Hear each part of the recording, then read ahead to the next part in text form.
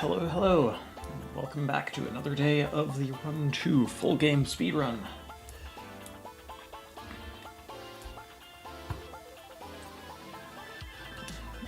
Today,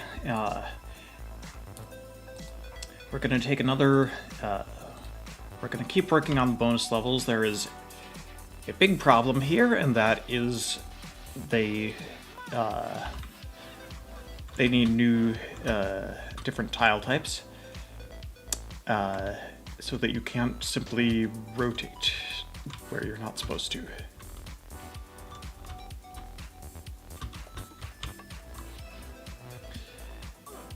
So, the problem with the new tile types is, if I go look up where I defined them,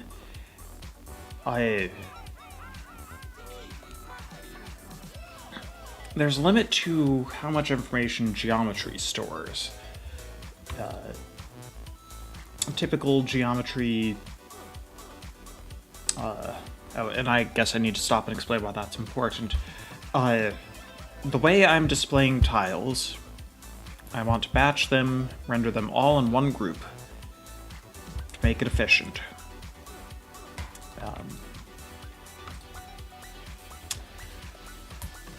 And I can set a different geometry per tile, but I can't set a different material. I can't set a different shader. I can't set a different anything else. So if there is going to be a difference in what tiles look like, it has to come from the geometry.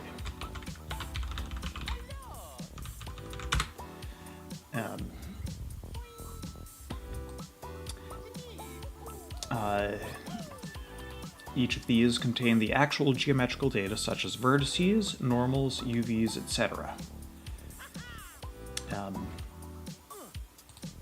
Yeah, those are actually in subgeometries, typically compact subgeometry.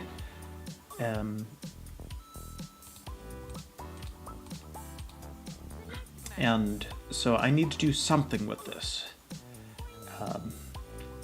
Updates the vertex data. All vertex properties are contained in a single vector. The order is as followed. Vertex position, normal, tangent, UV, secondary UV. So that's the limit of the data I have to work with.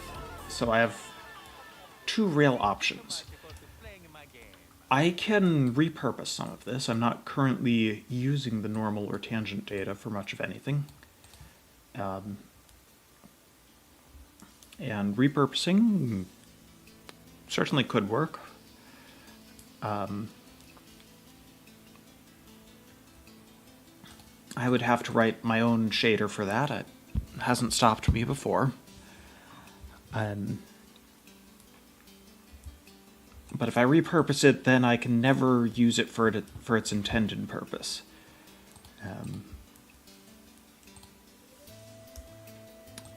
I guess secondary UV seems to be the least likely to ever be used for anything, although I also don't know off the top of my head what tangents are used for, but I bet if I wanted to do lighting or anything, I would end up having to use that.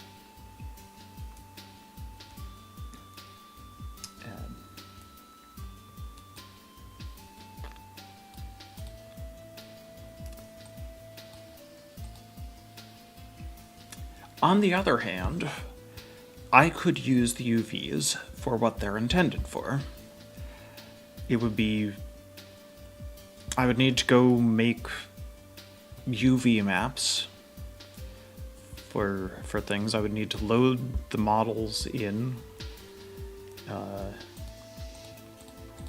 once I did, I would be using everything as intended, and that's great for making it more usable in the future. For if I ever need to change anything, it'll tend to work better because I'm working with the engine. I'm working with Away 3D instead of fighting it. And I could add textures.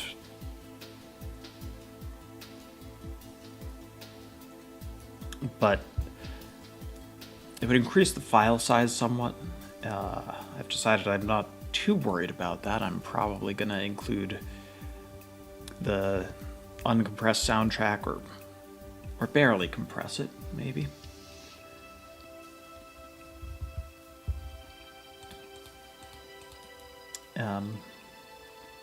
And if I wrote my own thing and just used...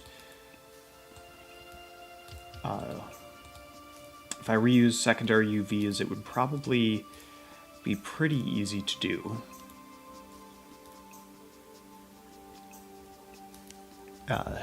Very small change from what we have now.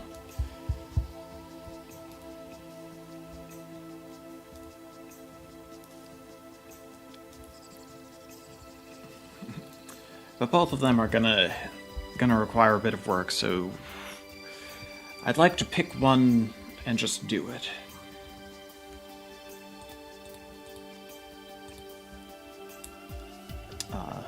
Because if I have to change course, I've wasted all the work that I do on the other one.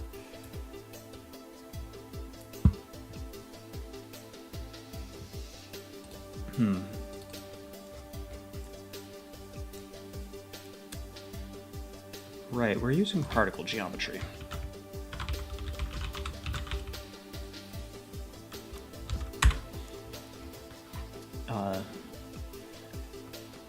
What kind of... add particle, add an arbitrary geometry.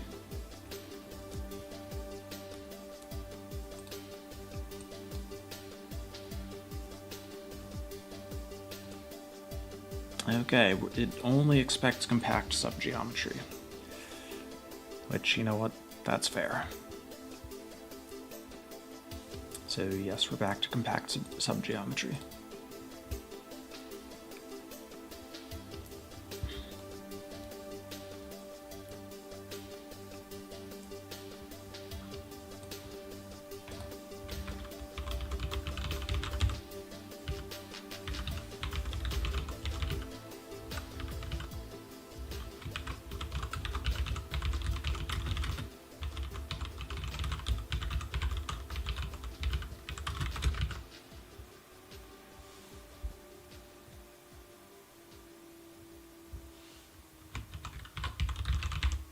I think I've got the capitalization wrong.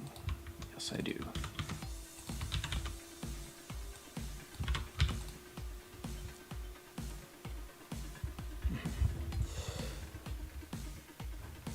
Late. So I'm trying to figure out what's the easiest way to render non-rotating tiles. Cubes, and I think as far as if it's just that, the easiest way does feel like I'm going to repurpose indices 11 through 12 and declare that instead of them being secondary UV, they're just they're a custom brightness, and so I can lower the tile brightness. And that would be the very simplest way to implement those. But on the other hand, that isn't very future-proof. For others, I would need to just include a fully custom color. So maybe I should be repurposing tangent X, Y, and Z and say these are RGB. These represent red, green, blue. Probably never going to need tangents. And then I can recolor them to be green and purple and yellow and whatever other colors. But yeah, I've been struggling with it, but I think my best and most future-proof option is to just use UVs for what they're intended for. I need to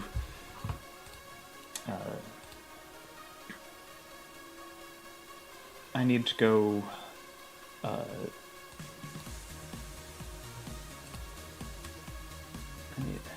where's the... Yeah, I need to do something like this, but with cubes. and have a texture.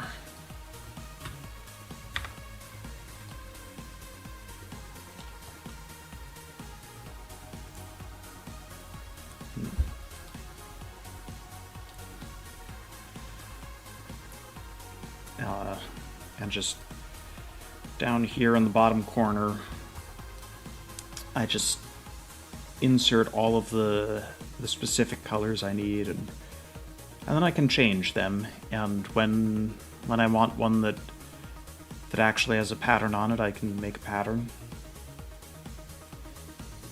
Maybe I reuse the ice texture, or maybe I make one that's like actually clearly visible. Because this ice texture is really subtle.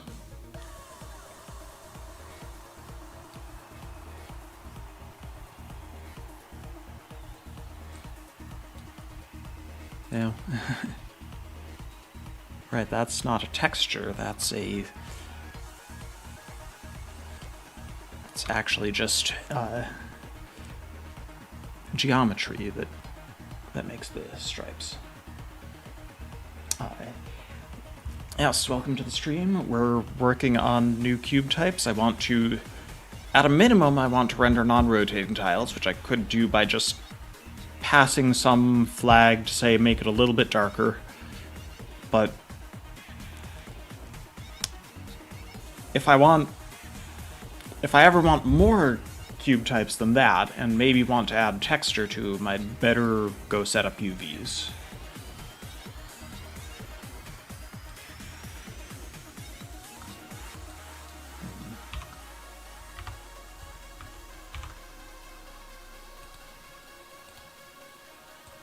Okay.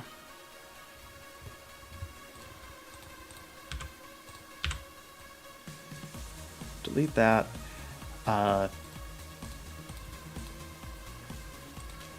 Cube.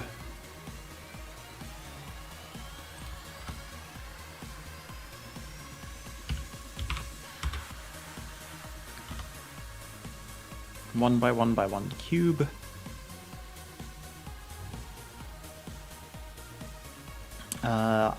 Yes, I do think they're meant to be centered. UV editing. Create a new image.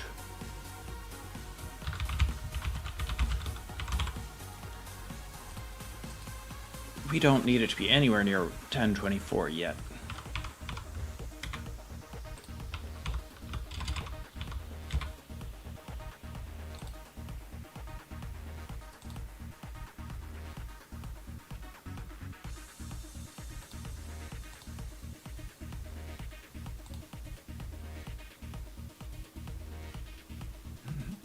Cool.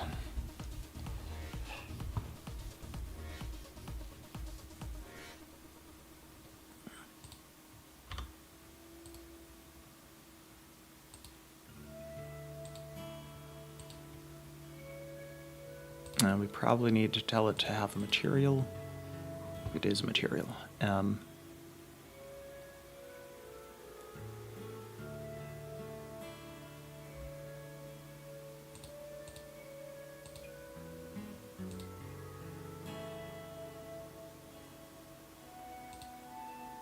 Texture input converter. I think one of these I should be able to choose the UV map.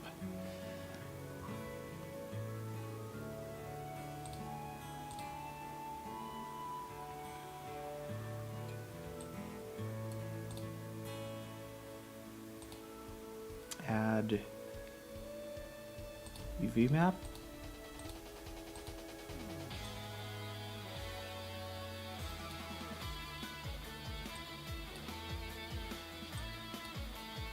No. Texture coordinate? Color. I forget how to do this. So hang on while I look it up in the other one.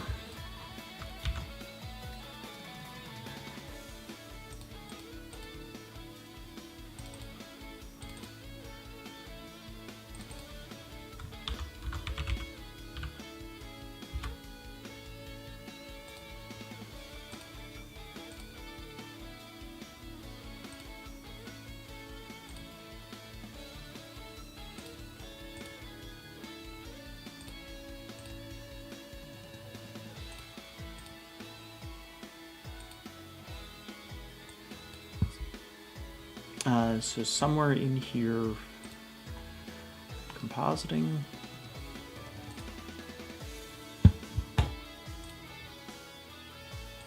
I mean, default.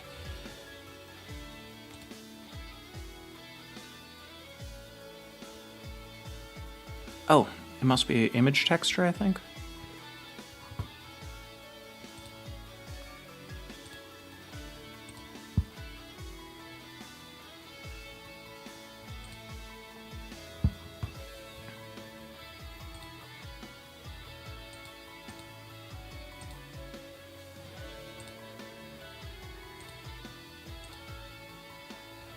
Yes, okay.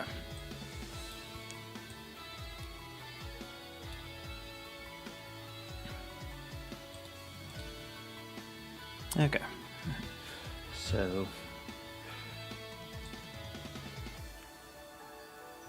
now we use almost none of this.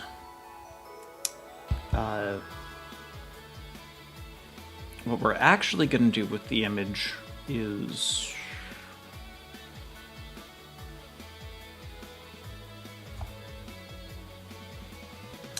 the weird bouncy tile texture from HTML5 used on bouncy cubes here. I don't know. I don't know what's a good way to design to make a cube look bouncy. Previously it had just been solid green, and I didn't like that. I don't know that the next thing I tried was much better, with the green but gradients, the different shape. But if you are talking about this as the weird texture, no, I can't. I can't even use this with the animation, because it has to be a cube and face all directions. Also, I don't know if this ever made it into production. I forget.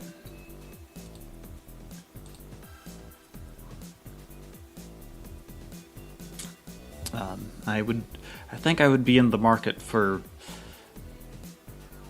some new approach, and I don't know what.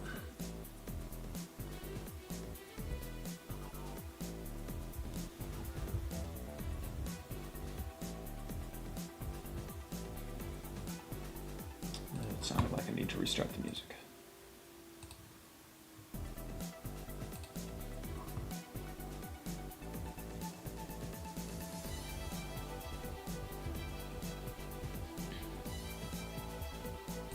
Yeah, it was in the files. That doesn't mean it was available in the game.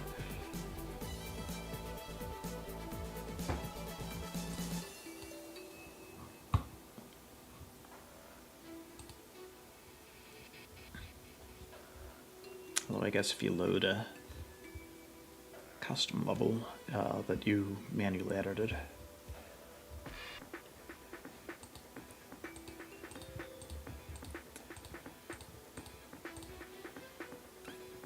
Okay, so referencing an external or packed image. I need to double check. Did it save? Did it save externally? It did not.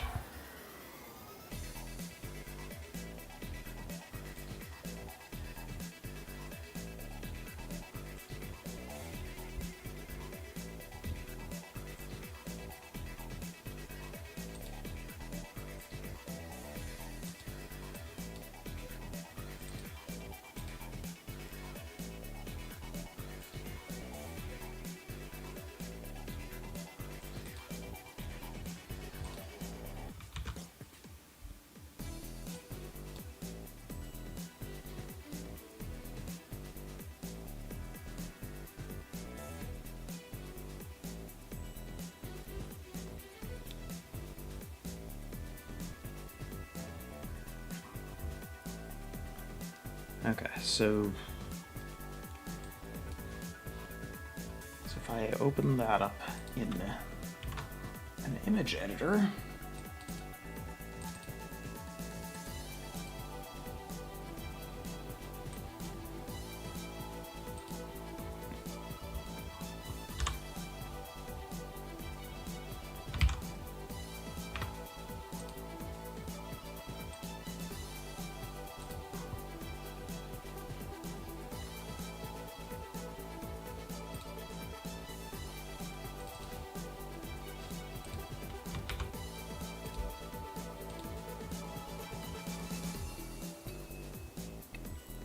okay, so now I want to look at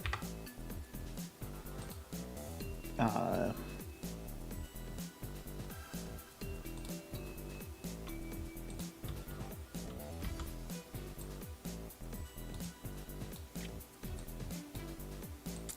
think I want to split this in half or even quarters.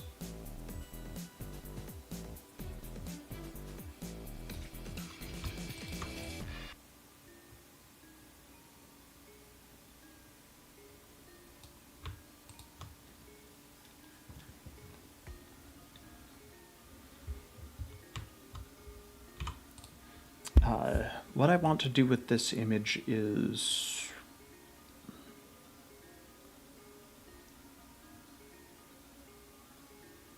It's a good question, actually.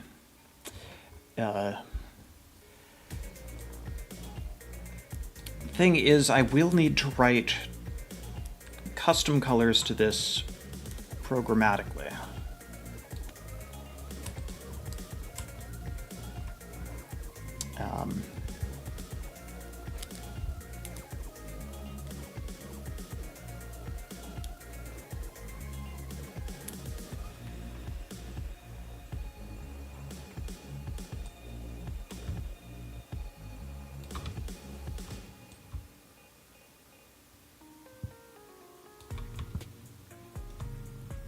I don't know, maybe I just reserve...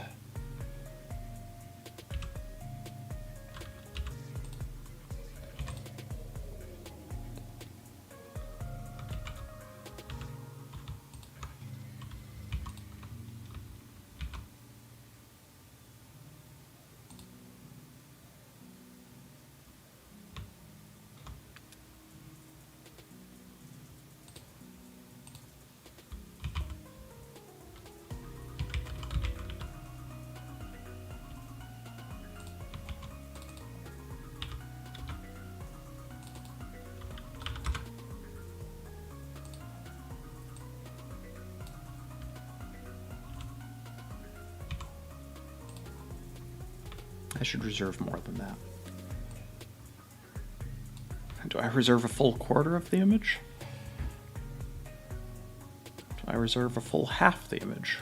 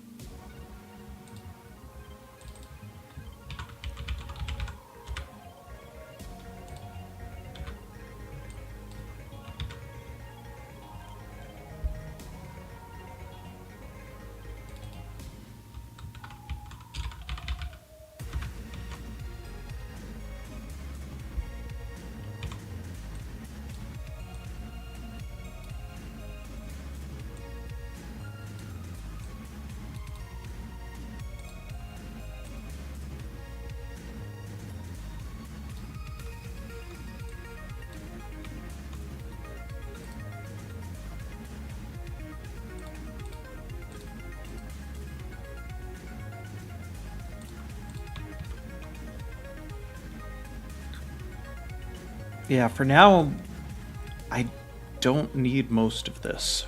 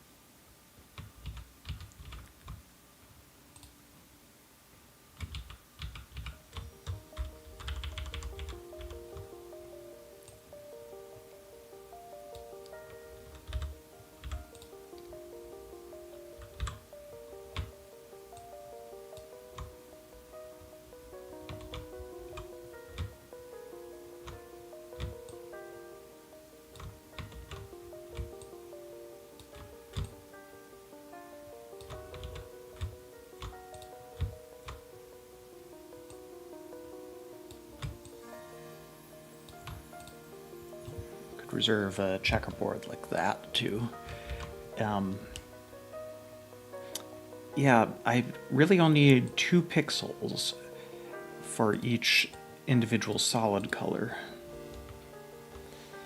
So that's actually a lot of reserved area.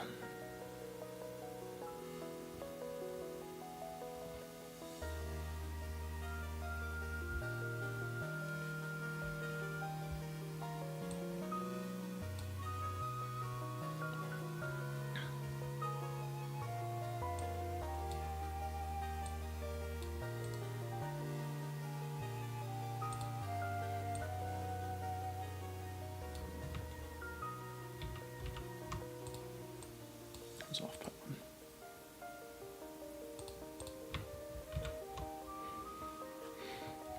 one. I reserved this area.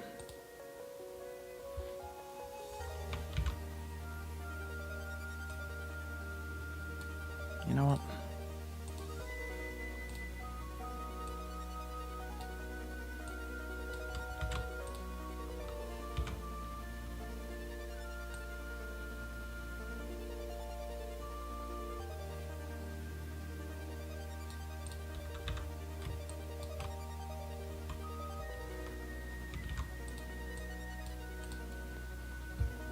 Okay.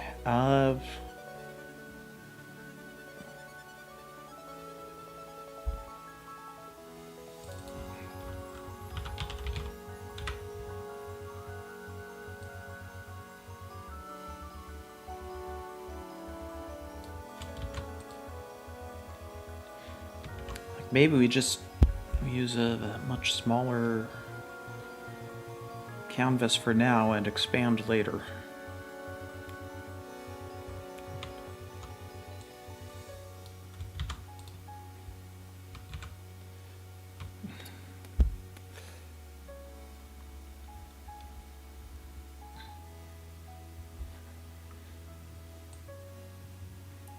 Use an 8x4 canvas. Those are powers of 2. They'll be accepted.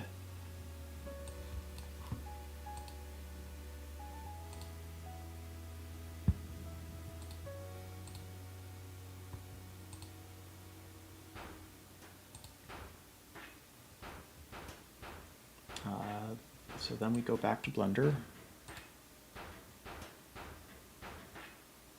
How do I tell it to refresh? There we go.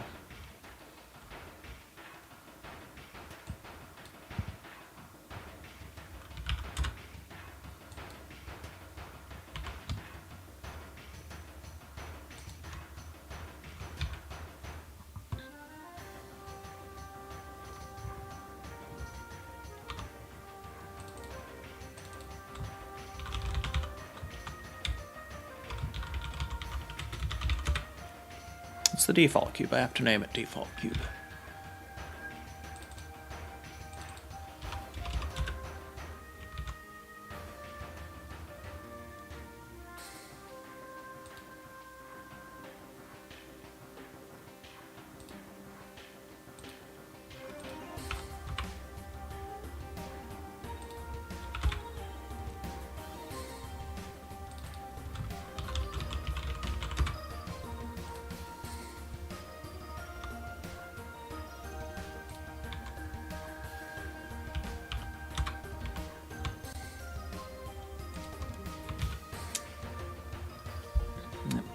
I put these smack in the middle of a 2x2 set of pixels because depending on how blending is done, but usually when blending it pulls in information from all of the adjacent pixels. And I don't want any other colors bleeding in, I just want one solid color on both of these.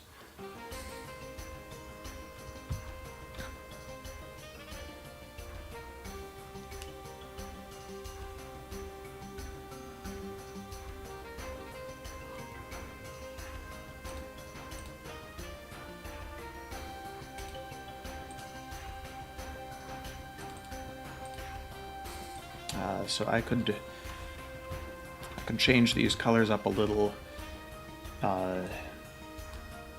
make them get brighter and darker. but it's not worth the effort.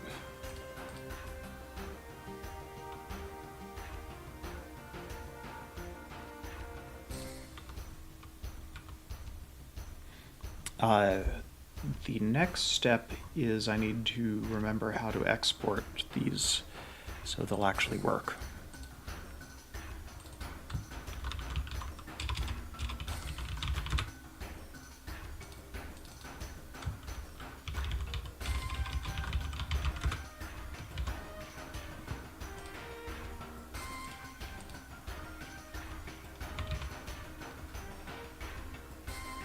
Right, assign those materials.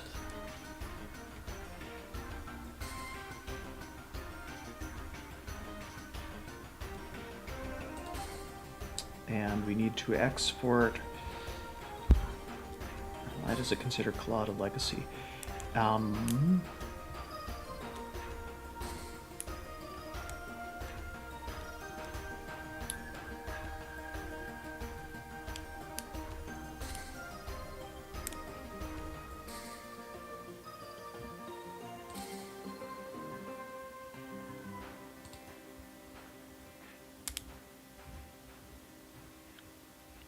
I mean, we'll give those a shot.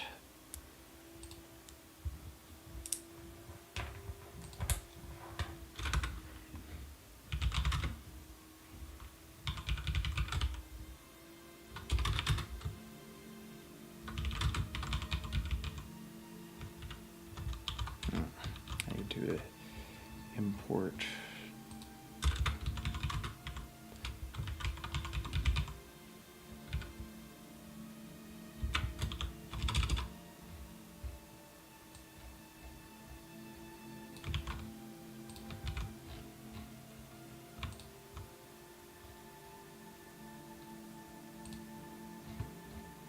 Maybe I only need this one.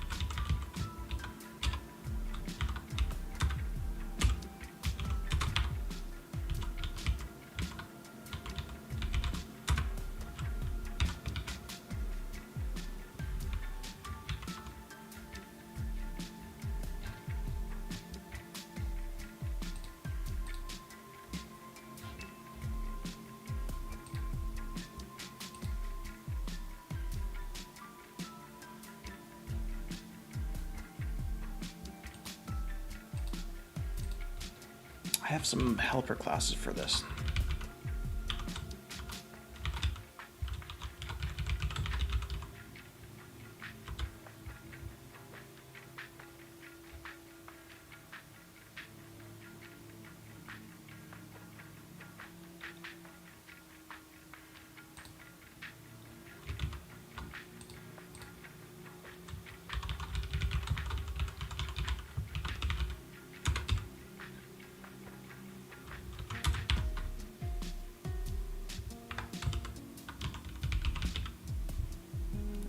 Assets,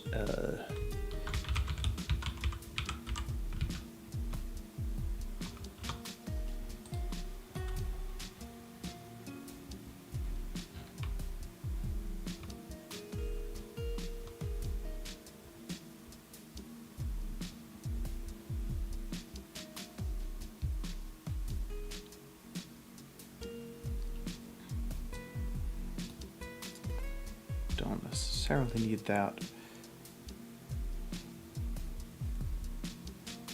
But what's the...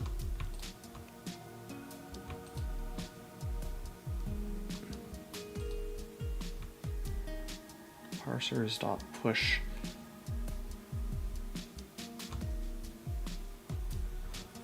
Does it think it can use dead code elimination to remove the ones that don't get enabled?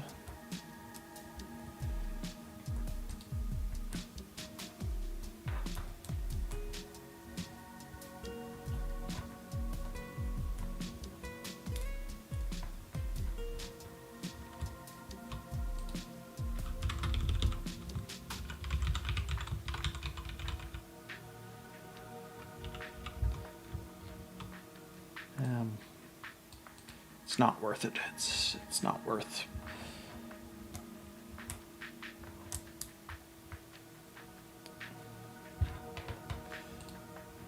Trying to exclude them.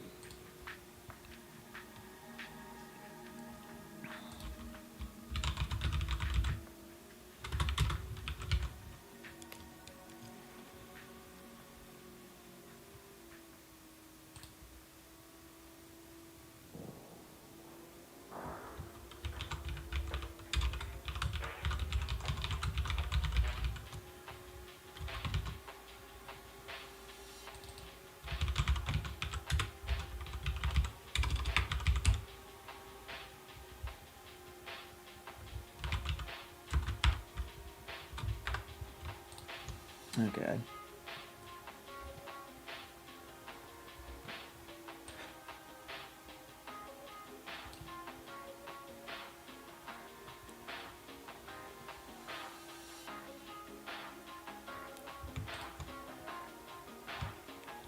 I think it is all loaded immediately.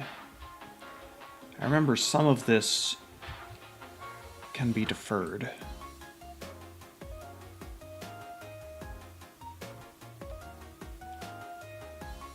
Oh.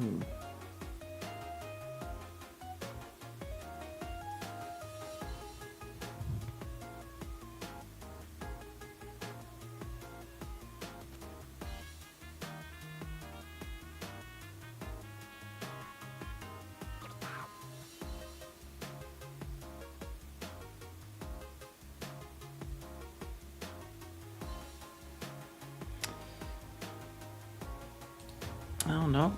No, it does defer.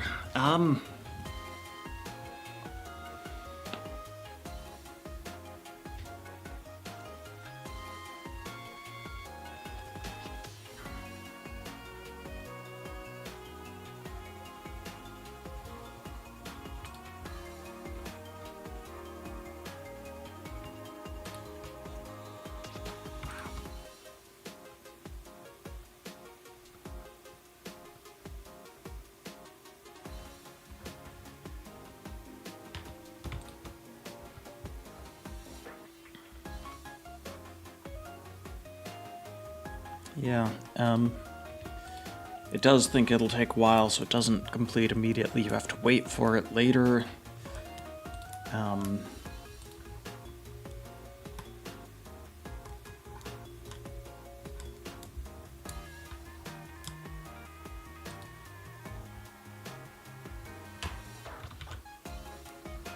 need to go back into Blender.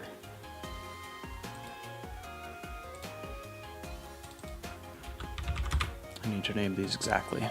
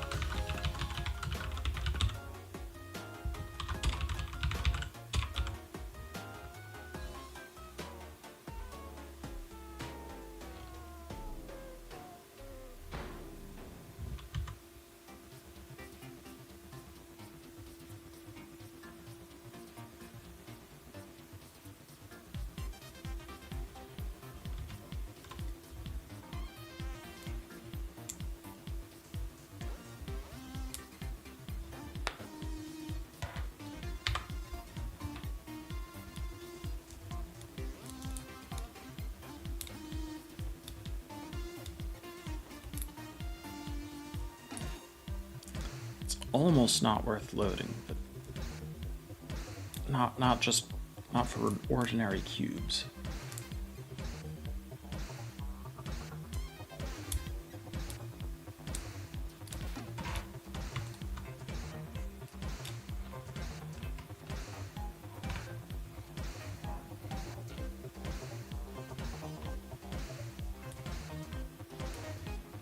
Oh, can I?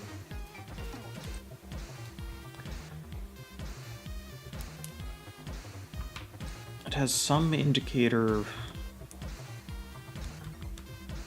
Ah. Waits for it to finish first. Okay, so I did implement waiting for it.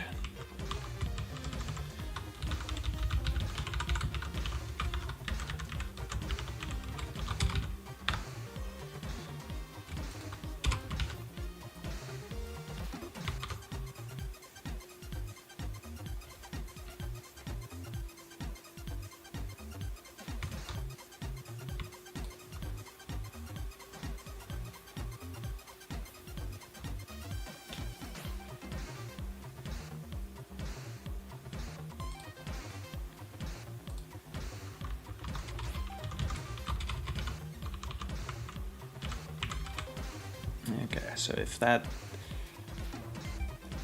all that complexity is already handled, then I'm fine.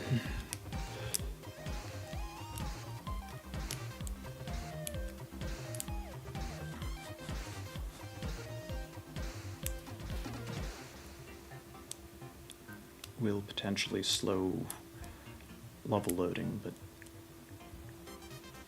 only the visuals. The collisions are handled up here, so that's good.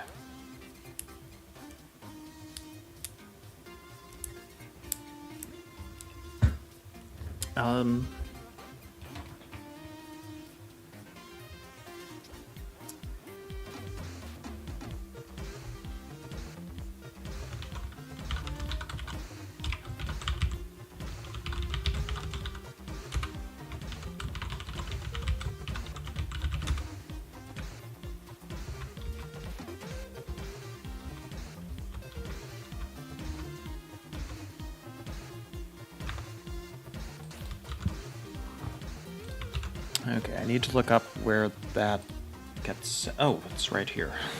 Of course.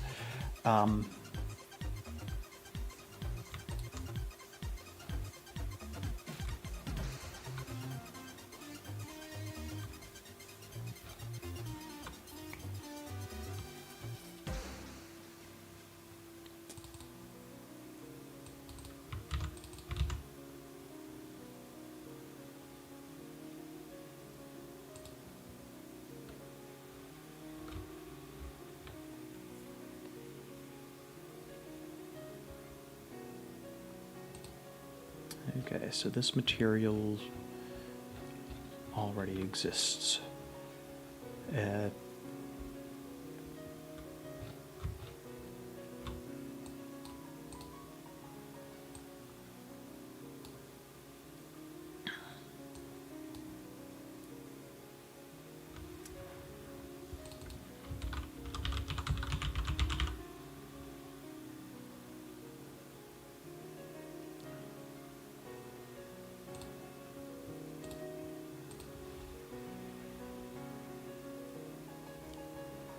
Ah.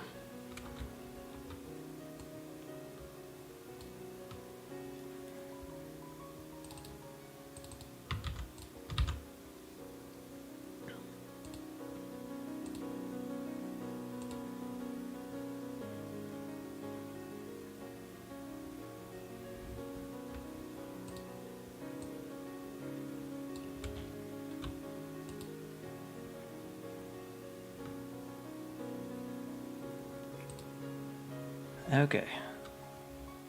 So we're going to need to do something other than this.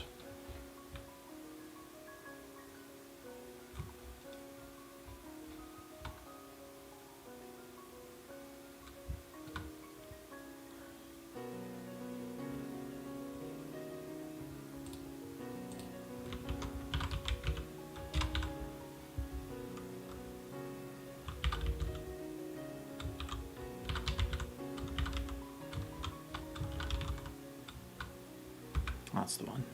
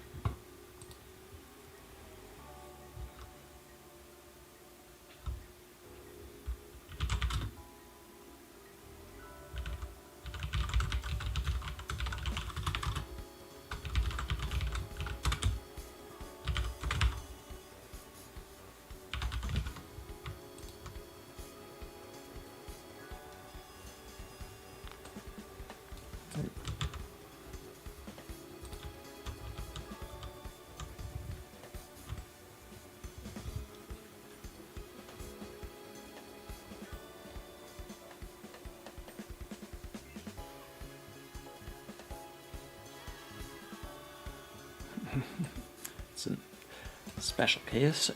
Can't read the old one, so it just makes a new one that's as close as possible.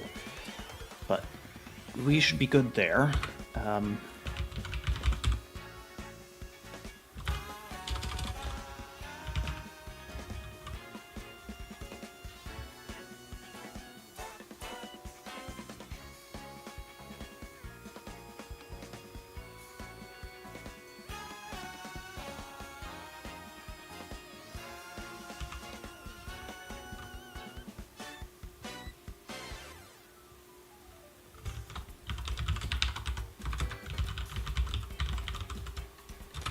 I don't think in OpenFL the lock and unlock functions matter. I think that's just holdover from Flash.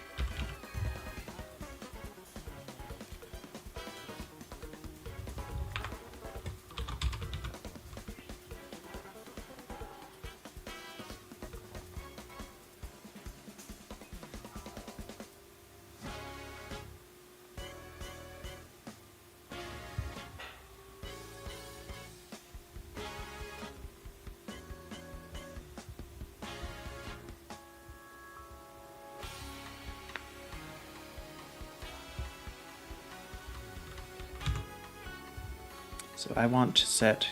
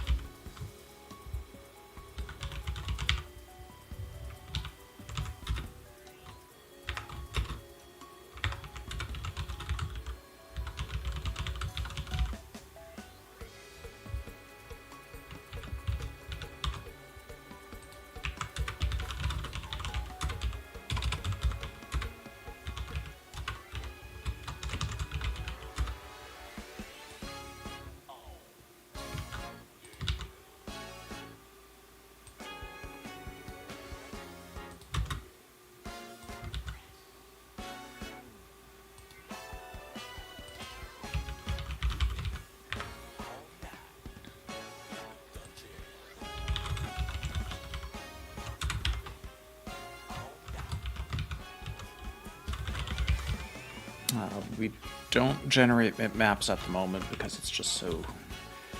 it's already minimum size.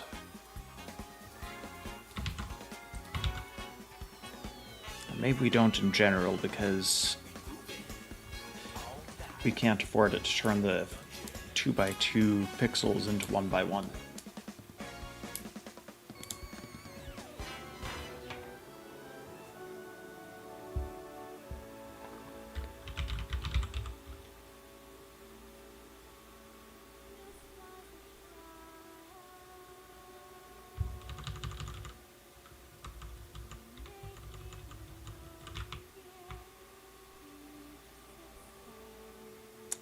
Aha, that's the one I want.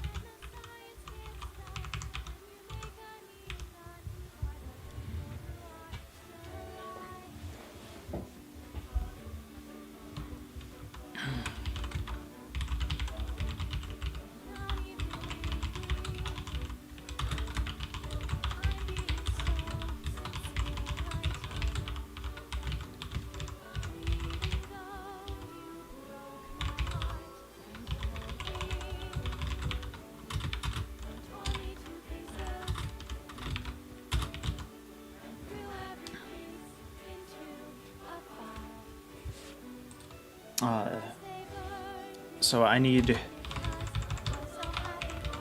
to fill those two rectangles, and the second one needs to be a different color, and I need to go look up the formula I used.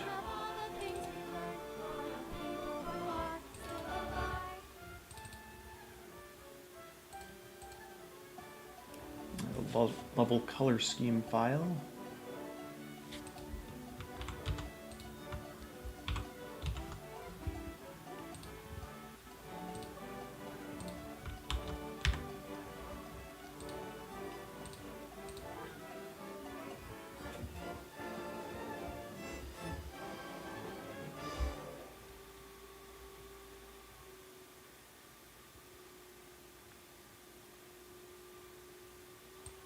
Darkened sides of different cube types.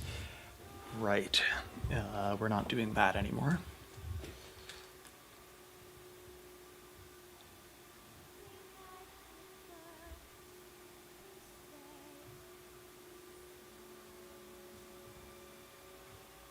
Cube type dot get color.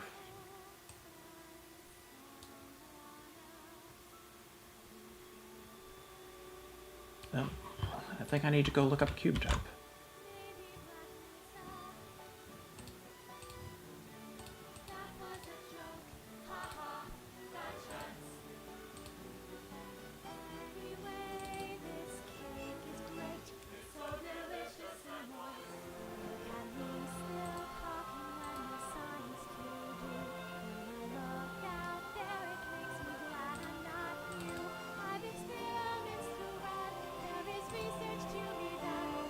Oh, I had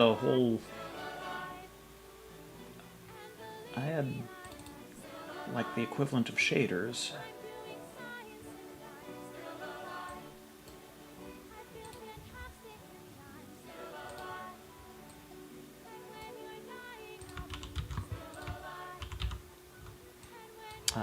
Just looking at this distance-based color, I set a cutoff, a minimum, a multiplier range, gets lighter on approach, and then I would call this function. This was all CPU side, so many fewer advantages. Polygon center, combined distance.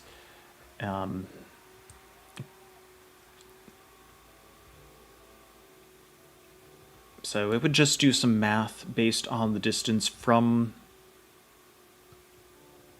you, I think. And also based on how far this all is from the starting point.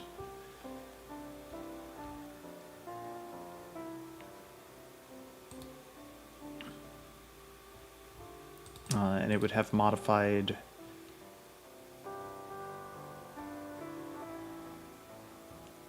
okay. If it's within the distance, it returns that. Get color from multiplier. I really did reinvent the concept of shaders here. Though I think this was before Flash introduced Stage 3D, so they wouldn't have let me use shaders.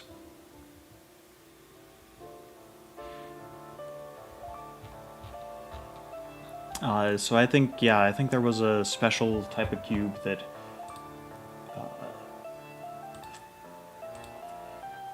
like the inverse cubes maybe got darker when you were very close to them.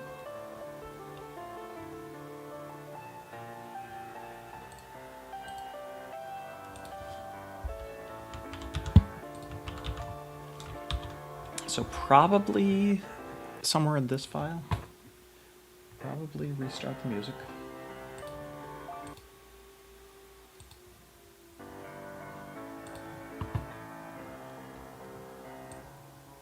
Solid rotates normally.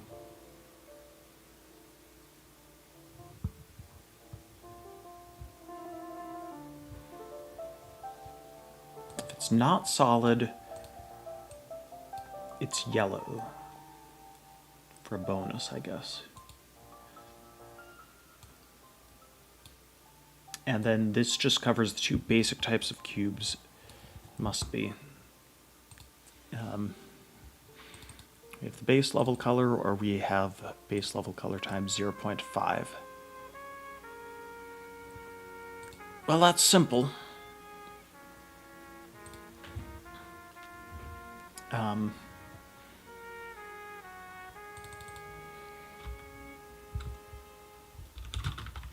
Where have I...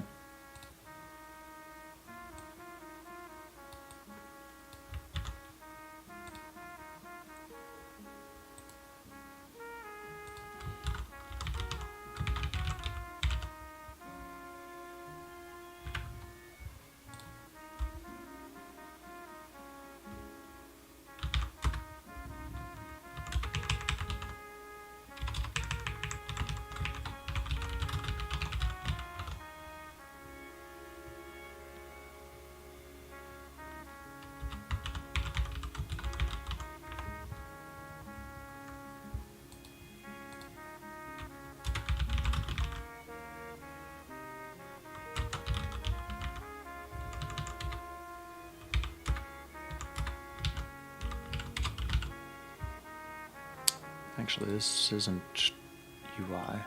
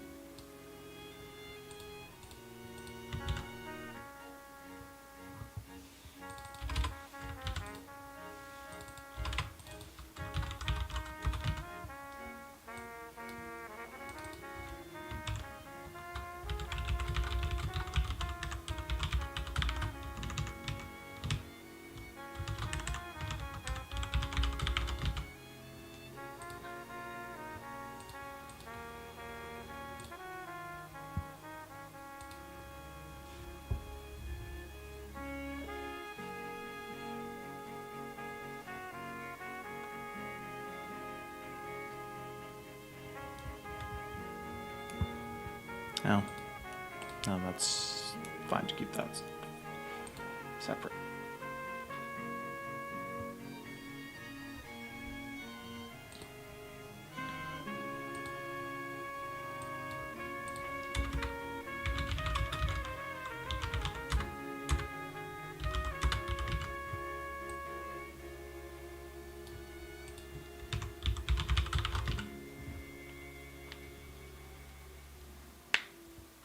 Okay, half it is.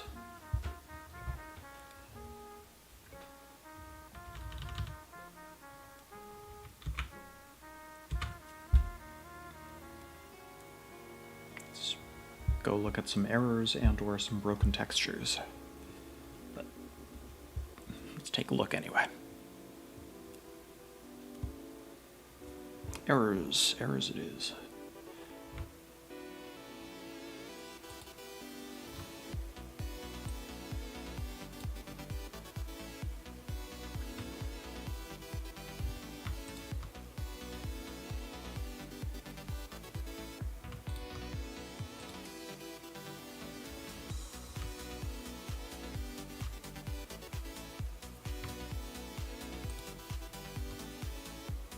Because it's static.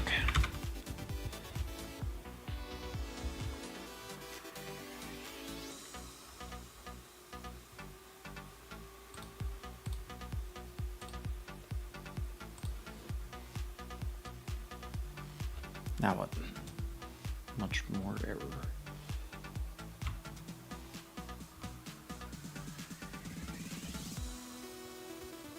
I gave it the wrong image ID? Cube textures.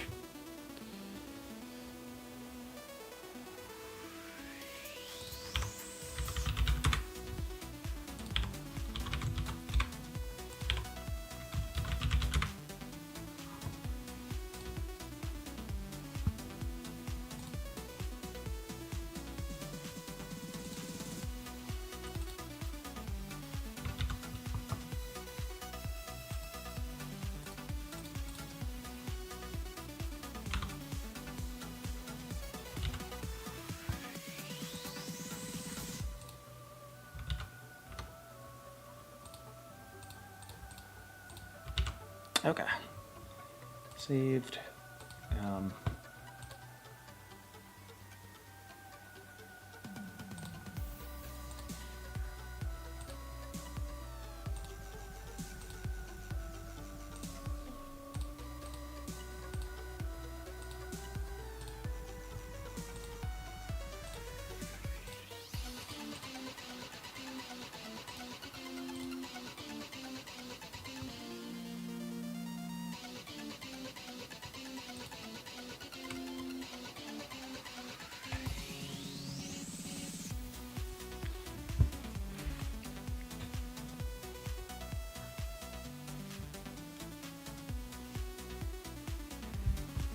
It would flash. I don't think it was designed to flash between them. I think it was just designed to get dark as you got near.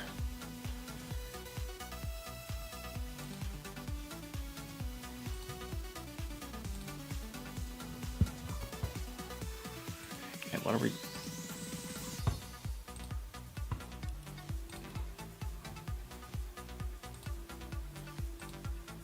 Huh.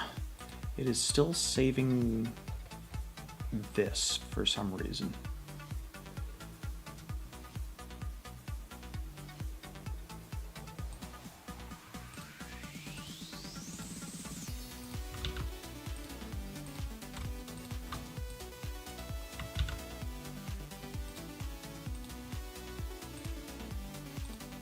Okay, that deleted it. Ice cubes are transparent, which is about as broken as you'd expect. Fast run cube had a yellow blot washing the otherwise pink, and sticky cubes were dark near the player. Oh, was it sticky cubes that did that?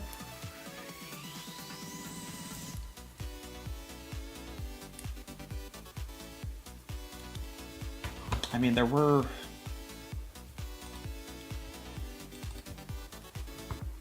Let's see.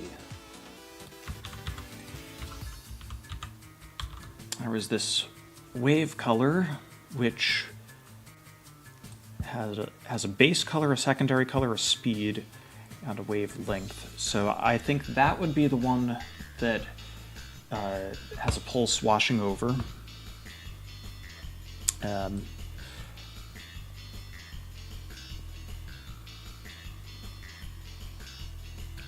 it used a sine wave, I guess.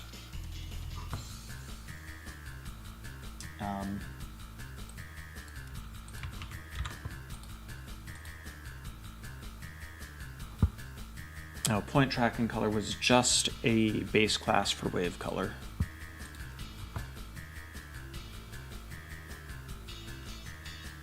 And there was an alpha color,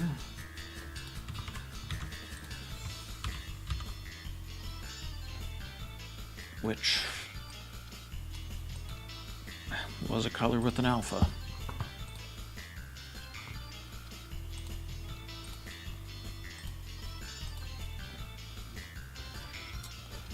Yeah, I don't know if it's broken. It's just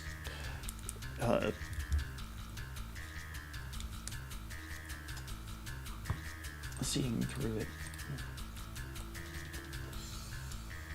Oh, it's not like I optimized for seeing through it.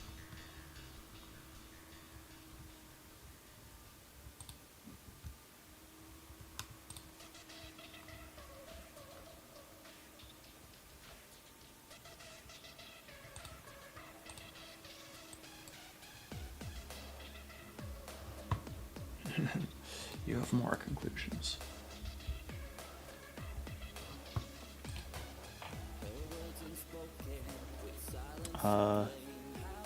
Right, so anyway, I'm ready to test again now that I've fixed the file path. Okay, they both did.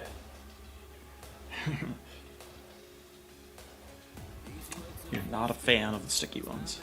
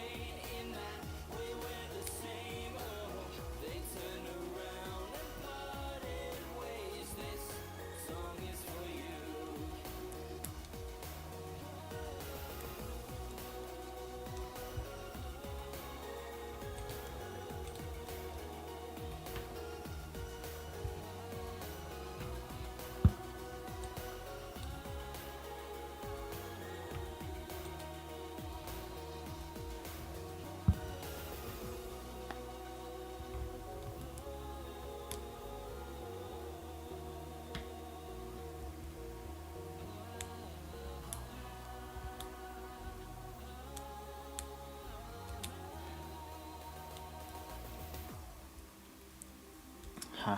The ice cube stickiness carries over. I think that's mostly an issue with the ice cubes, or a result of the ice cubes.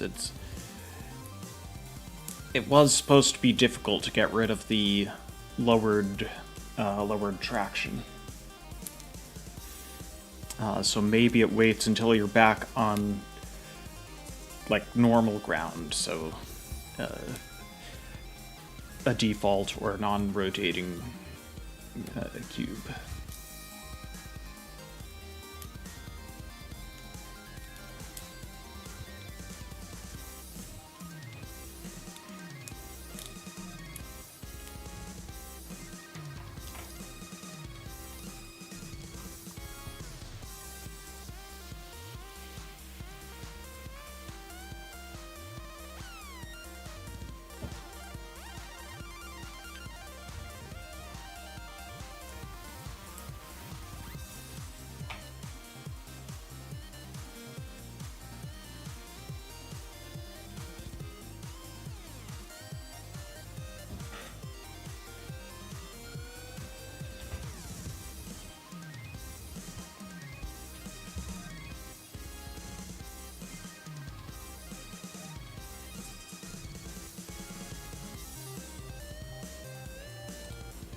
Okay, so I didn't handle this situation.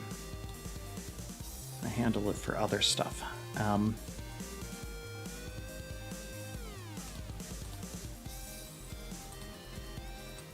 So yeah, I guess we just...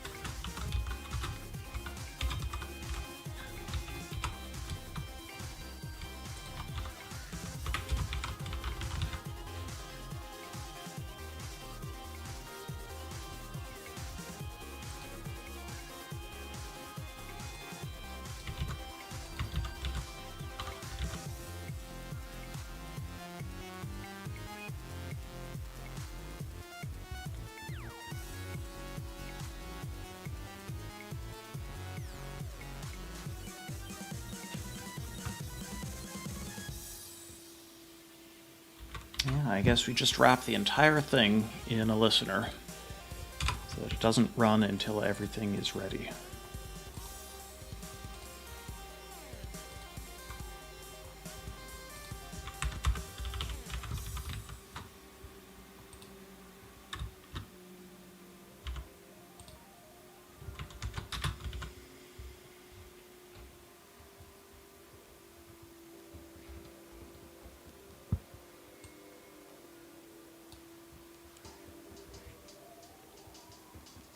Okay, this is apparently not the only thing that...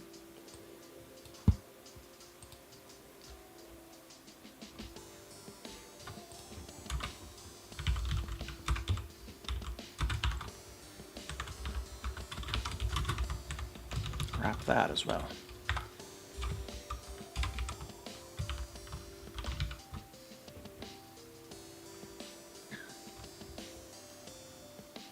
Alright, this is the important one.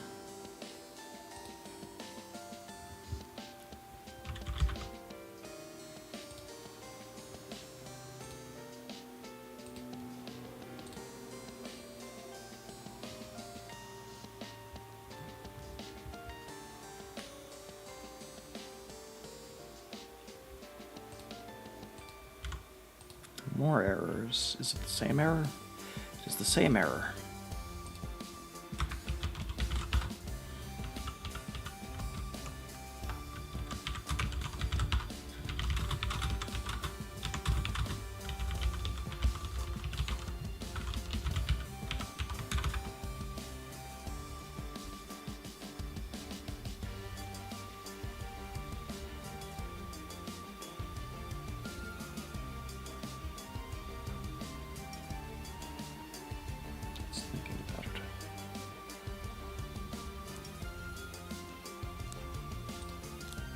Empty.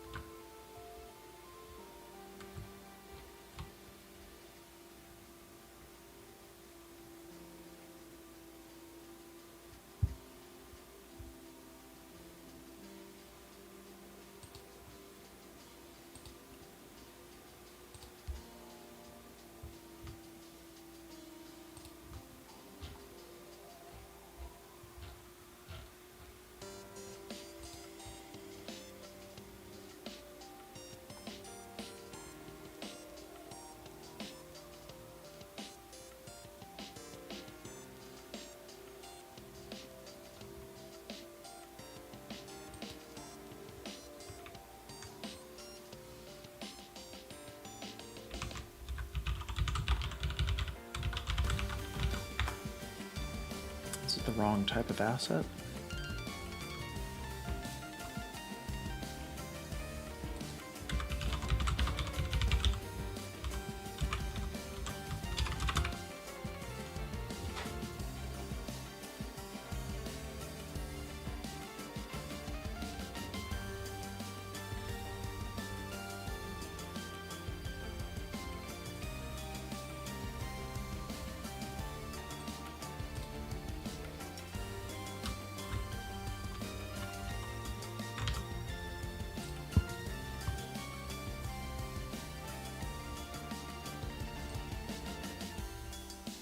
Oh!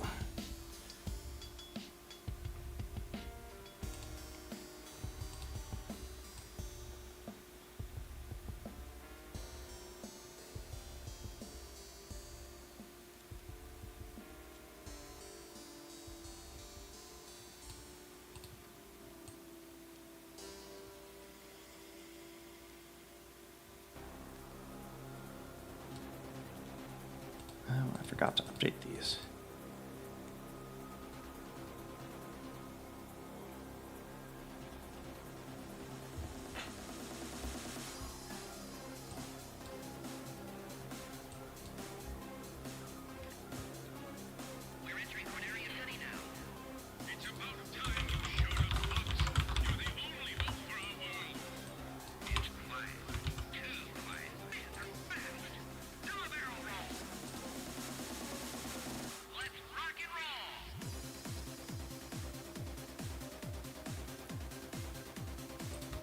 Oh, I need to re-export.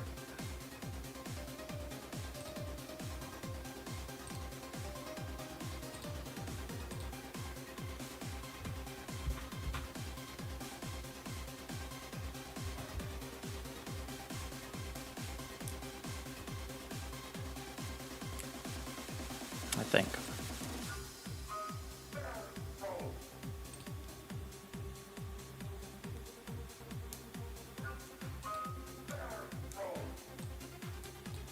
The fact that it appended mesh.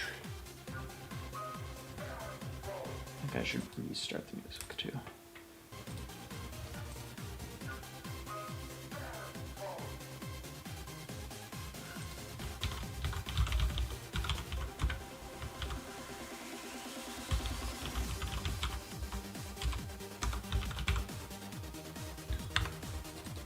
Huh.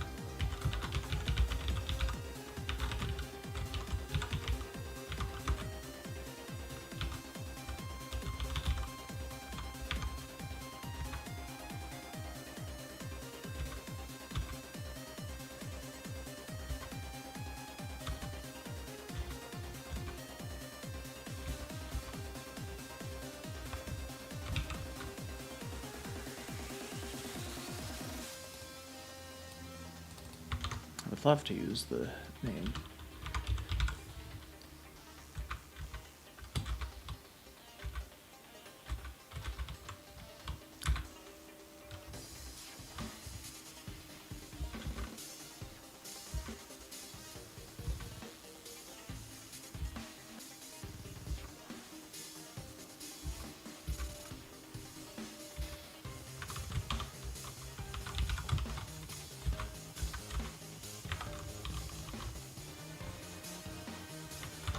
If we have the field name, it should go with the name and not the ID. But that's for mesh name. Oh.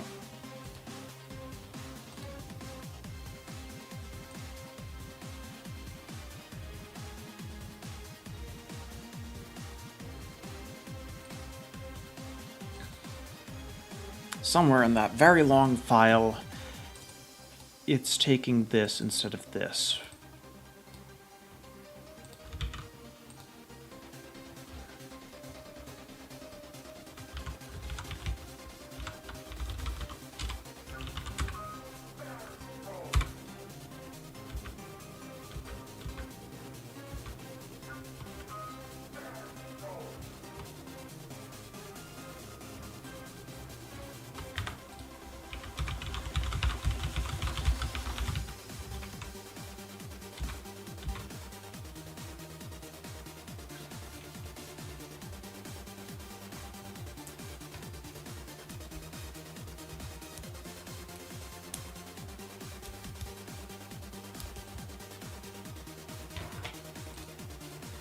Oh.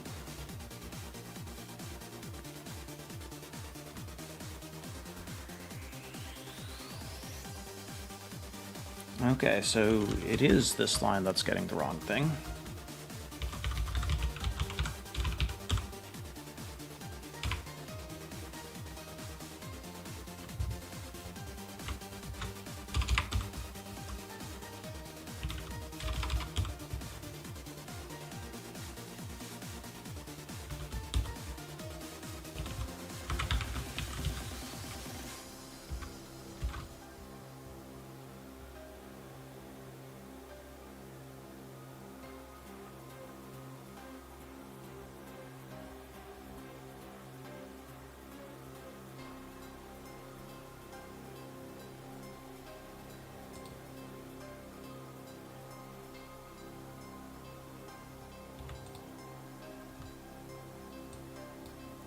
Okay, asset.id is definitely not what we want.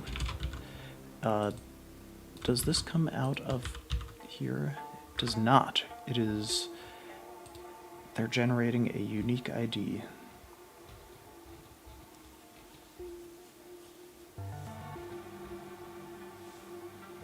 Geometry ID name.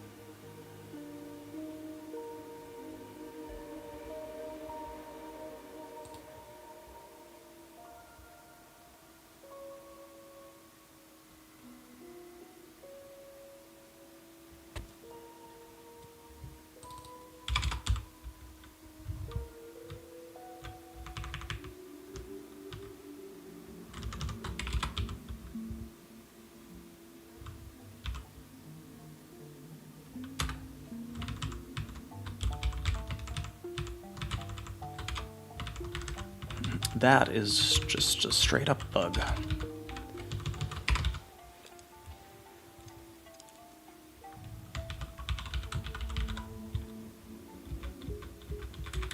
Okay, they're not abusing that elsewhere.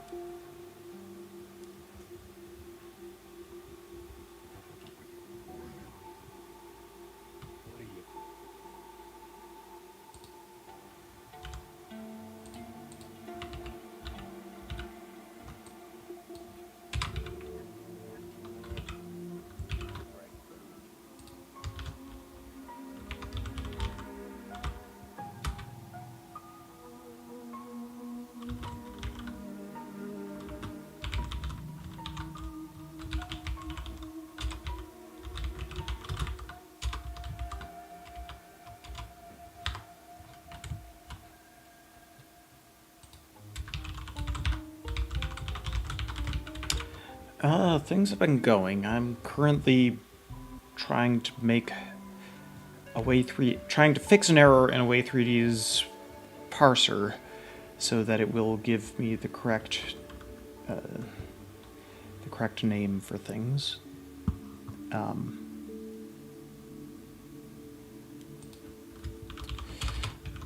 Okay, so it did get the correct name here, but the wrong name is showing up here. I needed to not have mesh at the end. And I mean, it's getting that from there and that from there.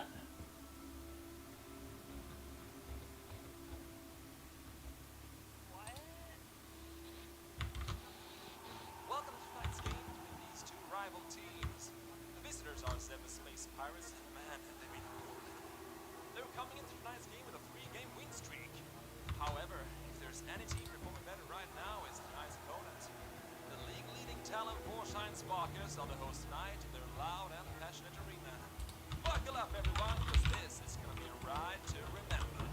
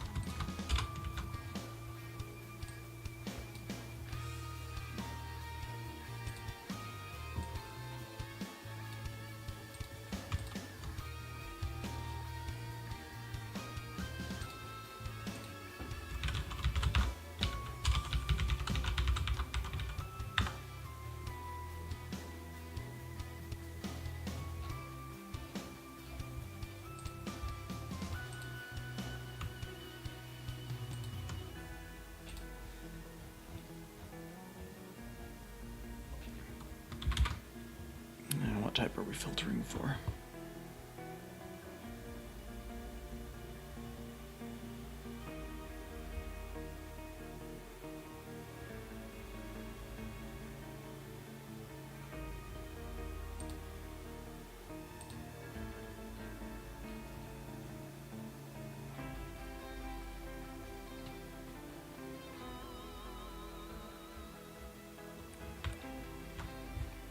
Yeah, we didn't.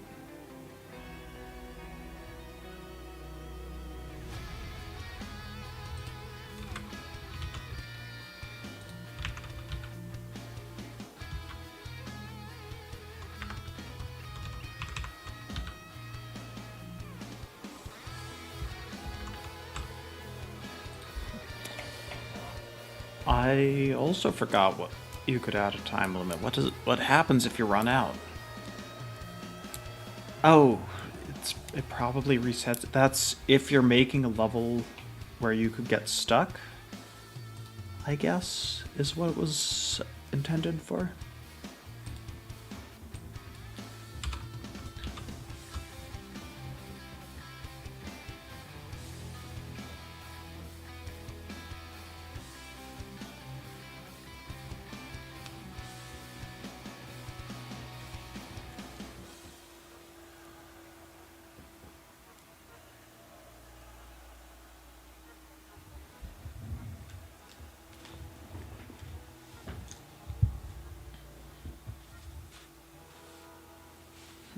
Yeah, you can also just press R. This would be for players who aren't familiar with that. But even then, not a great approach.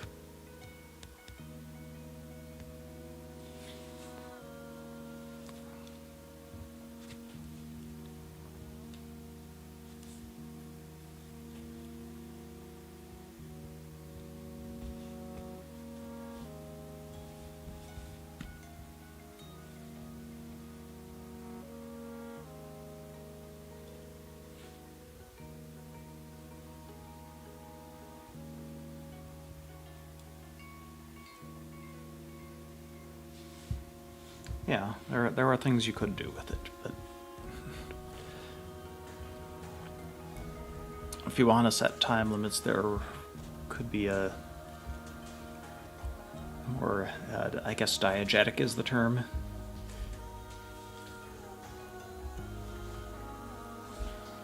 There could be things that happen at certain times that block you off.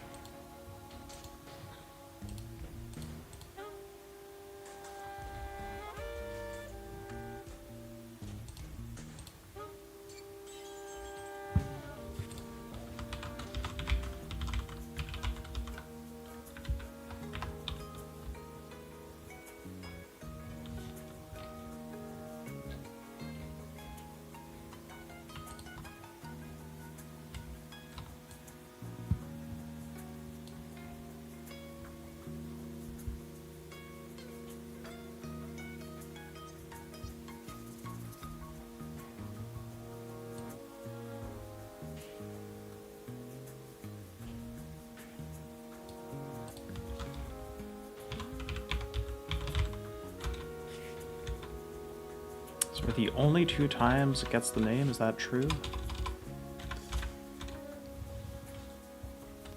.resolve name. No, but that's int attribute type source.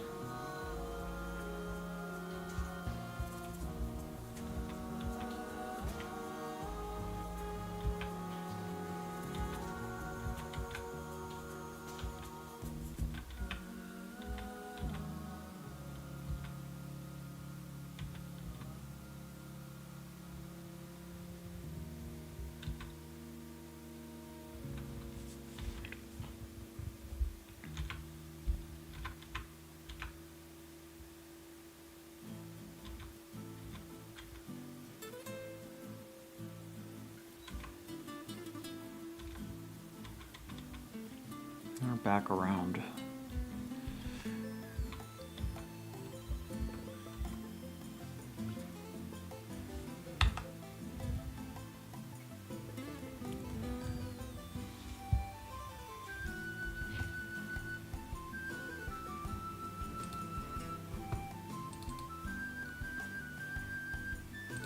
Why is it taking the ID of this?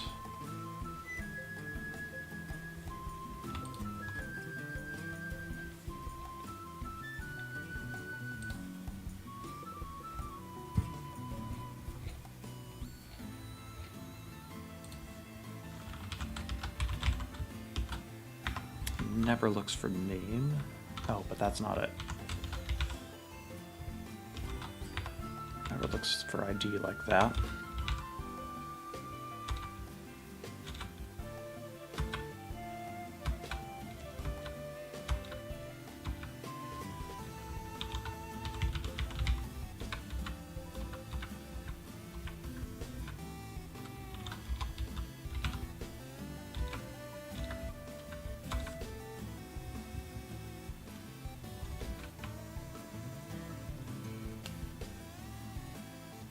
What is DA source?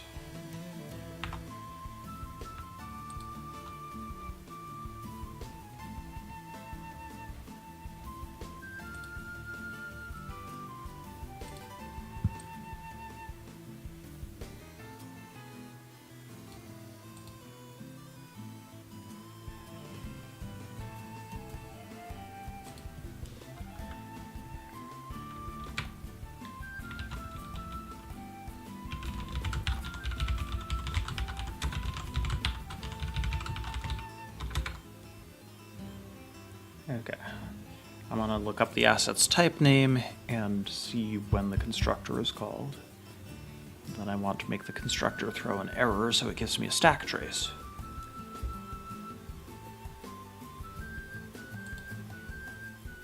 No, it's literally just geometry.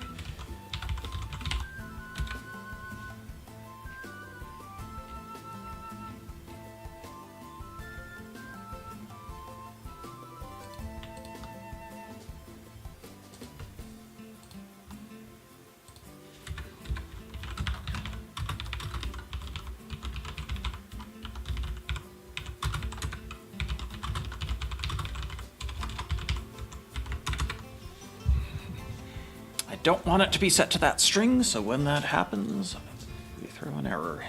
We figure out how and why it's happening.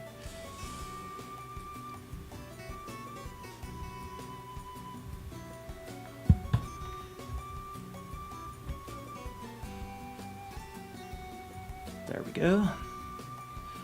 Where's our stack trace? Translate geometries.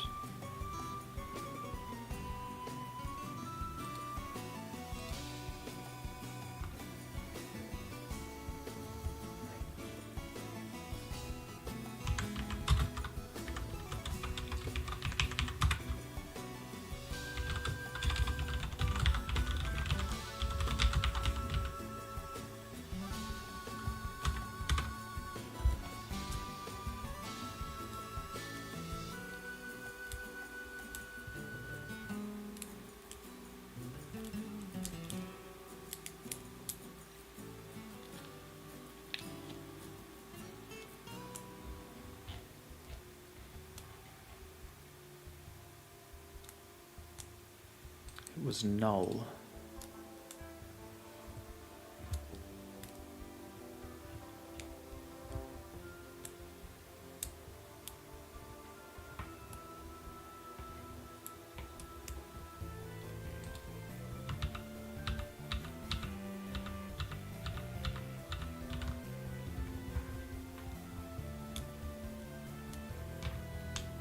Then where did the information we got before go?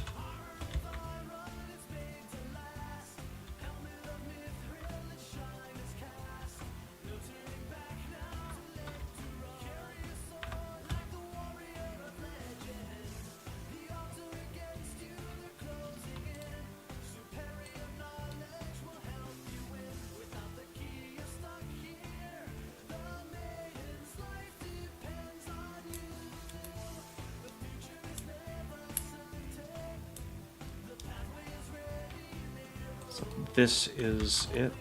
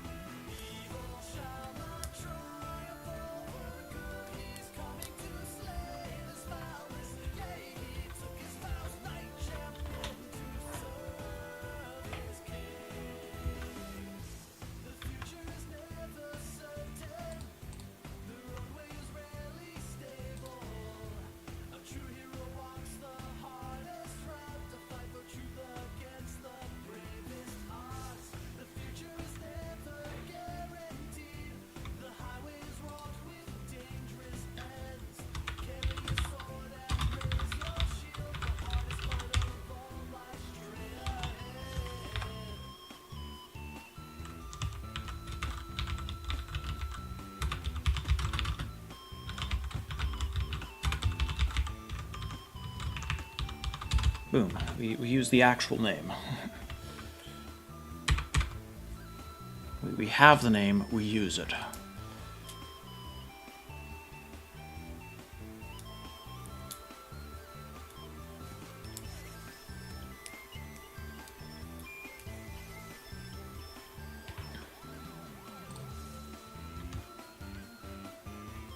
It's dark and the cubes are inverted again.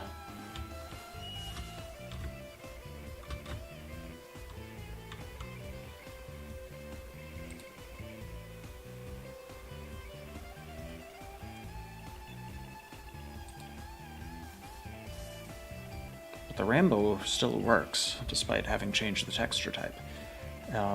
Okay, so we have fixed that. I'm gonna need to see if they accept that pull request.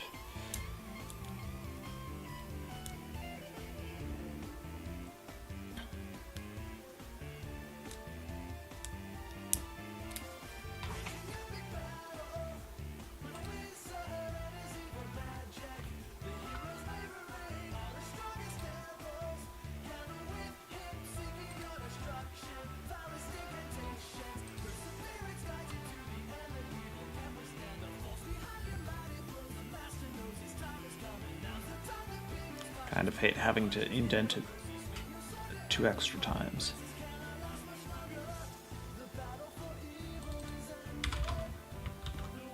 Doesn't actually have to be in line.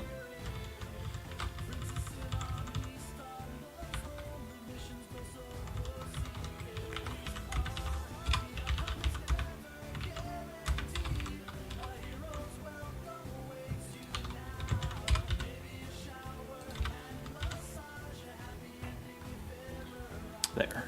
Less indentation. I might put that back. So why is it colorless?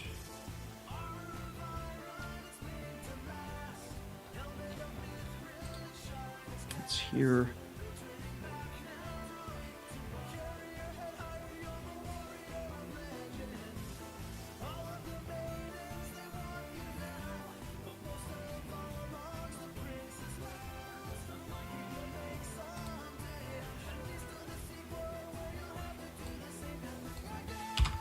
Okay, so we are getting there first.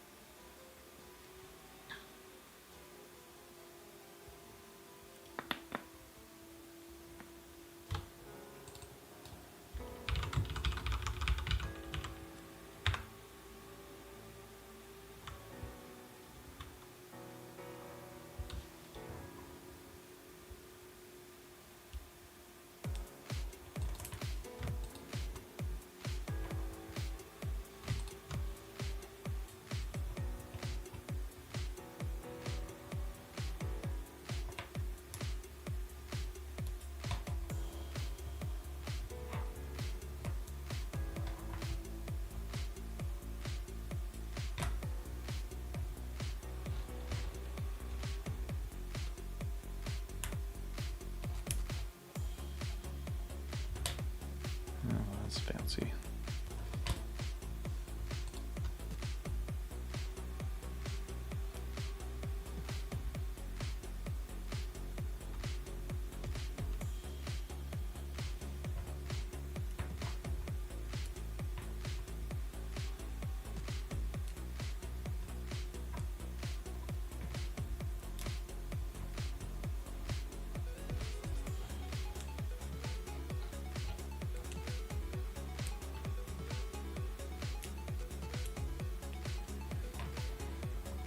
So much stuff going on in there.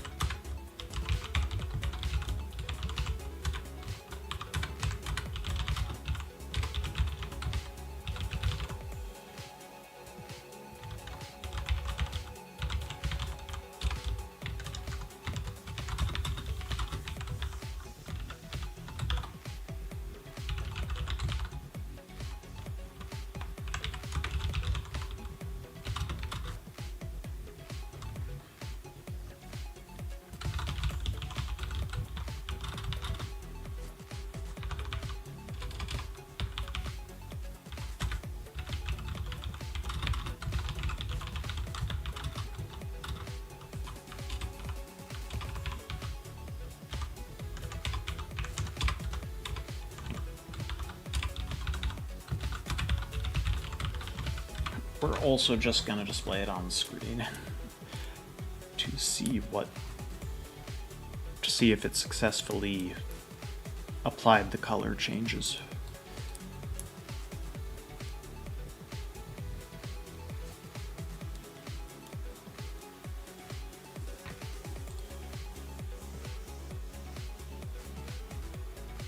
I don't see it anywhere.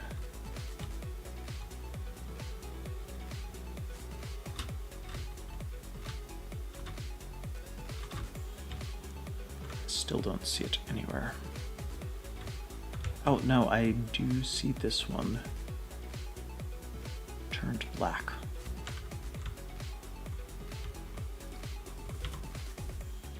Oh, both of them turned black.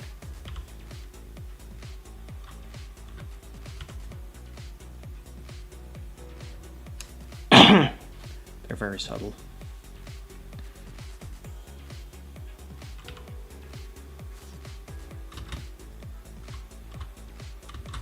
As if it wasn't already neon, but sure, neon run too.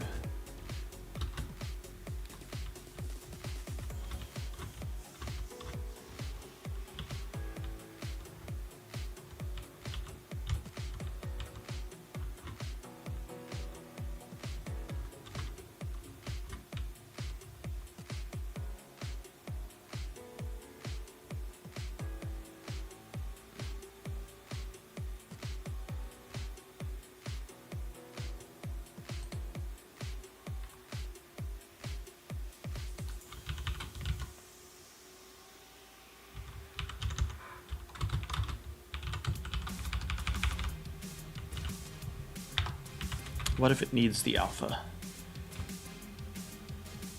Oh, it does. It does need the alpha. Okay. It even says it did. I just missed it. Because it's... I see ARGB, I see RGB. They're barely process the difference. But it's very important. Okay, now I have hard-coded it to be red, so let's not do that.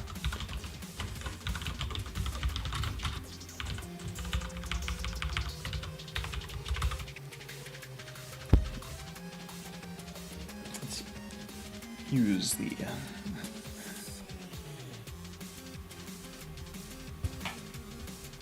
use the actual color.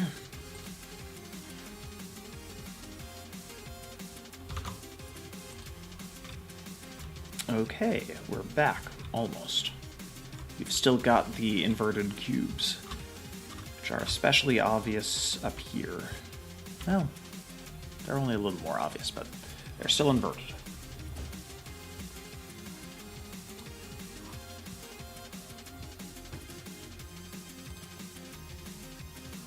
So what we do about that is we go to Blender.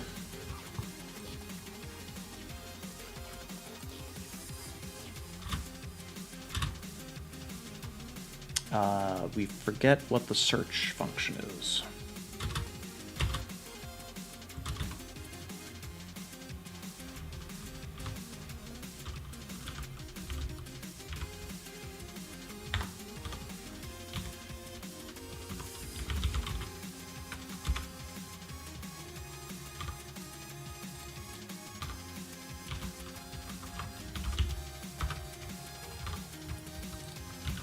We flip those normals.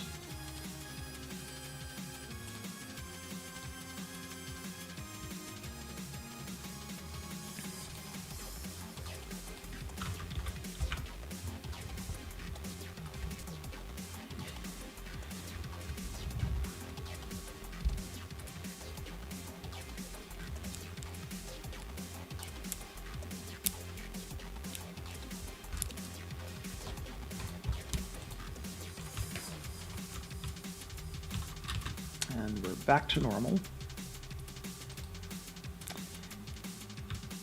And we have these. Oh, there were supposed to be lines here, weren't there?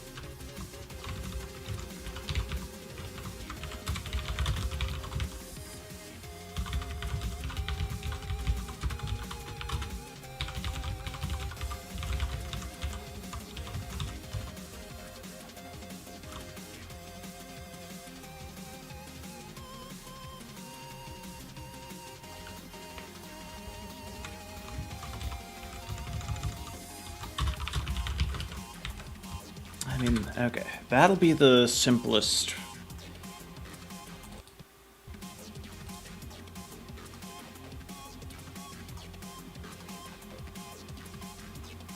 That'll be the simplest adjustment. It will mean we're double rendering some of the lines.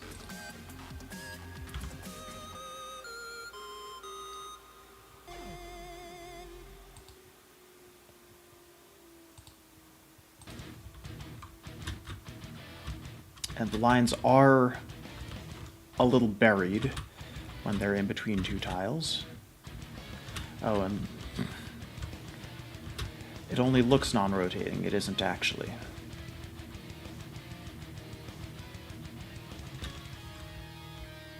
Huh, why are the creases not displaying properly?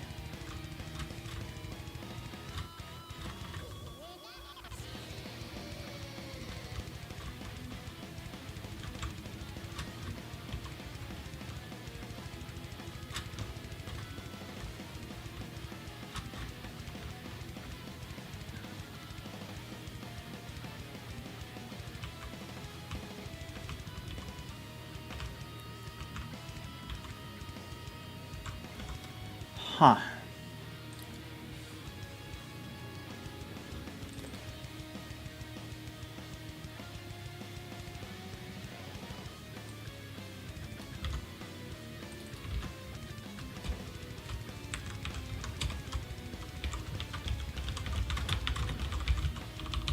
Okay, that's probably...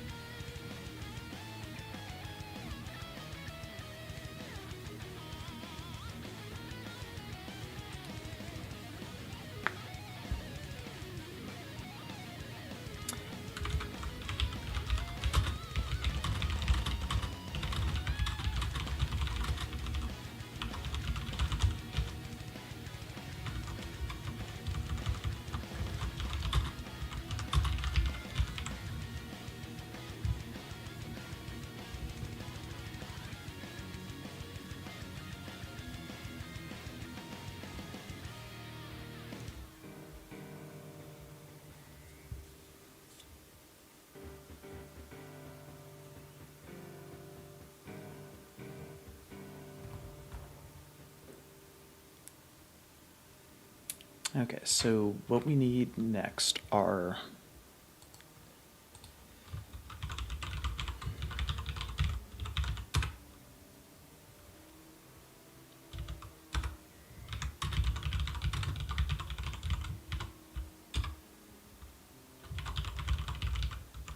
I know I have that right.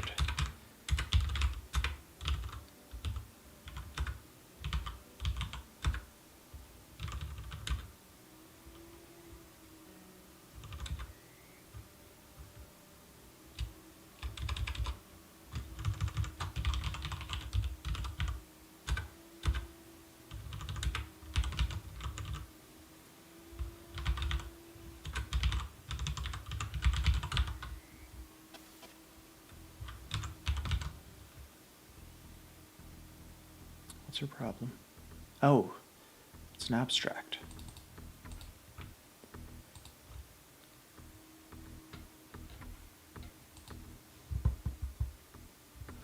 Ah, it's a structure. It allows friction and velocity.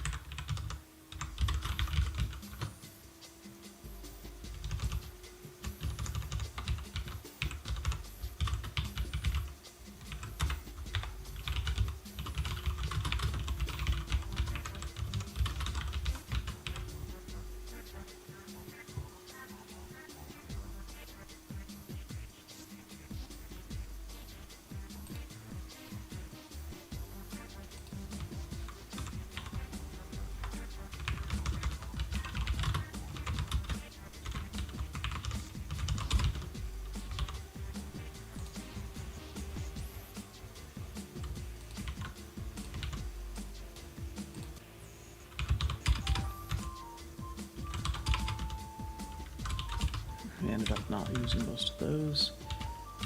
Wait, did we really end up not using oh, we did. It's true.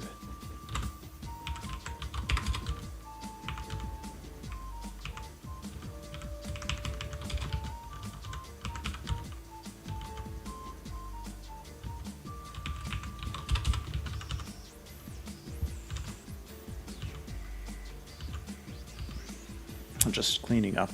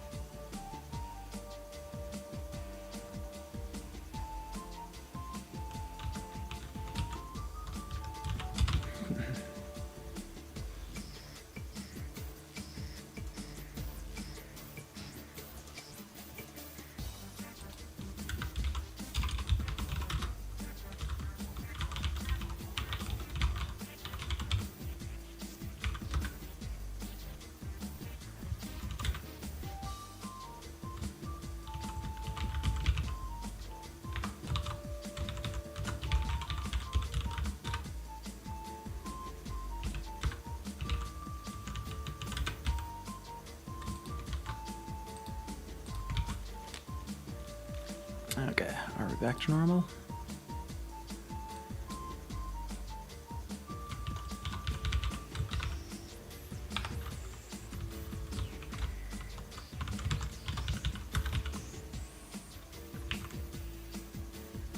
Now we're back to normal.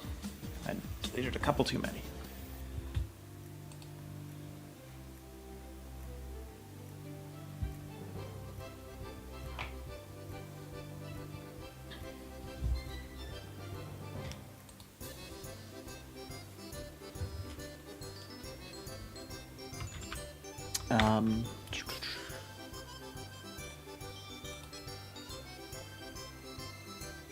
So what we're doing next is... Right, we're going back to cube outlines.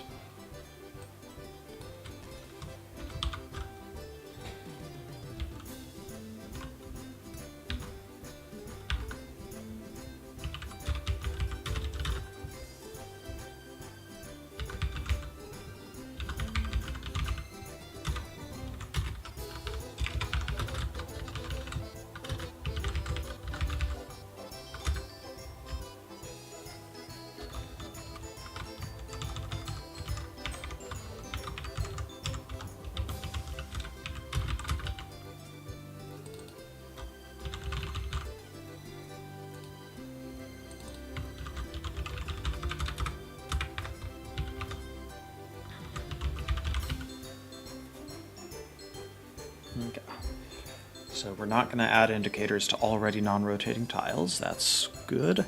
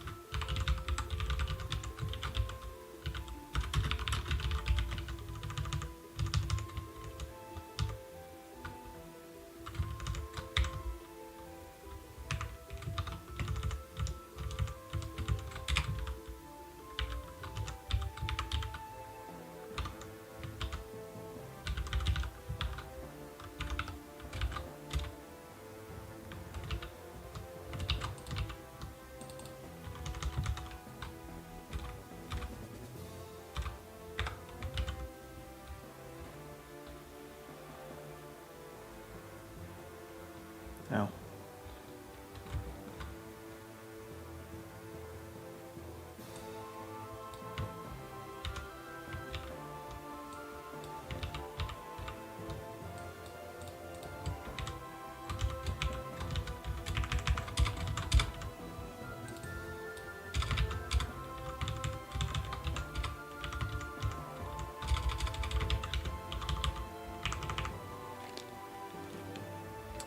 There's those.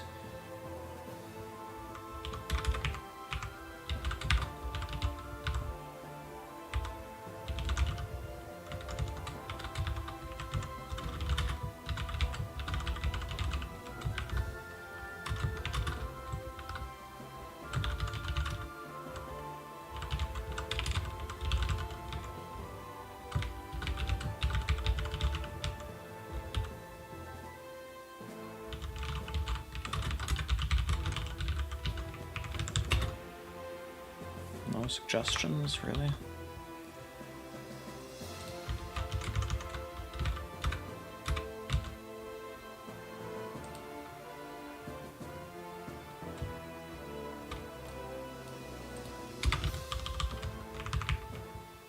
There's a syntax error.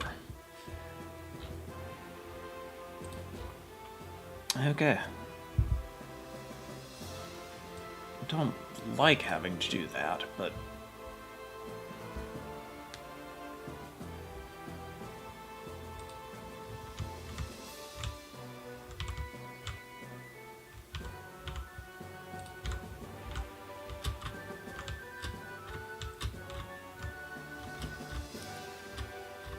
Okay,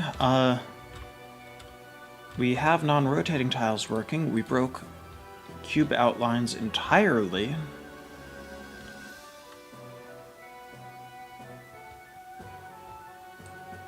Because I hit return instead of continue.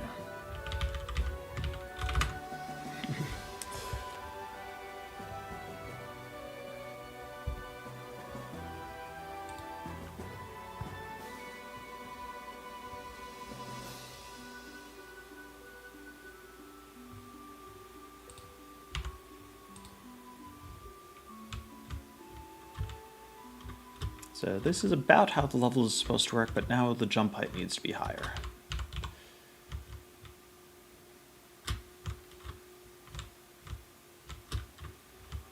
Secrets are still in order, though.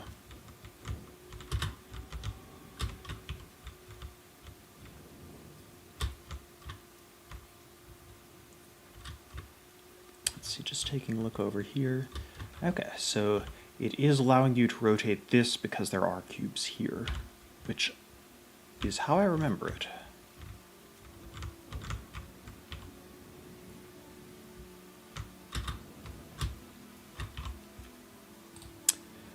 Cool.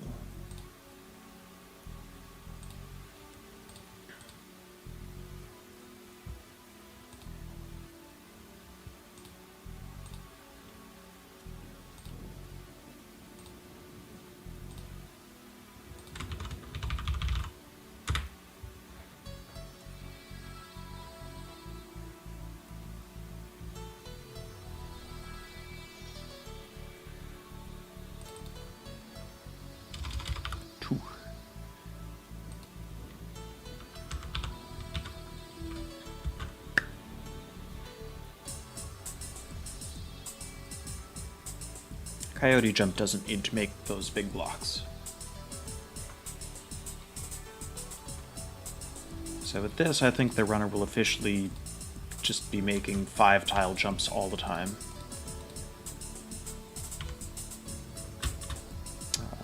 We've got one back here, so I'll give it a shot.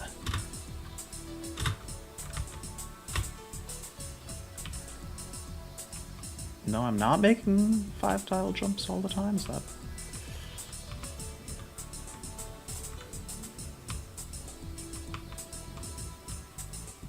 I still need to use the coyote jump?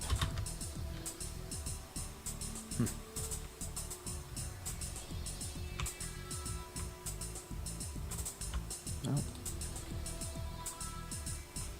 I can make these, though, right? Barely. That's not high enough, apparently. I should look at...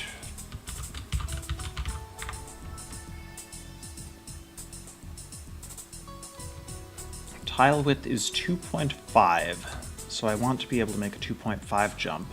I have 2 base and 0.5, so that is only barely.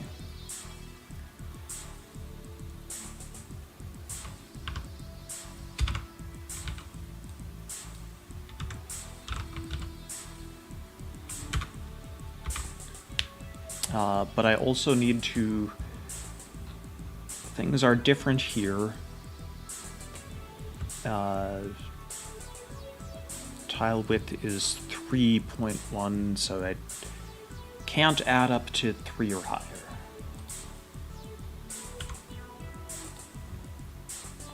Yeah, we discussed several streams ago how difficult 5 jumps were, and I put a bunch of effort into trying to make them equally difficult, but I've kind of decided that with the way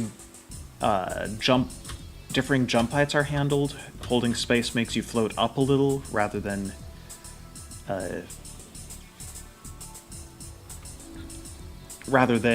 releasing space pulls you down, is how it worked in the original run too. I don't think I can fulfill all the other stipulations, like all the other things that are supposed to be possible and or impossible in this game, while also keeping 5 blocks as difficult as they were.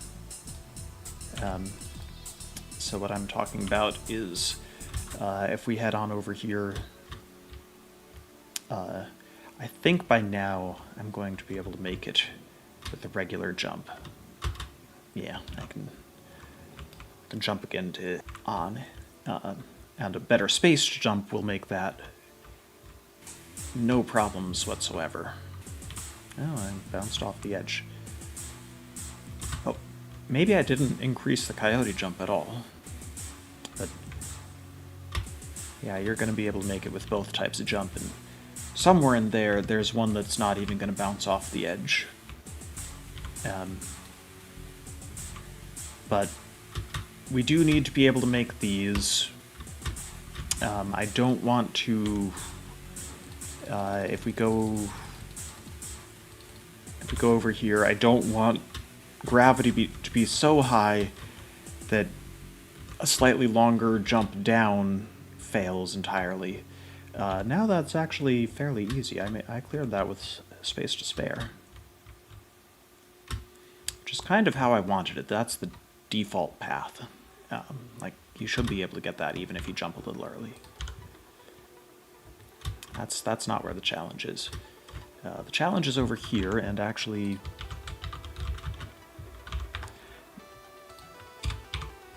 we need to push the bonus back some more.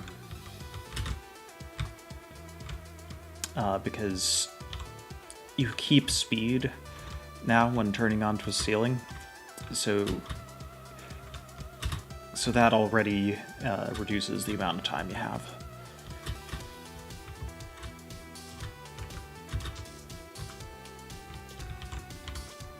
I guess we'll just make sure that you can't run off the end of the platform and get it, or jump down off the end of the platform and get it. You do have to go around still, but I'm pretty confident.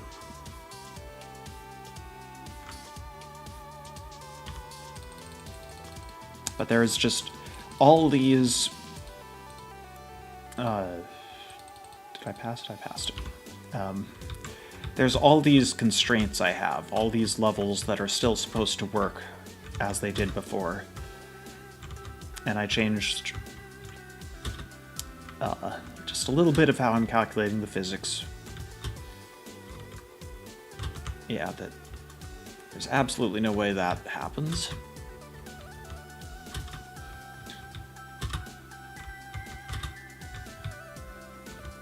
But there's plenty of extra time to do that, and there's still no way you can... certainly not run off, but even a jump to fall down faster is going to miss. Barely. And if not, like, if you get the perfectly spaced jump to fall down very quickly and that somehow just barely manages to touch it, you know what? You've earned it. That's harder. It's harder than the intended way. Let's see. I was also tricky. Tricky is the reason the runner has a high minimum jump height. Like, that is exactly what you're supposed to not be able to do.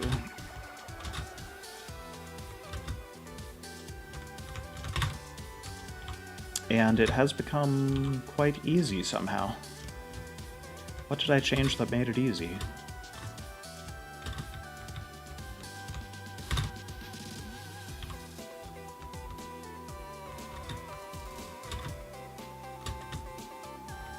Did I revert the level data?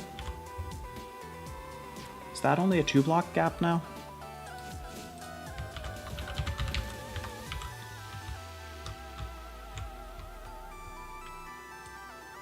So, a full set is 12.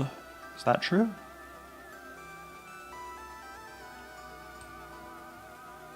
This is height 4, width 4. No, a full set is 16. Okay, full set is that. 16. So one full thing missing, 16. Is the bottom missing? So the bottom is missing 3 tiles, and the top is only missing 2. I mean, we're gonna take out some more tiles then.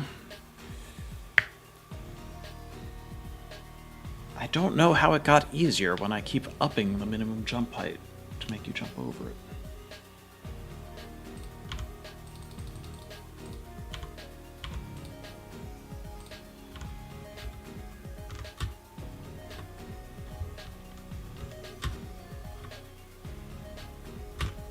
I'm very easily making these 5 jumps and keeping most of my momentum. But I kind of suspected that would have to happen for a while now. Tried to put it off, tried to make everything fit together without it, but if we're improving the physics at all, I think that's one thing that has to give. And given that there were not any levels that required you not to be able to make this jump, I think that's fine.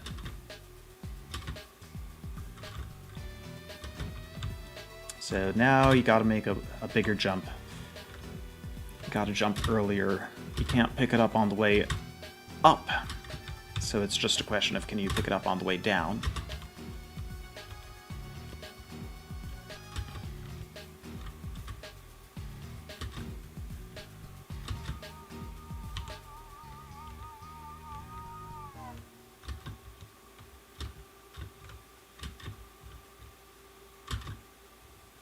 You can pick it up on the way down.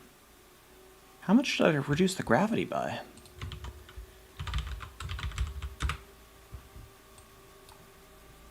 Not that much.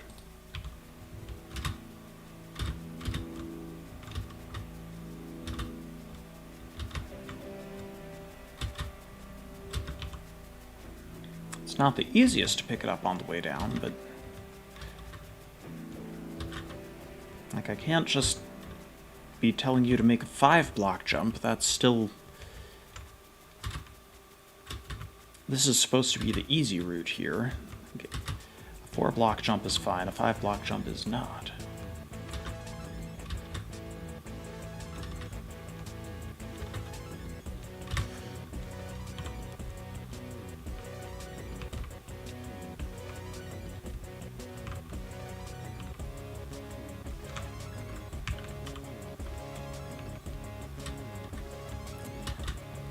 I mean, it's hardly a freebie.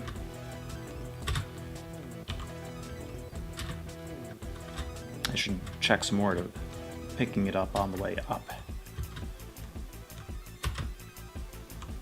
Yeah, I'm pretty confident that's impossible.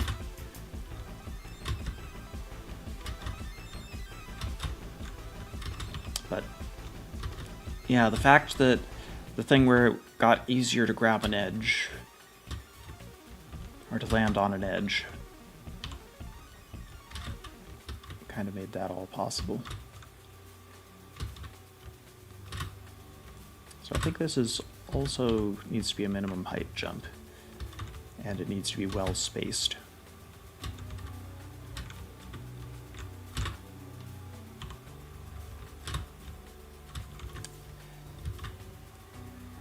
I think I'm gonna go back to not worrying about this too much.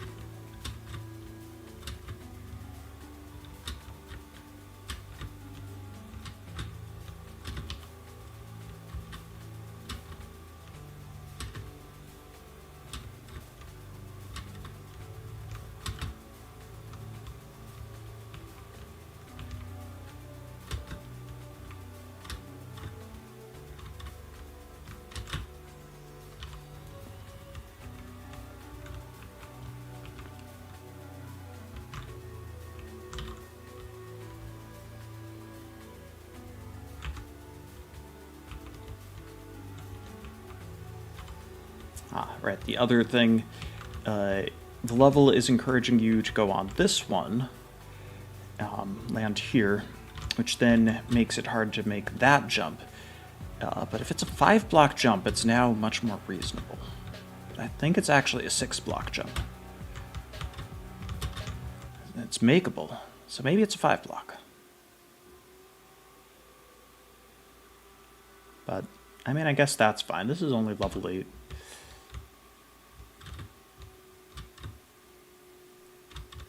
Yeah, it's mostly just, you need to, it's mostly just meant to get you once, maybe twice. Ideally twice, actually. You try a couple different ways, and but by the third time, you'll have your eye on the goal and realize, no, I have to take the platform that's farther away to get to the platform that's even further away, and then I can get this. So, okay.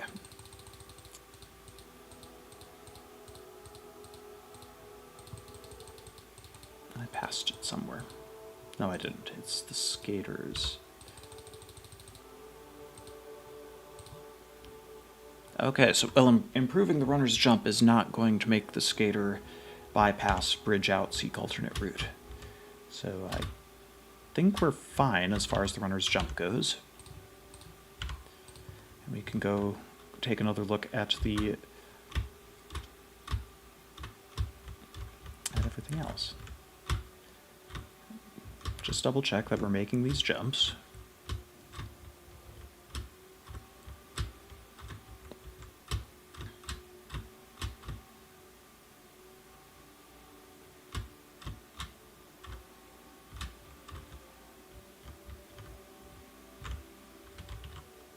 And I fell off.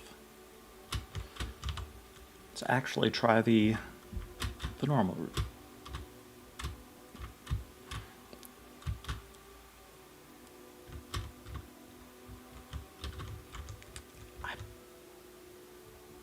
Is there still a way to get it?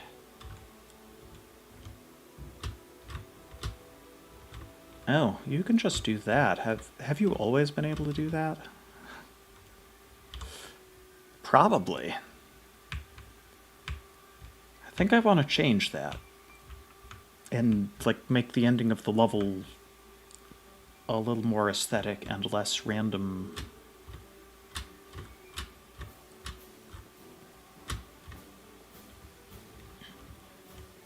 I mean, I appreciate whoever sent this did a great job on the first 2/3 of the level, but the ending...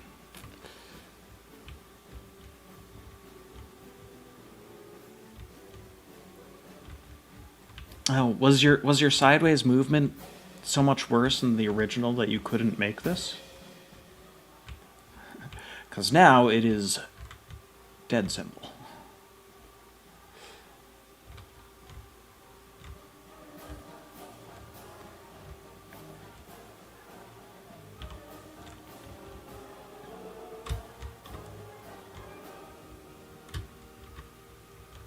Oh, I know how you're supposed to get the bonus. I'm just testing all the other approaches. I mean, that's that's secret knowledge, so that's fine. Though you could also just do it here. Oh, no, you can't? Oh, right, you can't. Because...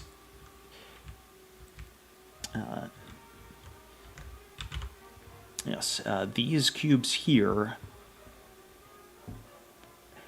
are technically part of a platform that goes up, but it's just this line of cubes. We search along this line of cubes for anything that goes up or down, and just the very center is clear, so those are not rotatable. But you could absolutely go here and wherever. I went all the way around and I shouldn't have. Yeah, if you're down here, you could absolutely go here, and I think you just... yeah.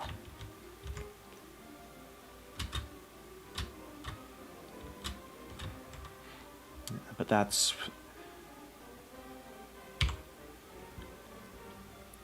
way less obvious than the intended bonus route. Okay, so I guess here is a question. Can you make that? You can. Interesting. You could not have done that in the past, I don't think. I am pretty sure you needed to take the slower route. So I'm pretty sure you needed to do that. So we've got some definite buffs here. But I don't consider that level breaking. So I'm not worried about it yet, but we do need to keep an eye out for stuff. Okay, that's not... right, I was also not making it to this jump. Oops. Jump and grab the wall here. And now it's tough to do because you gotta slow down. Having more time to slow down would actually really help at the moment.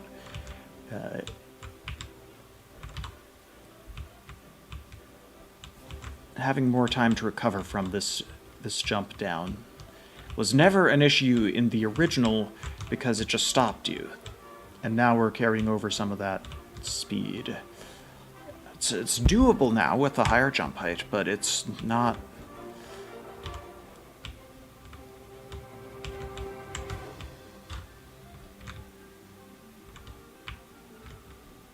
it's not perfect. Actually, as long as I'm changing stuff, restart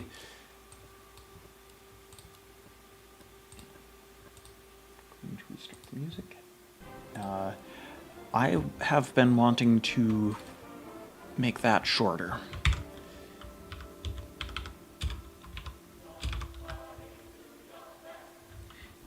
I think that should be close enough. It should not be noticeable.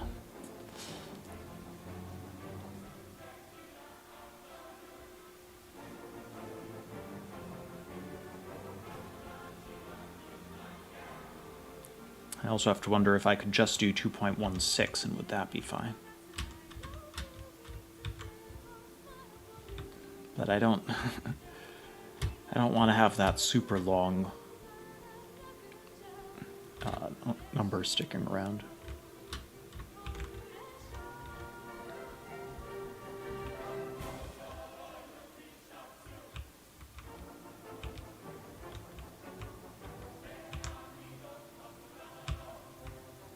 Coyote Jump easily makes that. We did buff it. Honestly, I think the skater might be a bigger issue at that point. again, we changed it by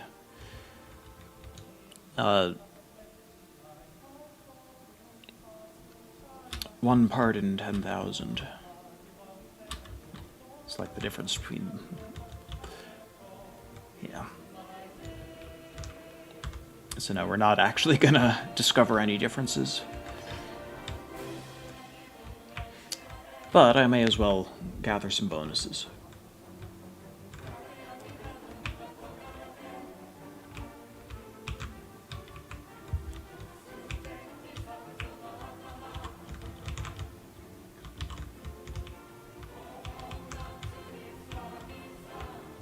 I cannot make that jump, at least not like that. I gotta build a lot more speed. Okay, so this one, I may need to adjust this level. The problem is you keep too much speed unless you bounce at the corner to slow yourself down, and that's way too advanced for level 4. When level 5 is just, you can take all the time you need. Although you do have to get over there. So yeah, there's... That's... I'm gonna want the level editor to do that. I don't want to do that in text. I would lose track too easily. I'm not angled right. Not quite.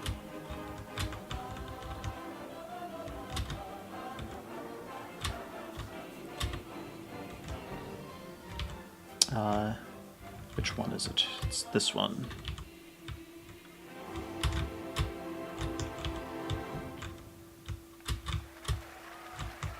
Huh. Does the skater need more jump height or sideways speed or something? I mean, doesn't need it, but he doesn't have much room to back up and accelerate. Go there. Oh, I guess if you bounce off that, or even just hit your face, probably.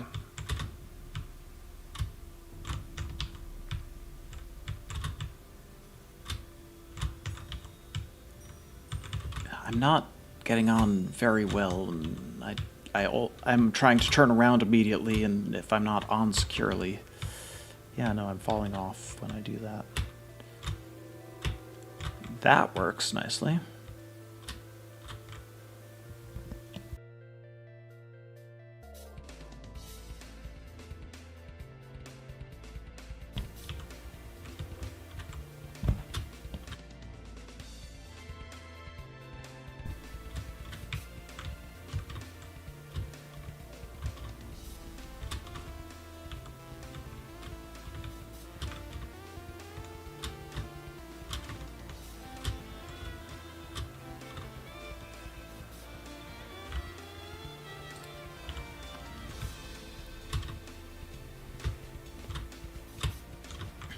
Actually, that does not feel so bad. I just held right the whole while.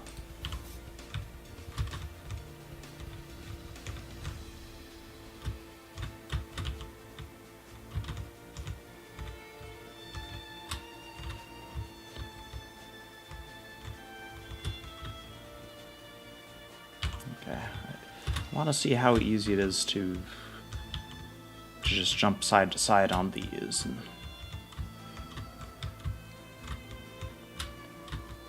yeah, pretty easy.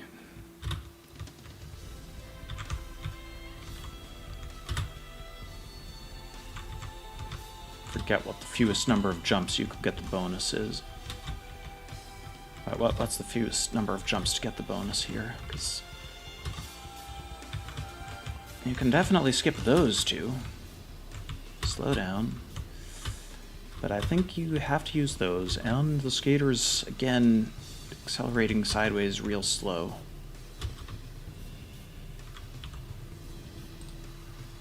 Okay, fine, I'll buff him.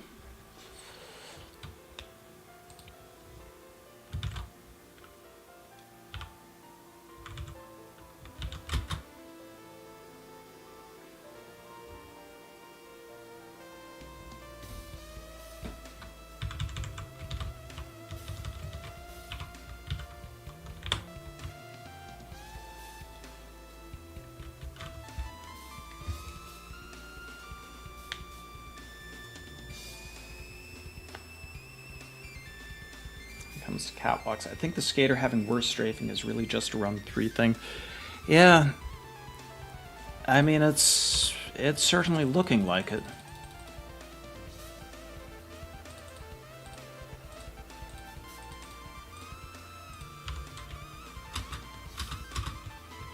Oh, well that's quite... Okay, no, it's not free.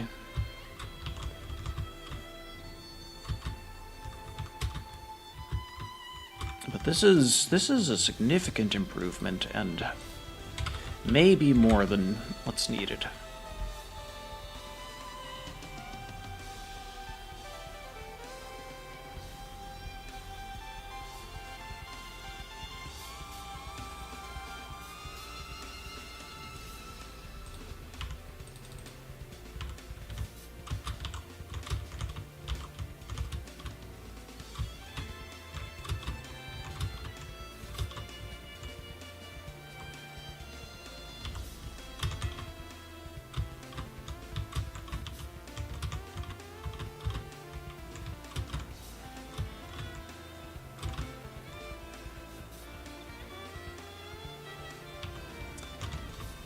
Yeah, it's...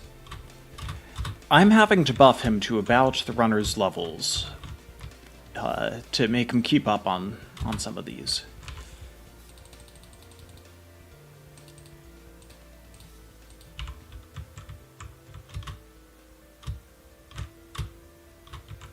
Okay, that feels about how it used to. That feels much closer. So at the moment, he's doing slightly worse, like slightly worse acceleration than the runner. But yeah, for some of these levels, he does need that acceleration. And I mean, with how fast he skates, I'm not too surprised.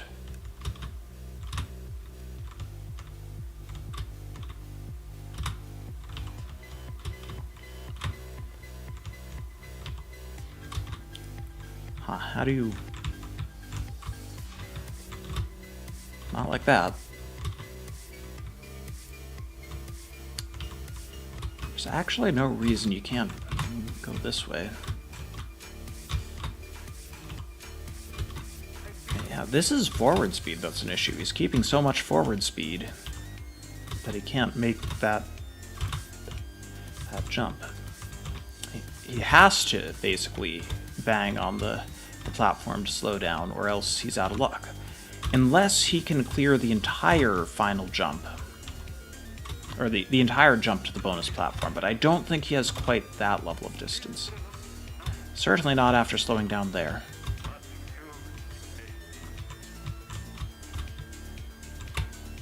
Yeah, there's no way he's making that.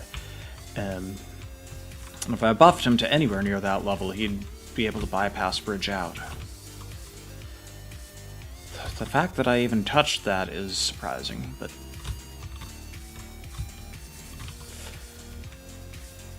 Okay, I never realized that this level was so dependent on physics.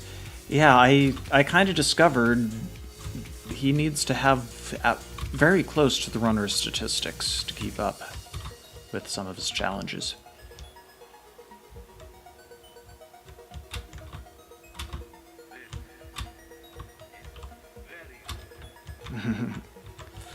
Basically, yeah, faster runner. For better or for worse, I feel like the runner could actually beat this level. Without resorting to the... without needing to slow down so much. Or at all. Whereas... okay, the skater can beat the level. He can't get the bonus without slowing down at some point.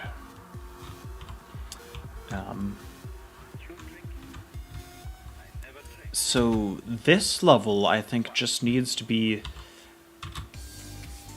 I need to move some platforms around. Like, there's no way around that. Like, I could move it closer, and then you don't jump, you just run off and land on the wall. You actually do want to go this way.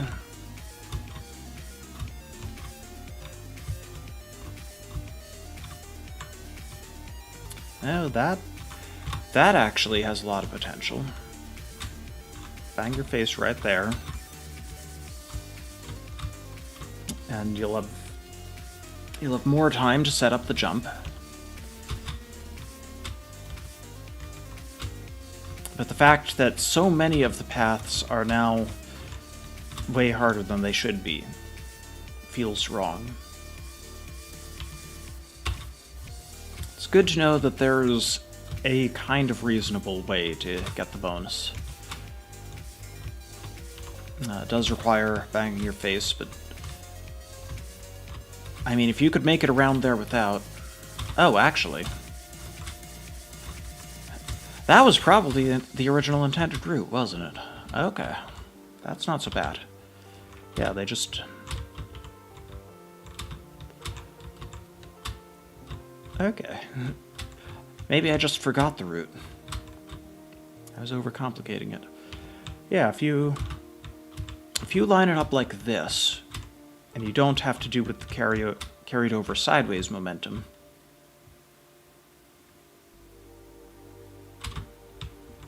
it's not so bad.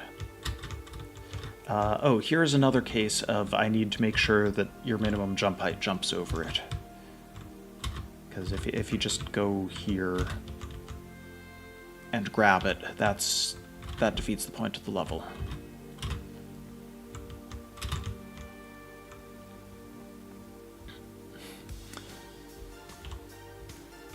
But if I increase his minimum jump height, he's gonna have an even harder time with tiny jumps. I feel like...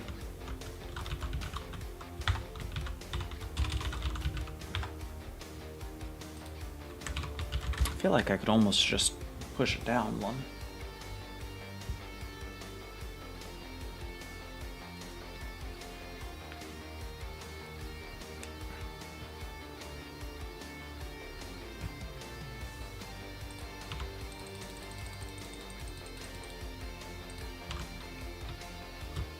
If I push it down one, you're not getting it that way.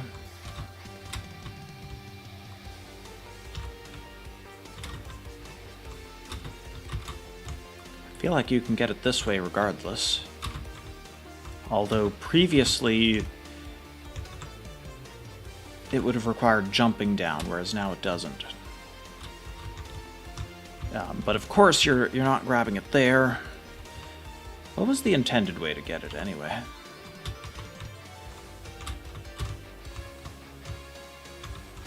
Was that the intended way? I'm looking up my walkthrough.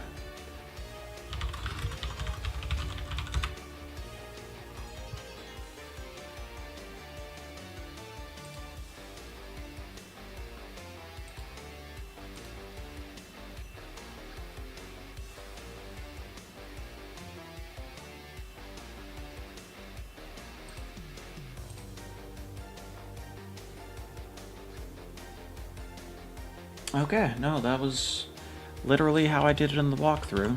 Was I jumped down here, jumped here, and skated off the edge. It's a little...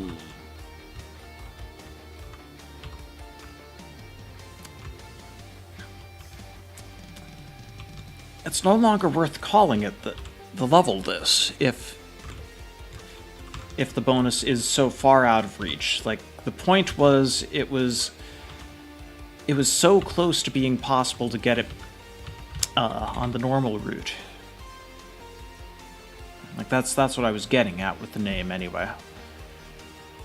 That it was just a couple pixels out of reach no matter how you approached it, it would seem.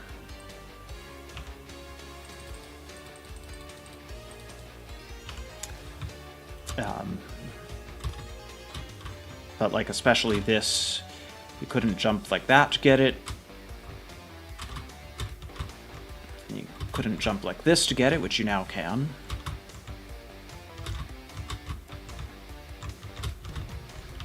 I jumped too high. A minimum height jump would do it, though. Like that. That just barely not working, that was the reason for the level name. And if we push the bonus a full cube down, it's no longer so tantalizing.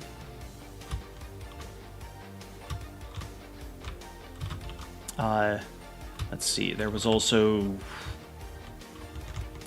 it just being out of reach of doing that, and now it's going to be even further out of reach of that.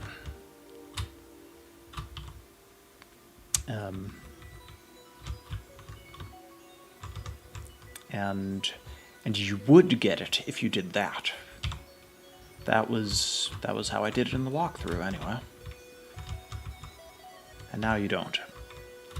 But you could if you jumped down, which is even harder. Oh, if you jump down from as early on the platform as possible, I think.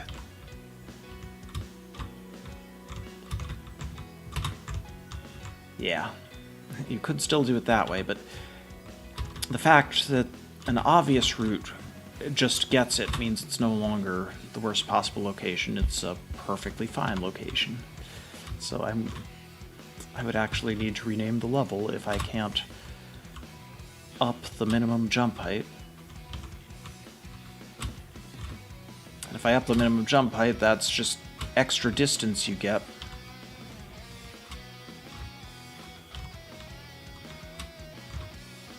Or if I up the minimum coyote jump height, that's just extra distance you get on the maximum distance jump. And if that's the one that gets it most easily. I wonder if maybe you can't get it without a coyote jump. I think that was a coyote jump.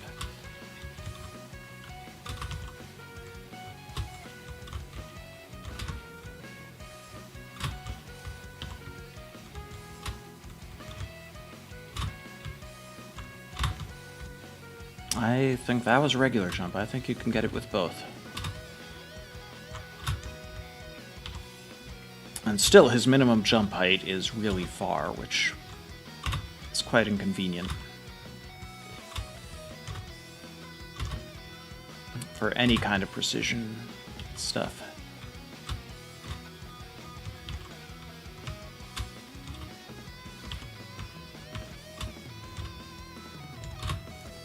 I'm like, I don't want to bar off an entire type of level design. Like,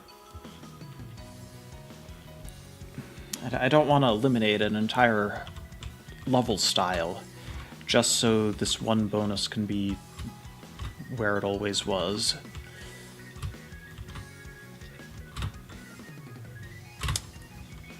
Because I feel I would have to increase the minimum jump height by quite a bit to make the coyote jump not collect it.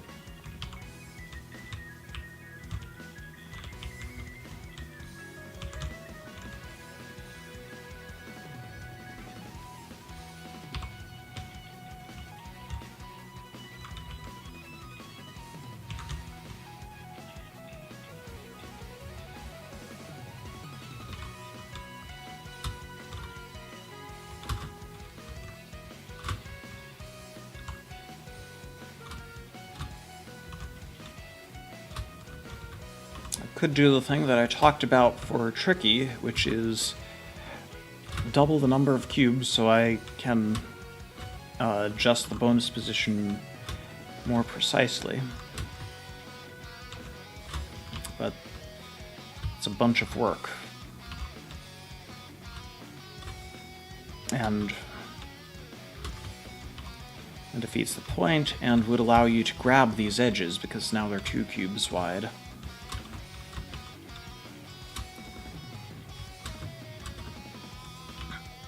So I think that's a no.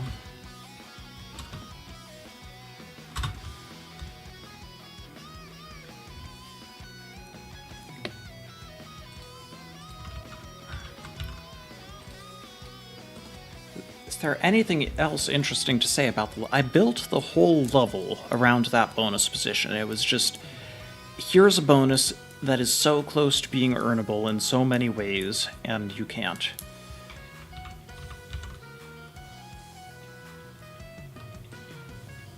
You know, I think we try the thing with Tricky.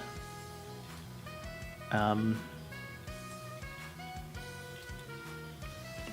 I do need to double check. 5 by 5. And the bonus is at z equals 34. 950. So we want 25 times 34. It's 850. So just 100 back from the end. So somewhere around here is the gap containing the bonus. I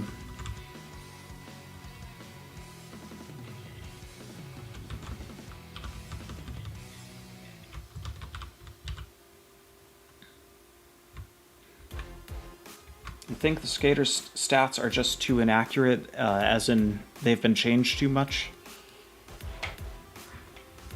I think he's faster or something, makes longer jumps.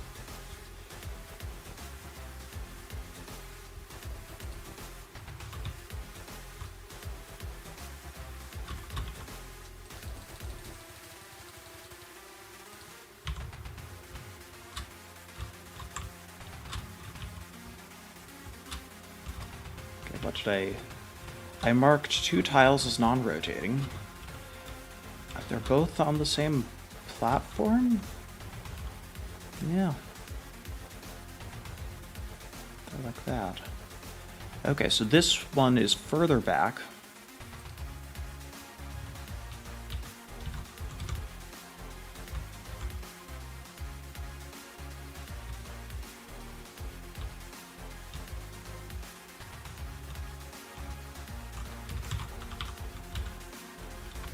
If I mark those, are those the ones I'm trying to eliminate?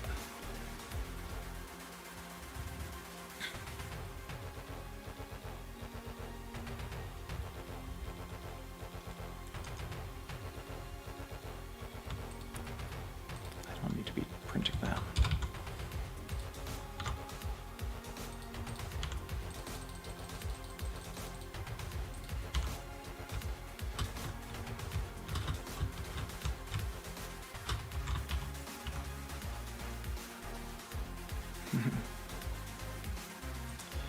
I mean, I kind of did that. Plus 33% speed, you say?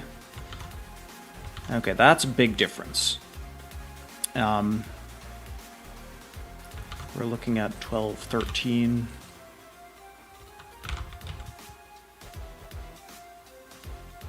Way more acceleration, but the runner's acceleration has actually been nerfed, so that's not...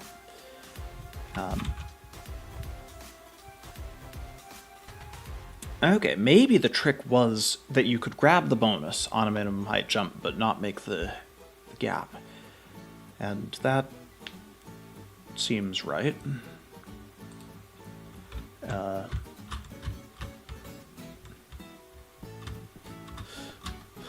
Feels much more leisurely this way.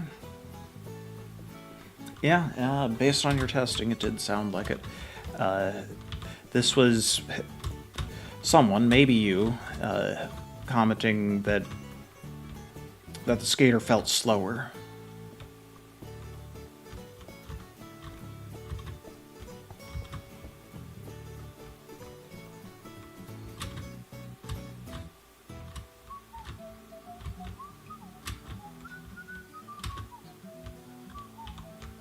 Well, now he has the sideways acceleration to make this no problem.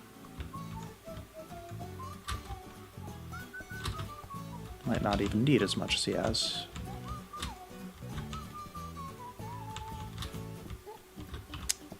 This seems like a decent level to test his jump distance. With the coyote jump, he could make that with a follow-up jump.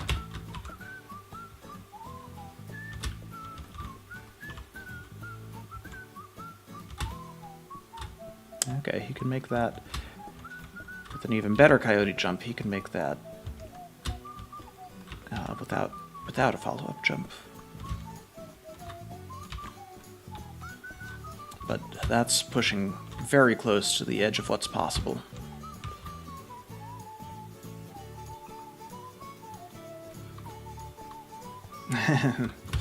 Cheerful music. Yeah. That's how you get good physics. Oh. So he is not making that jump at all. And so if you're thinking the jump distance is fine, you would be... Oh yeah, the runner has... The runner's jump height was buffed significantly, so bringing the skater close to it.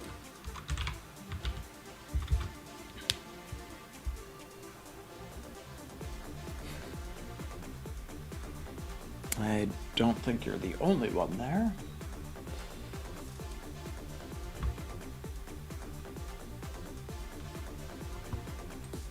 Wait, he couldn't make that jump?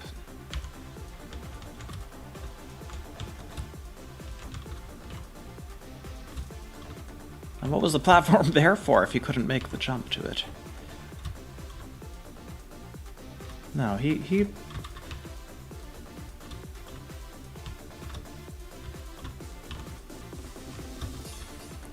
Okay, but I guess that was part of why there had to be an easier way, because it was difficult to make that jump.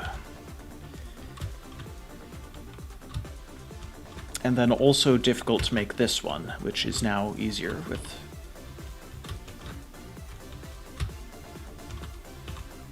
Or maybe it was... Maybe it did become... Maybe that one became easy as soon as I added Coyote Time.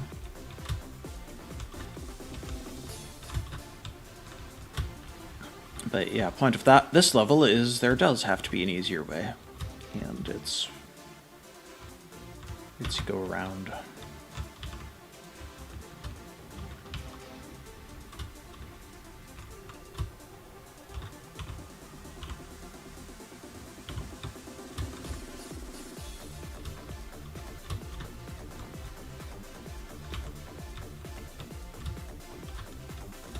But I think I noticed him struggling to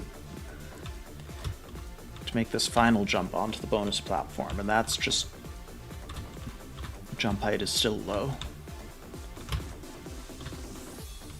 Okay, he made it, but no, that was not supposed to be the hard part. Okay, fine. Coyote jump up to 1.6. Regular jump up to... Actually... Yeah, his jump is going to be higher than the runner's jump.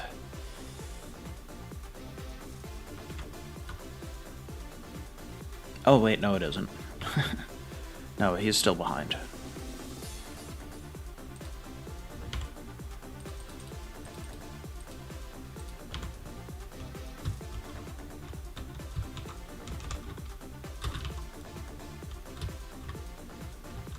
Oh, and grabbing onto just the corner like that. I think I need to swap that platform around.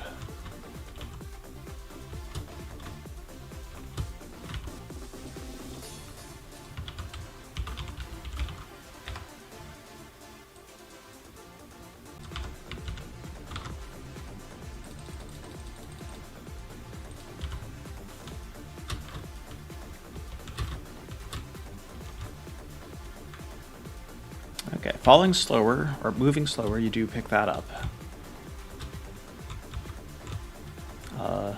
I instinctively go the route that actually gets the bonus, and not the route that might be more obvious to a new player.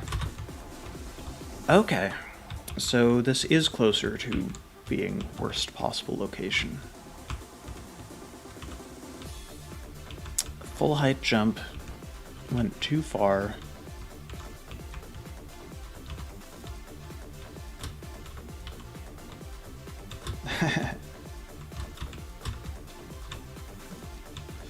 Take it up with Nintendo. He's saying he's doing measurements in the original run too, and saying slow him down quite a bit.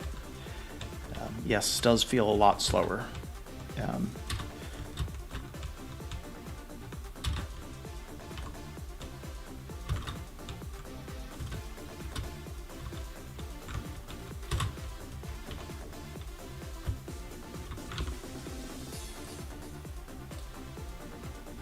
I think the additional jump height should be brought down. But maybe not that far.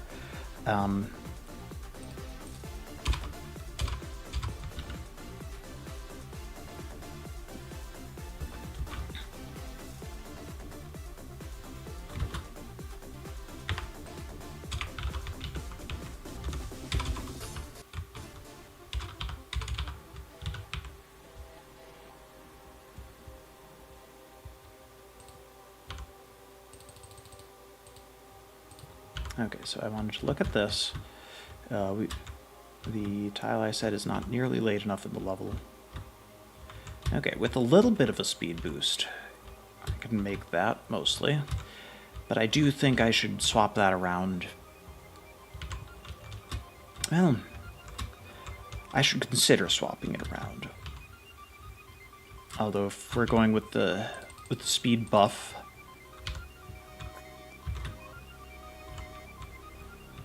going with the speed buff, then maybe it's fine, because it is meant to be difficult. Okay, so that's makeable if we don't shave the blocks off. If we do shave the blocks off, I don't think you can grab it, though I would have to actually remove them and test with Coyote Time. But yeah, slight speed boost.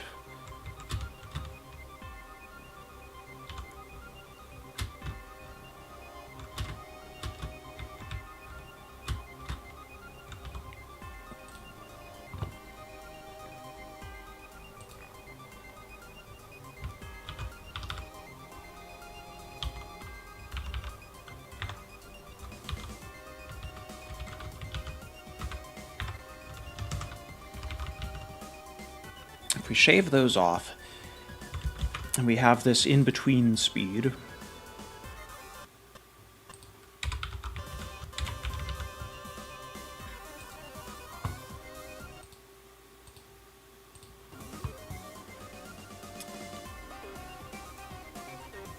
and the higher minimum jump height,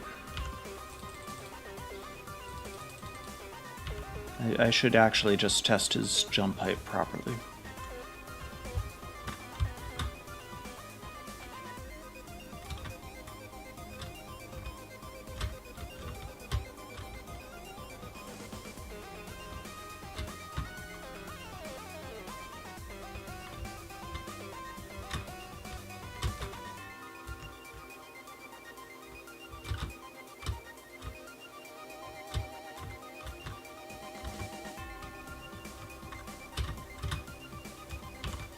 Okay, this was one of the first levels where it mattered, and that's doable.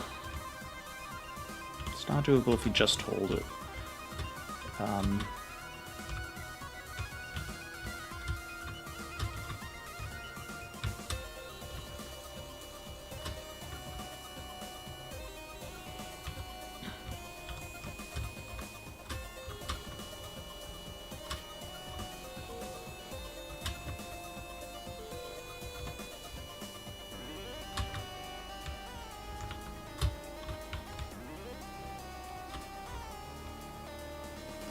They move you left and right. I think it's because on some keyboard they're in the same position as the A and D keys, and I was trying to support all of the keyboards I could.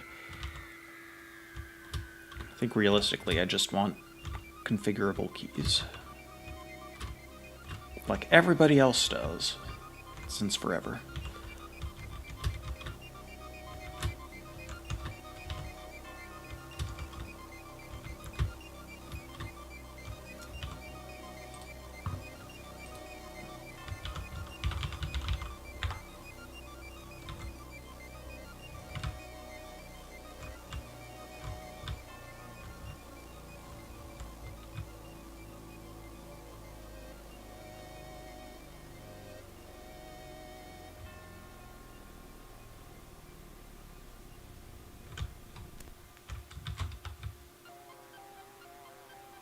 So we weren't nearly far enough into the level.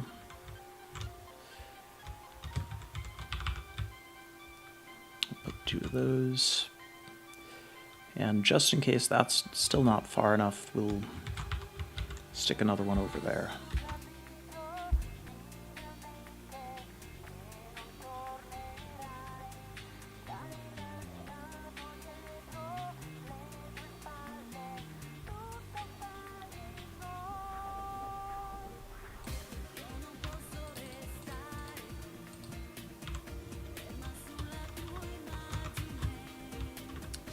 Okay, yeah, it was not far enough. So that one is about far enough, it's just in the wrong spot.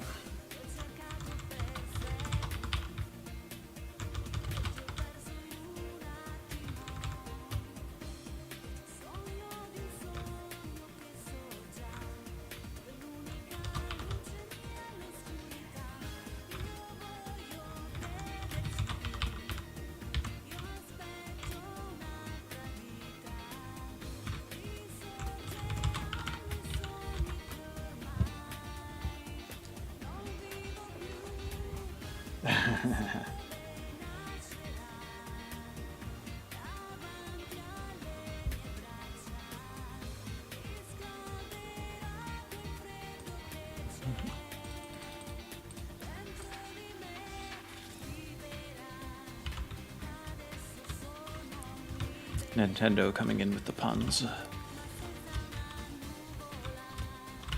Okay, so it's actually the third of those.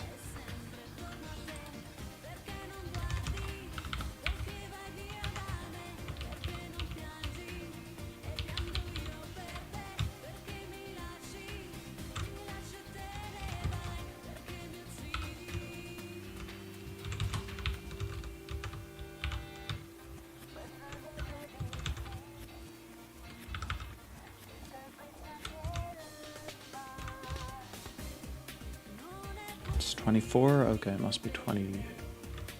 24 or 25.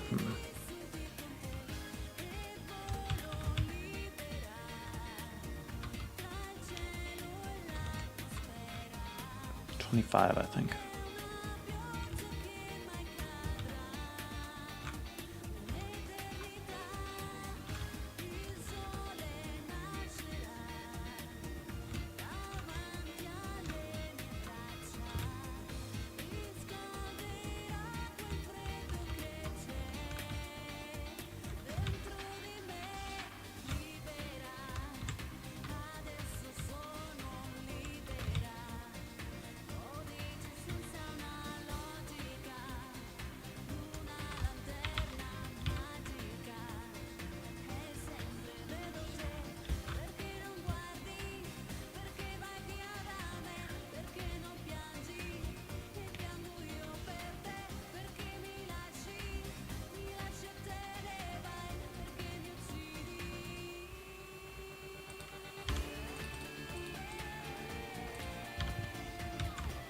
This would be easier if there was a level editor.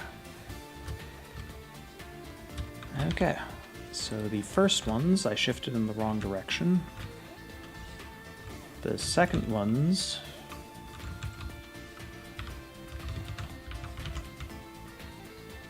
are like that.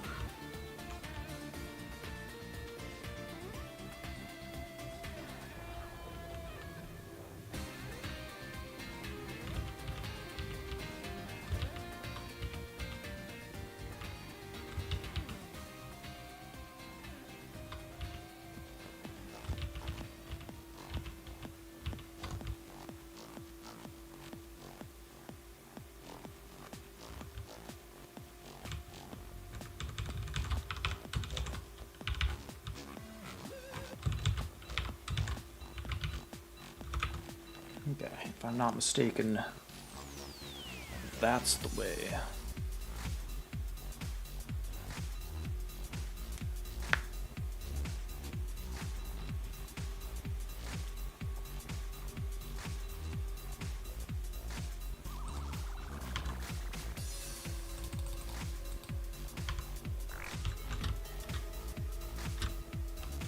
Okay, I've successfully highlighted the tiles I changed.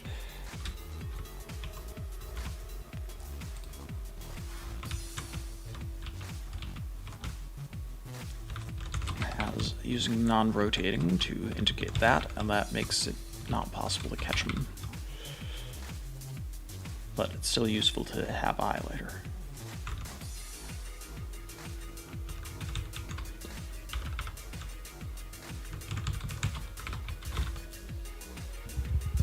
Okay, I think I have successfully made the applicable changes.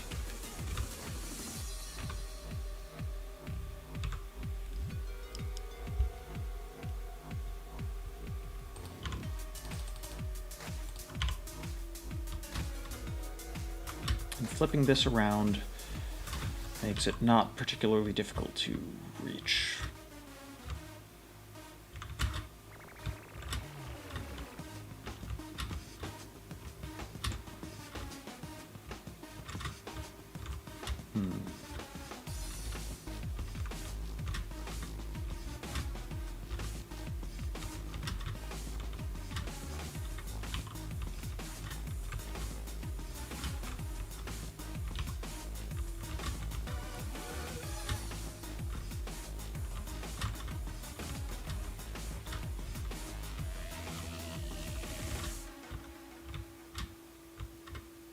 Huh.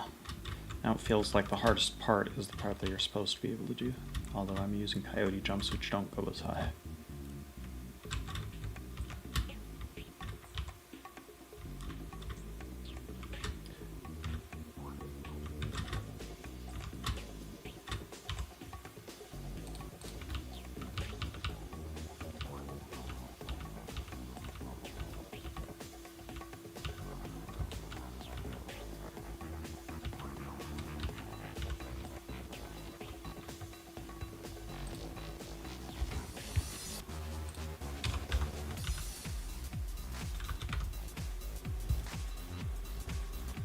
Give some more jump height and revert the changes.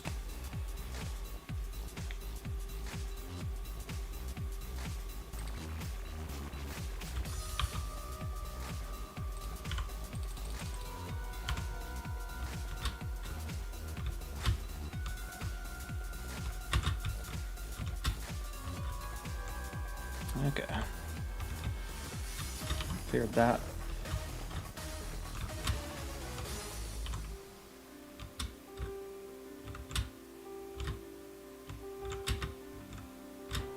Okay, no. No,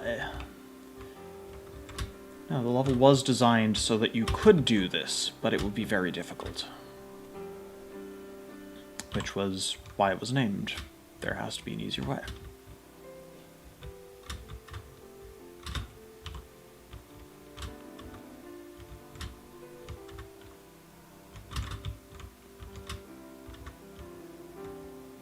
Yeah, you can do that, but you don't have to. There's this. And I'm making the jump more comfortably now.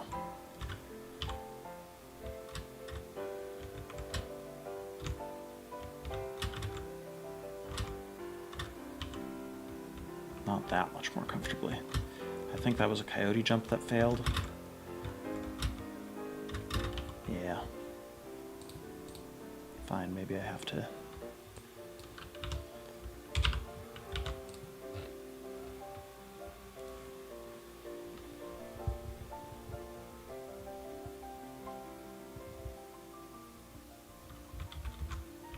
This skater is currently at the same speed as the runner in the original. What game speed are you playing on where that would be true? Is that intense mode?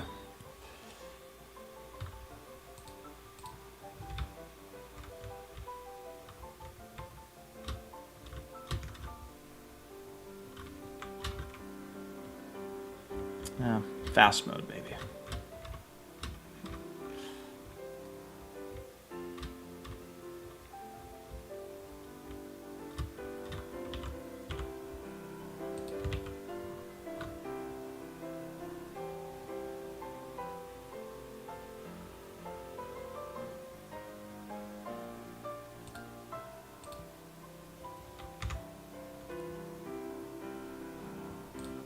I'm gonna run the...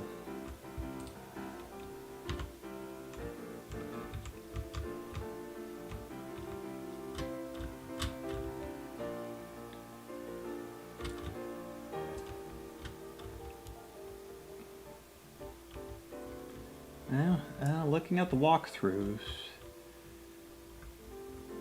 it does appear that the skater is sped up significantly.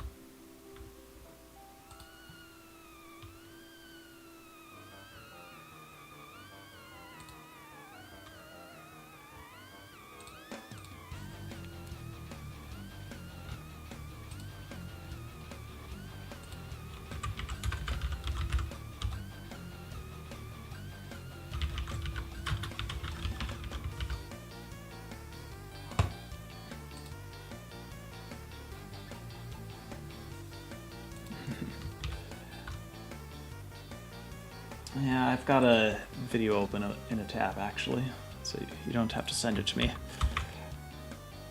I think the easiest way, like I've gone through testing all of these physics quite a bit, I think the easiest way to make it match would just be to speed up the timer.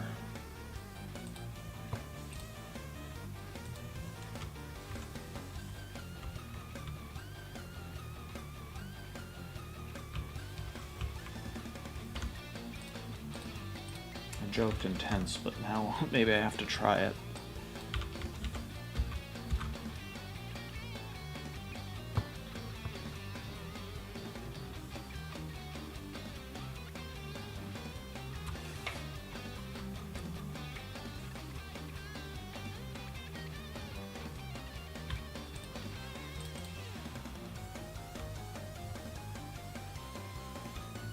The timer is being reset, I think, somehow.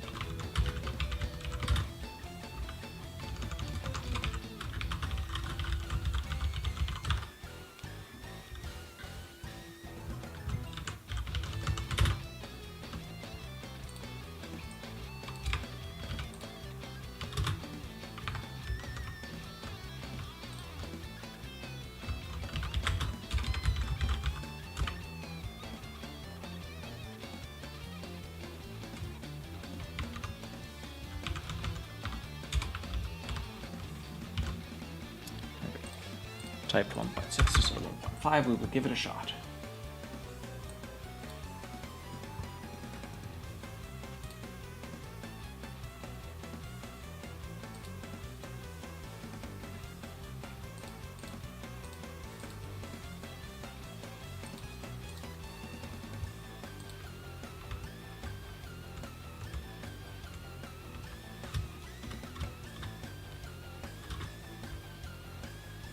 This is looking similar to the speed I'm seeing in the walkthrough. Slightly faster, I think. although the walkthrough is rotating and I'm not. So it's actually pretty close.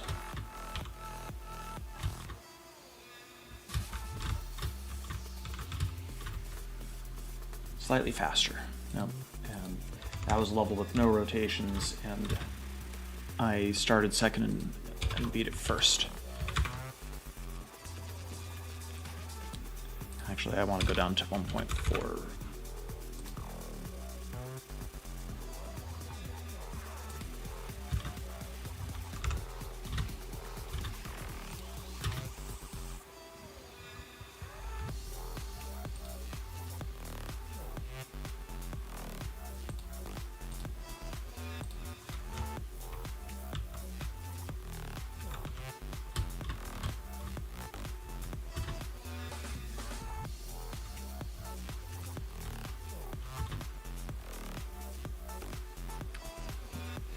I definitely won that level first.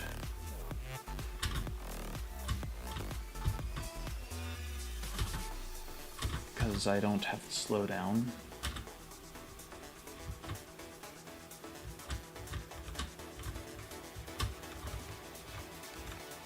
This is pretty close.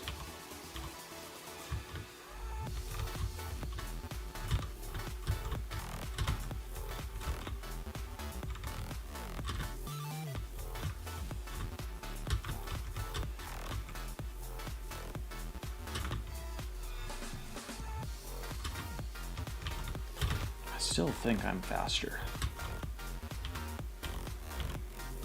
That's the sub again.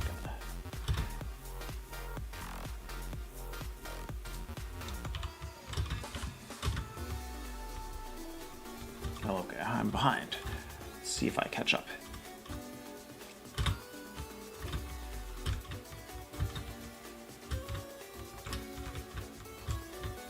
I got that bonus before the video did.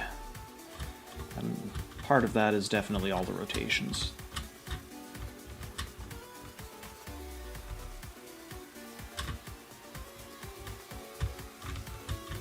But without rotations here, I lost some time and fell behind. Yeah. Pretty sure with all the rotations I can make up the time. Nope, but only barely.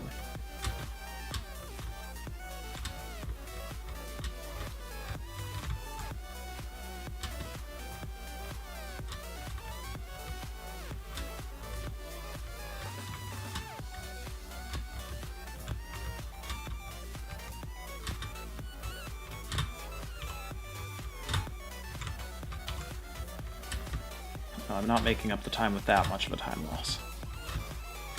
But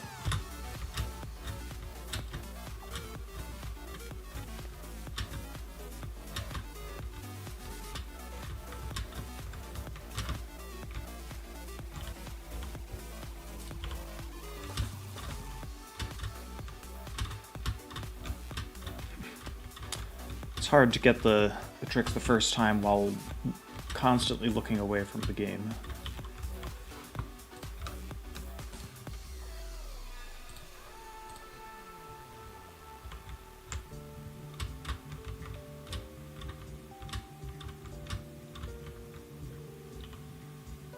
And I fell.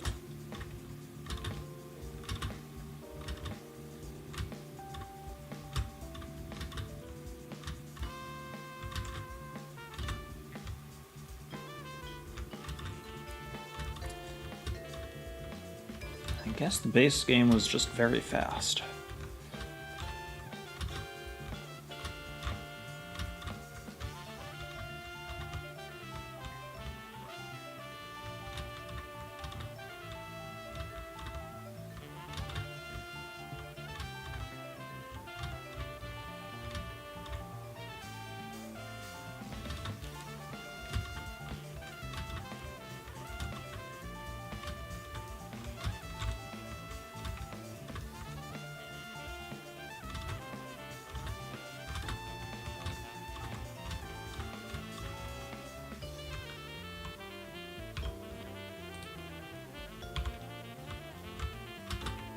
Oh, I forgot to rotate it. And yeah, no,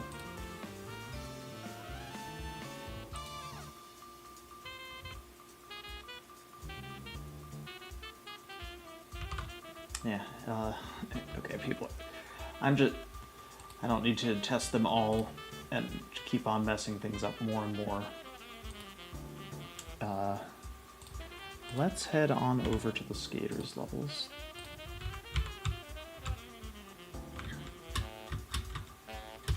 Oh, I'm losing time. They go by real fast.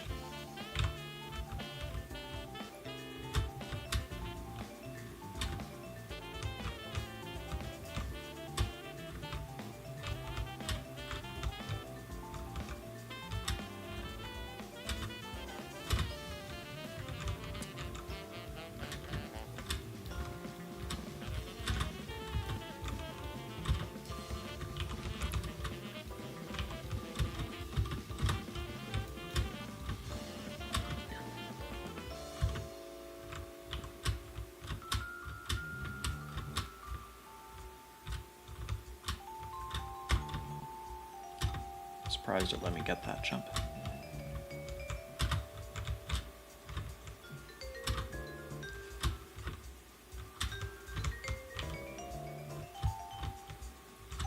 Oh yeah, I was showing you can slow down there.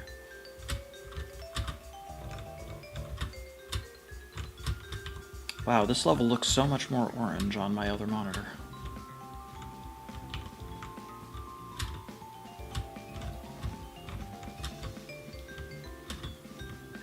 So I'm like 2 levels behind now. The walkthrough just keeps going real fast.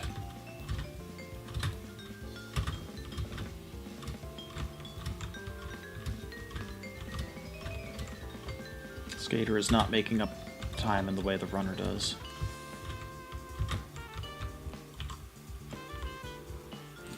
But I guess I'll get your opinions on it.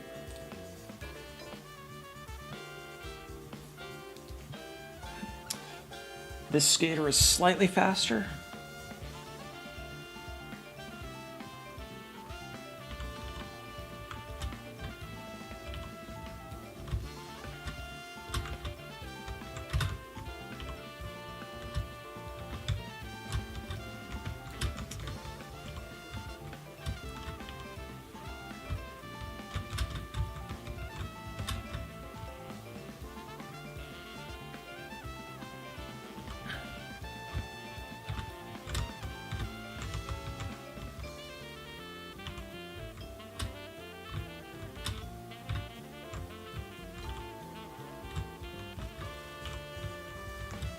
Huh.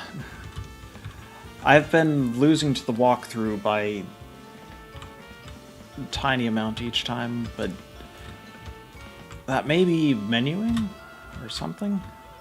I don't know. I think also a significant difference is just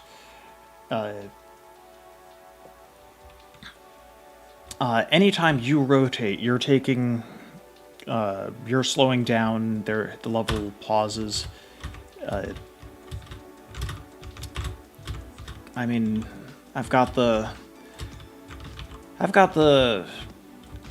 time scale slowdown as well, but that's replacing an actual pause, and I don't lose any Z speed in the process once it's over.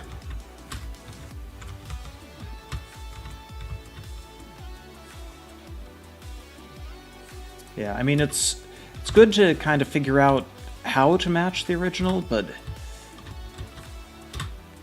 I mean, if the original was this speed, then maybe that's part of, like, maybe people were thinking it was too fast, and that's why they didn't all like it as much.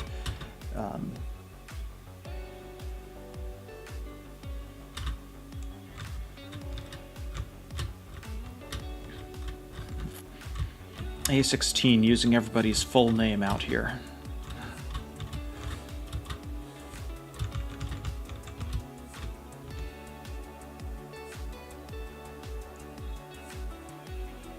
Hello, Joey.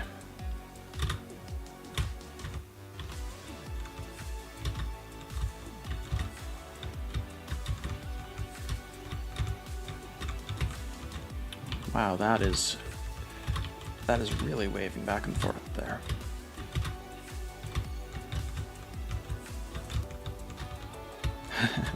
But it's fun. I feel like I should be able to make that final one.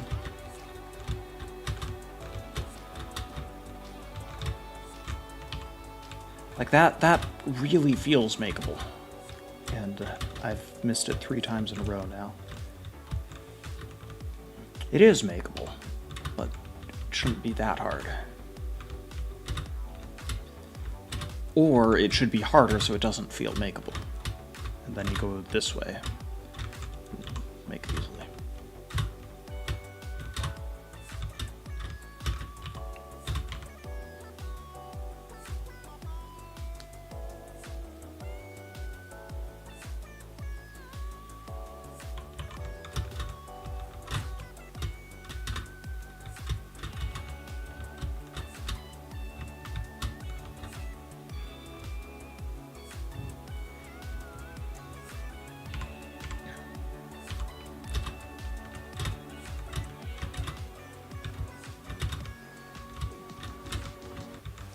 I don't know, someone with the original version, tell me if that jump was meant to be that hard.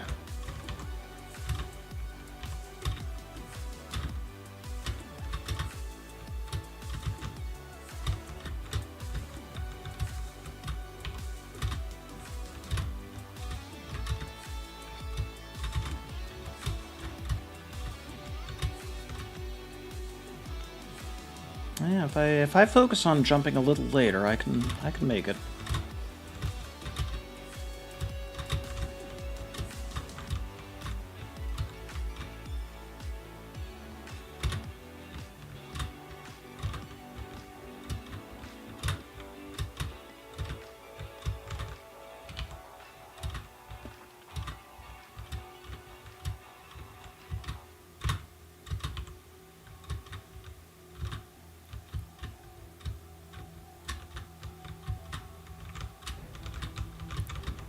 Well, that should have done it, but the hitbox is smaller now.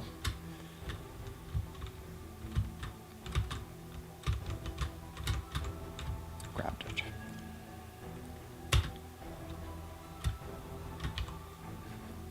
I'm like, I'm going so fast, I can make... No, yeah, I'm going fast because we sped up the timer.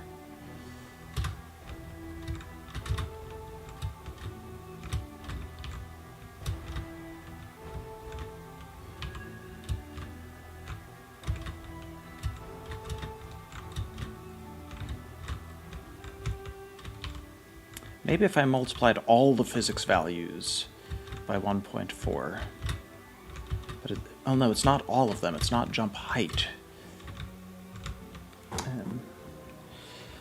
Maybe if I multiplied a selected number of physics values by 1.4, we could get this without the time scale.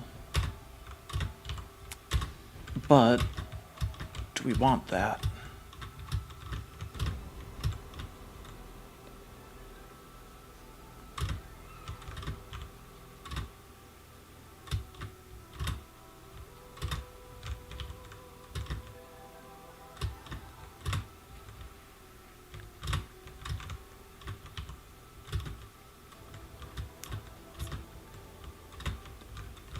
I kind of feel like Run 2 is better suited for slower pace. Because there's searching to do.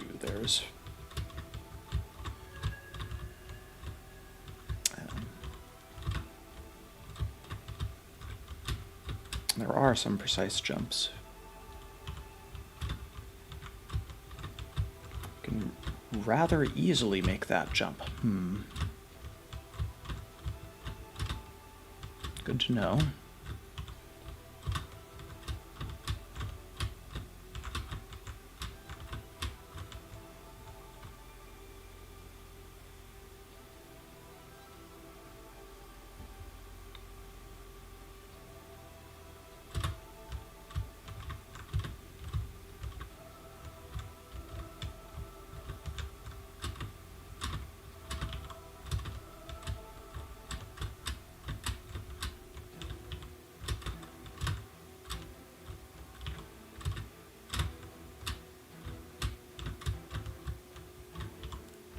This one does require a short jump.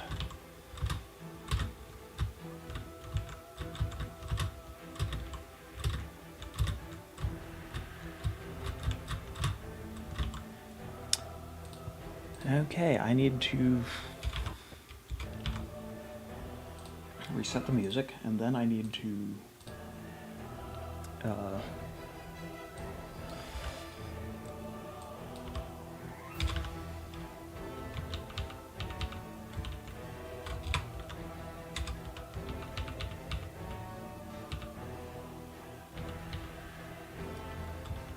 yeah, let's bring it down by 2.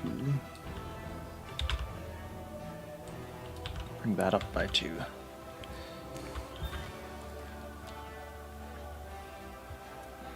We're running the game at the same speed, okay.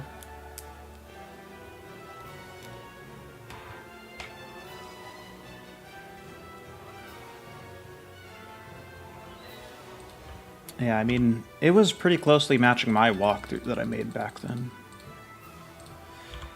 So Acid Rain,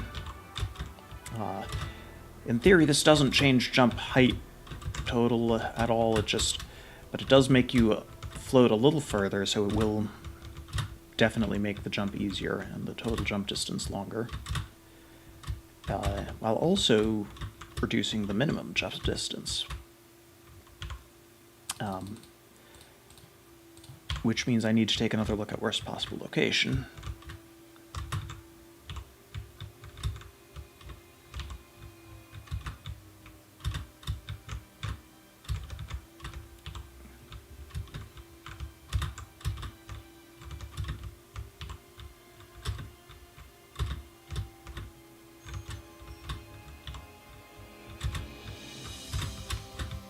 Yeah, this is feeling like it's supposed to, I think. You can certainly collect it, but you can't collect it and also have enough distance to make it, so yeah. Reducing the minimum jump distance does not... Yeah, this isn't a minimum jump height, isn't why you can't collect it. So it's actually okay for the skater to have a lower minimum jump. And we're gonna need it for stepping stones.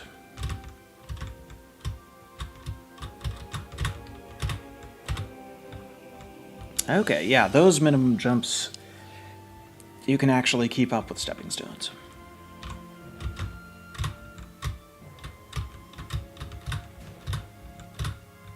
I think it's actually a shorter minimum jump than in the original, though clearly not shorter than being able to use the runner.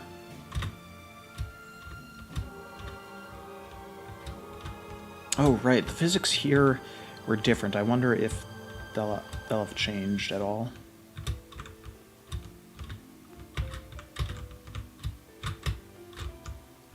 Okay, yes, that's exactly what I remember happening in the walkthrough, where just jumping over to get there, it's not that hard, and you'll bang your face on it. Boom. And then if you actually are focusing on finishing the level instead of just reaching that point, you land on the platform.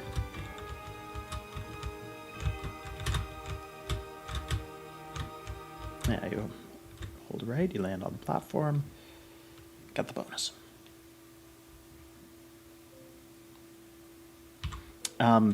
I mean, the first time I was playtesting this, I was struggling to follow the same route that I did in the walkthrough.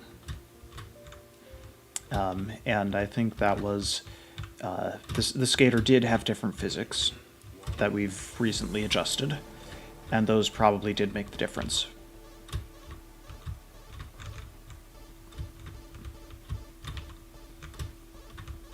Forget what happens if I go over there. I fall. What happens if I go over there and do it right? Question for the ages, we may never know.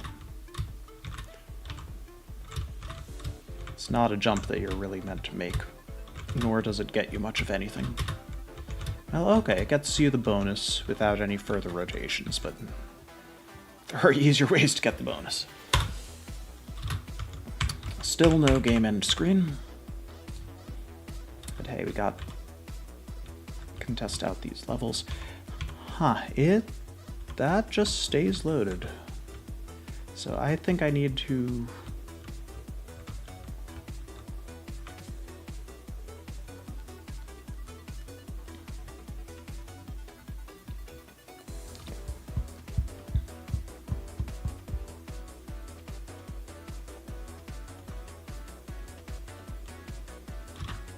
I don't know what I need to do. Hey! One of my favorite levels as far as aesthetics go.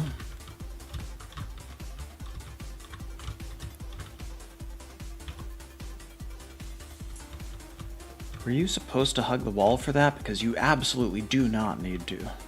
Not anymore.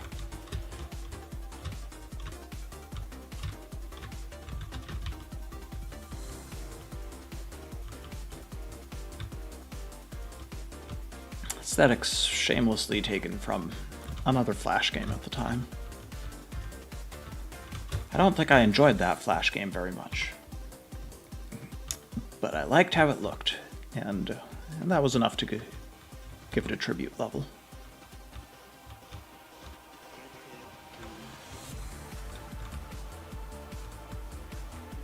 Hugging the wall was encouraged. It is so unnecessary at the moment. And also I may have nerfed it too much.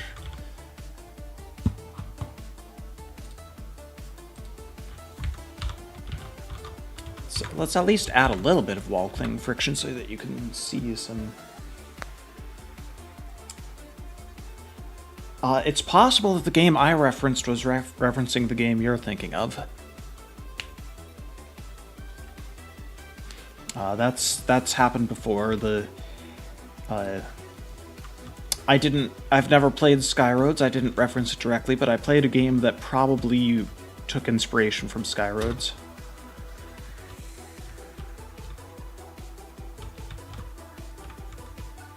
I don't even know what it was called. It was just a random web game that someone made in probably a few days, it feels like. Probably not a few days. There weren't so many engines to work with, but probably as a learning project, I would say.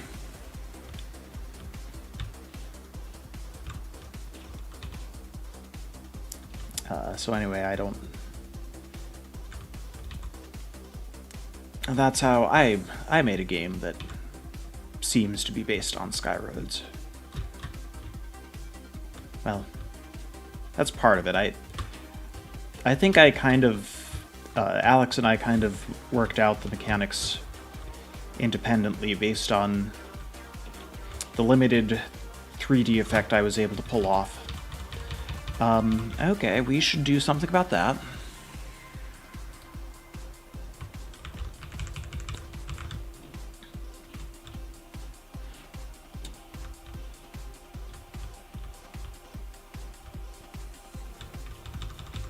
X is 1, Y is 0.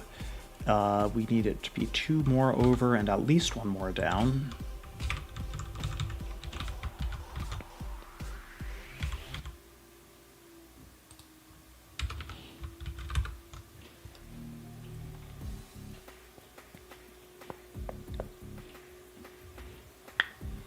I'll just do these manually.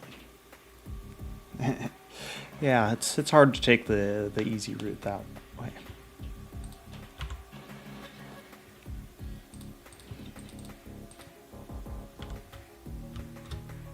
Huh.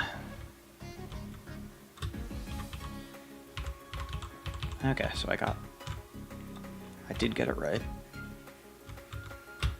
Can barely make it down in time. Ooh.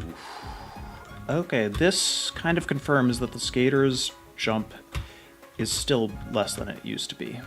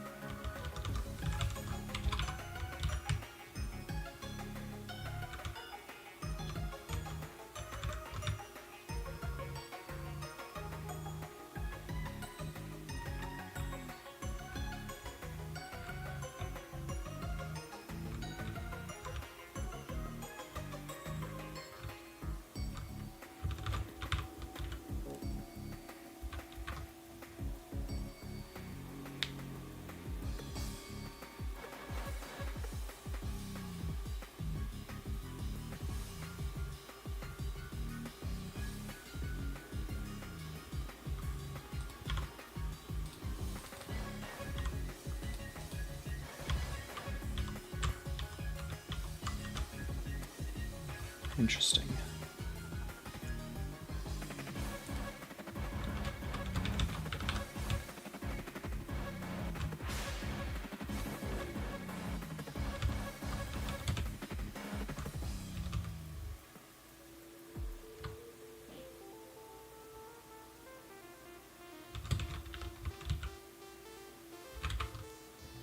Okay, if I got it right, that should just make the gap one tile shorter, and then I don't have to adjust the physics to give you an even bigger jump.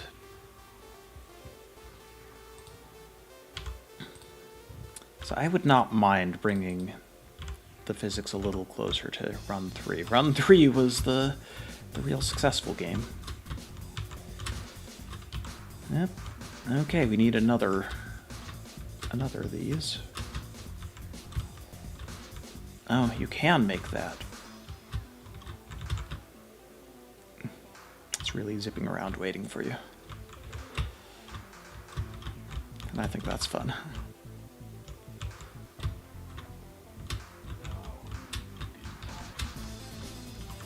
Okay, so I do want to decide, when I make the gap shorter, do I want it to be over there? Do I want to extend this platform or that platform?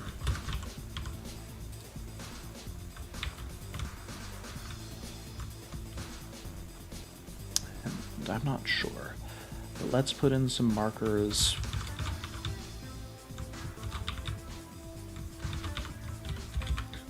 To kind of figure out where we are in the level.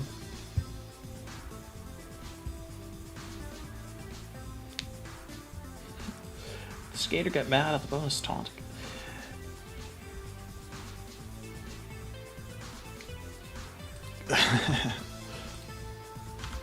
Probably not at first, but if someone pointed it out to him and got him thinking about it like that, I don't know.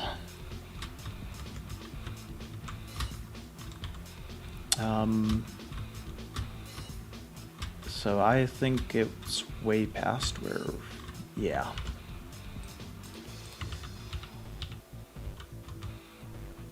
We need to be...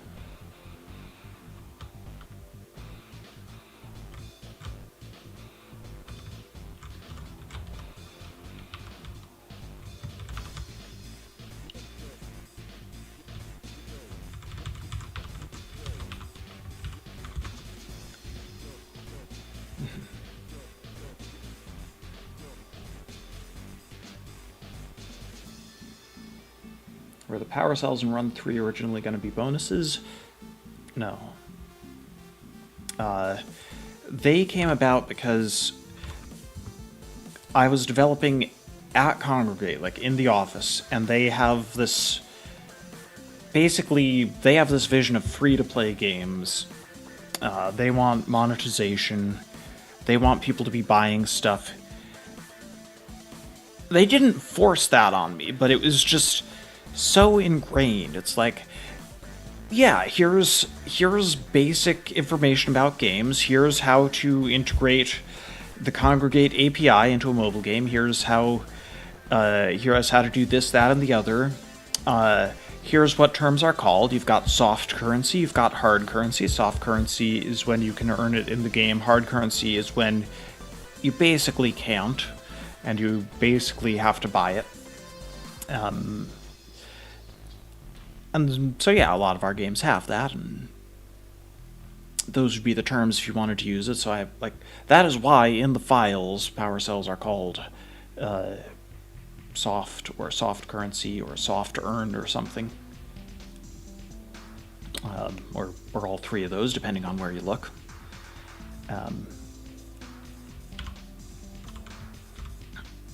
But yeah, some decisions in Run 3 were just because Congregate was so used to the mobile style of game. It's like, yeah, you should have some kind of thing that users can buy but can also earn, and some games that are more aggressively monetized, the multiplayer ones, also have hard currency, and I did push back against that. I'm like, we're not going to be releasing with that. We will maybe think about it later, but it really doesn't fit the game. And they didn't fight me too hard on that, so that's good. Overall, I think they treated me well. It was just, I was in a culture that was very, very used to the free-to-play model. And so there was kind of an assumption that there was something to collect, something to buy, something to extend playtime.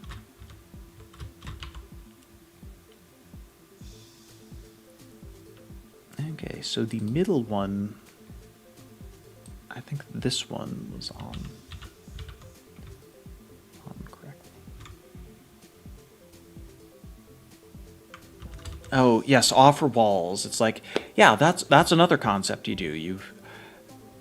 You let players complete offers for quote-unquote free stuff, and you gotta you give them a number that's an estimate of how many you could earn in a single hour, and I gave them the number of 1,000 because at the time it was only a little more than 1,000. And then later I upped the amount you could get through regular gameplay without upping the amount you could get by buying or offer walling. So, because I was not interested in pushing people towards those. It was just something, again, it was something assumed. Games, you can buy it, you can get it through offer walls, you can, you do some cross promotions.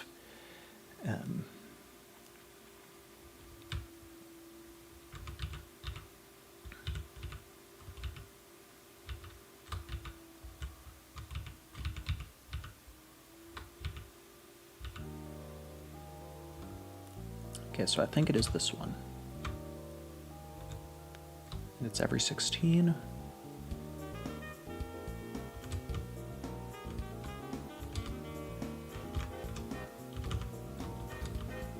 I need to not lose track of it.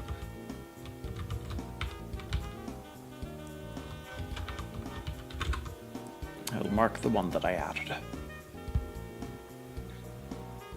The gentleman made the game less pay to play. True enough. I mean, he's not getting a cut of the profits. What's his incentive?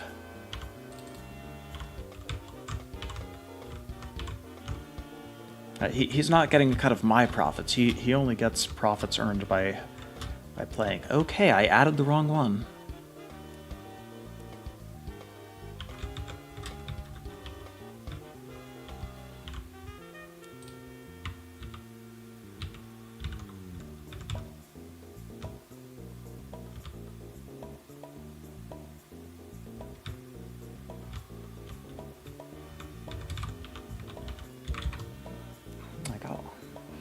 Got lost. It would be useful to have a level editor right about now, but those do take a while to make.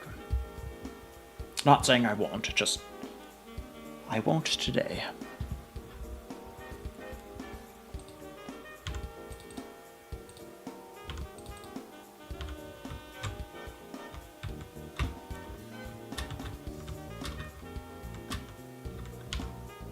Okay, so that is about the one we're looking for. Just one.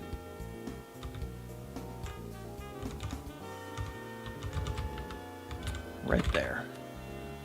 And that, I think, is the level finished.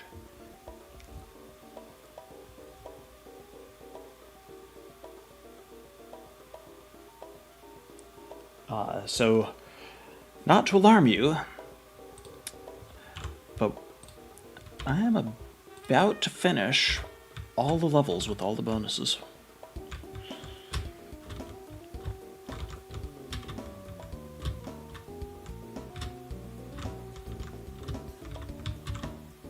Unless there are more issues we come across. Okay, there is the dividing line still.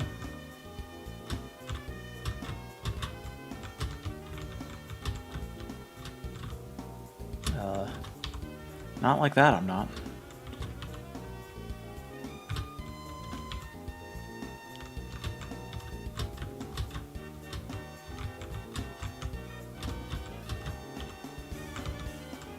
Gotta do a lower jump here.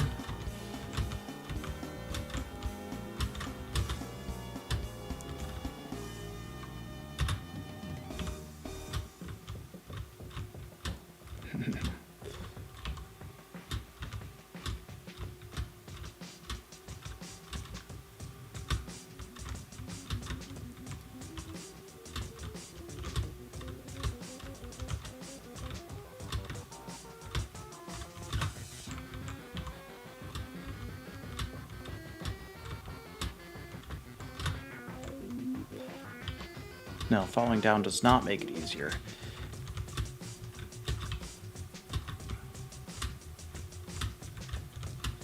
Huh, this is just an instance of the skater's jumps needing to be a little bigger.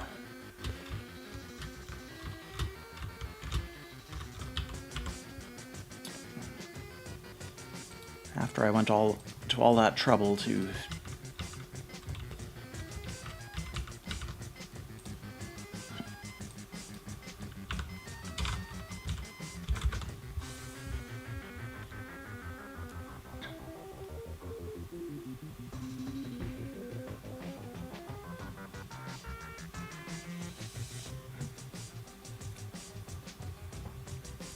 yeah, we do still need to do backgrounds.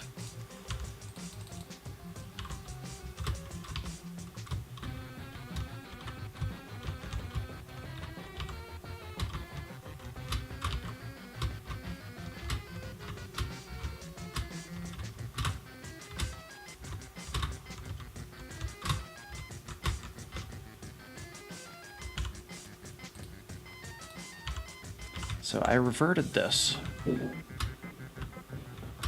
on the idea that if his jump is higher, he can make those. And it does seem to be the case.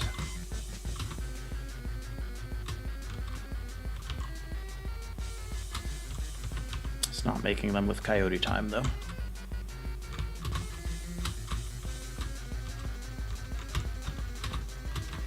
Okay, I went around the hard way and got lost and didn't get it.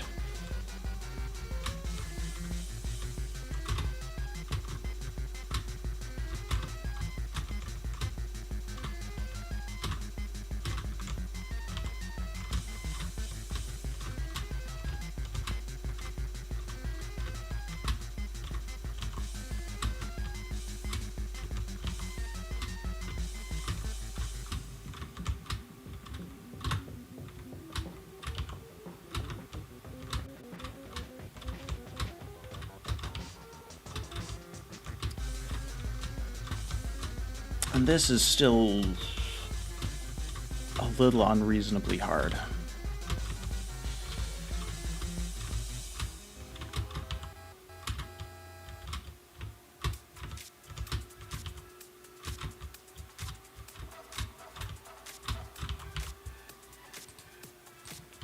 I need to check how it is with...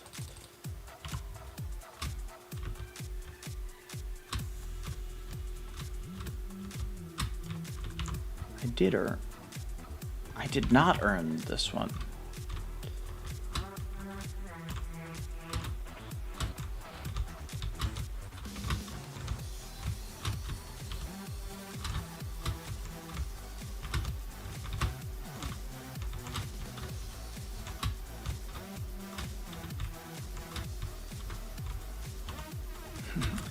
Imagine being able to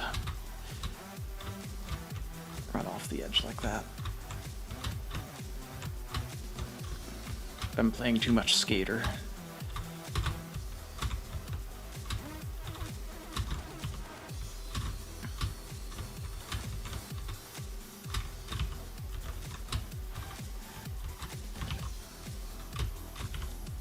Honestly, I think I would be happy to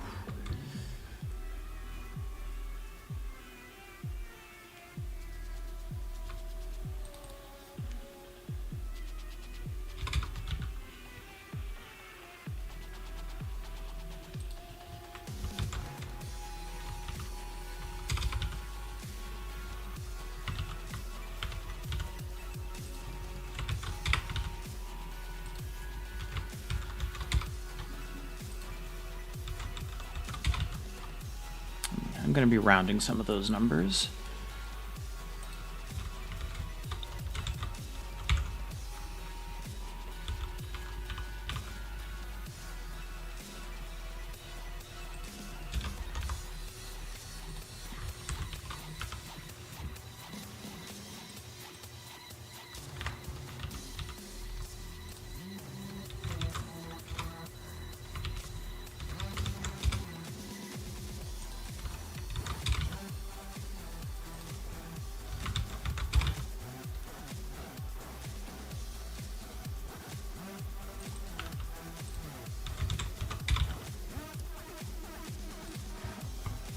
Starting the music while I'm at it. Okay, so if we just both levels could stand to have a slightly easier jumps. Yeah, the level has never been easy per se, but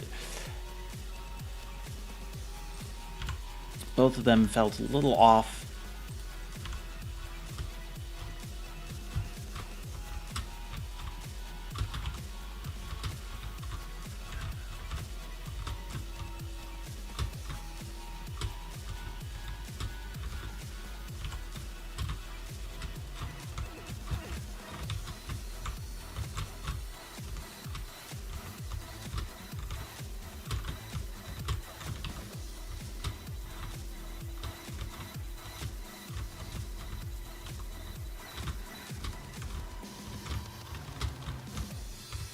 Now I'm just messing it up.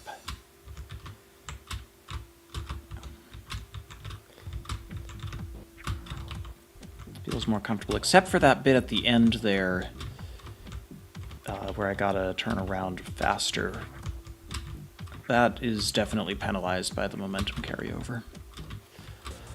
And like, I could remove more momentum, but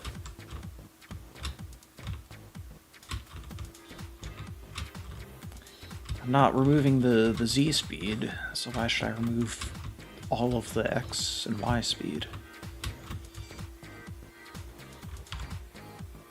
31.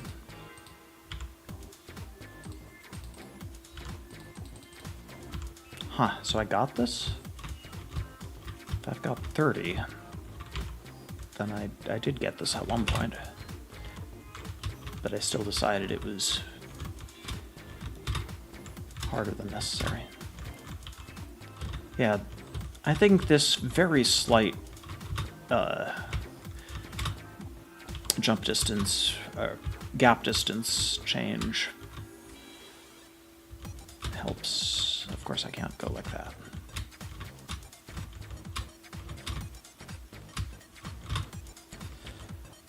Like on Vector Skater, the skater has a much further jump than he used to, apparently.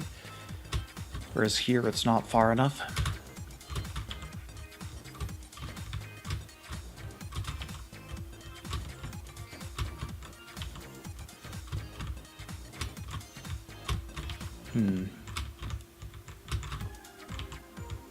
Well, this level is why there needs to be a slowdown.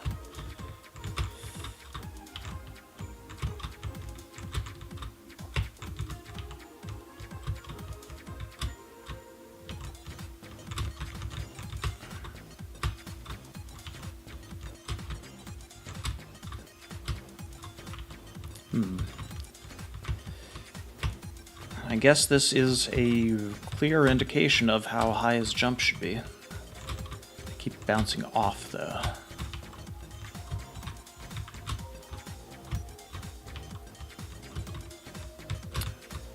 Actually, this is a clear indication of several related factors. Sideways speed, jump, how fast, like where exactly you reach the apex.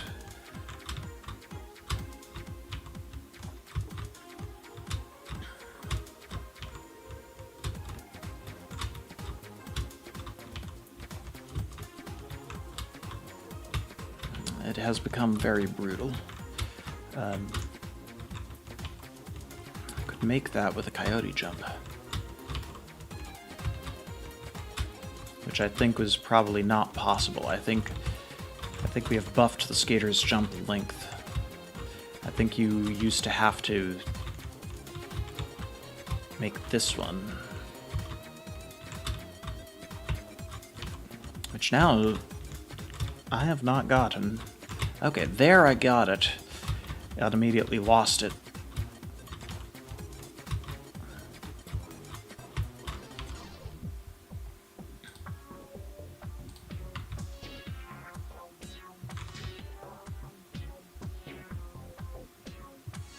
So it's the third one. So second, third.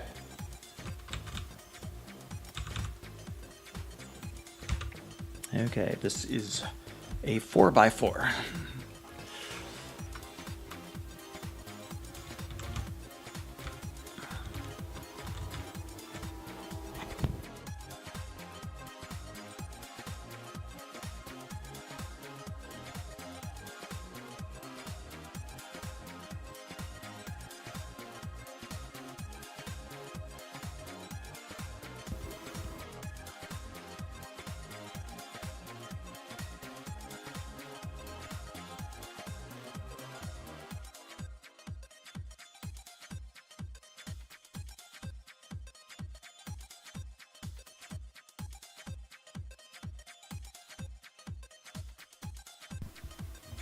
Okay. According to my calculator, this is a multiple of 16. So what I'm thinking is we copy and we paste.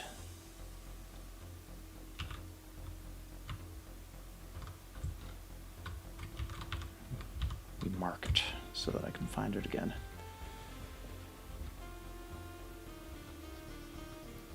I passed it.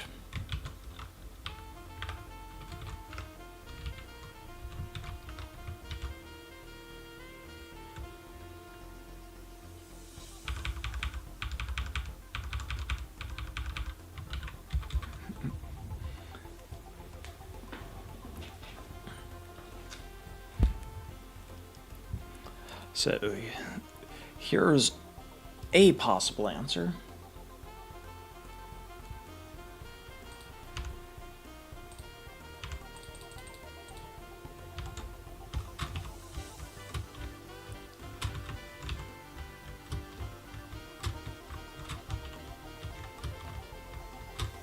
Oh, I copied the wrong one.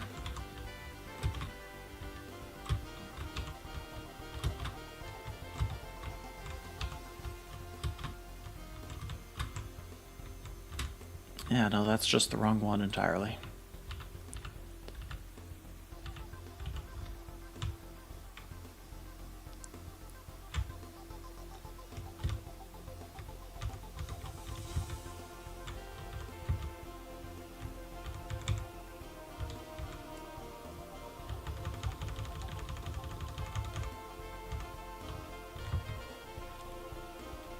Okay, so we're looking at 144, I think? Oh, no, it's shorter.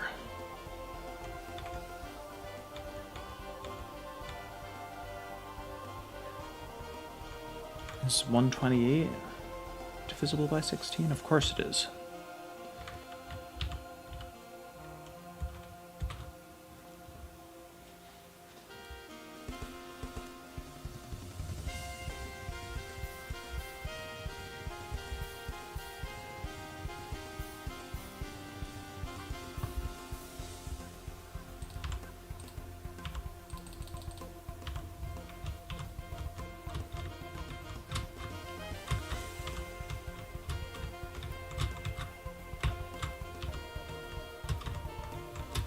So what's going on here is, in theory,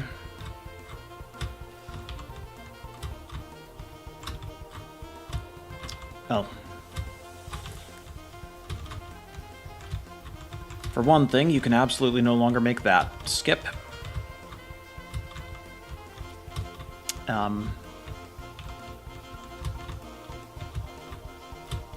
For another, there's more time to recover after you successfully get that jump. Though, That's still a big question mark. I want to push that sideways in some direction, I think. Let's see, another change I would make is copy that. I give you more space in the run-up to it.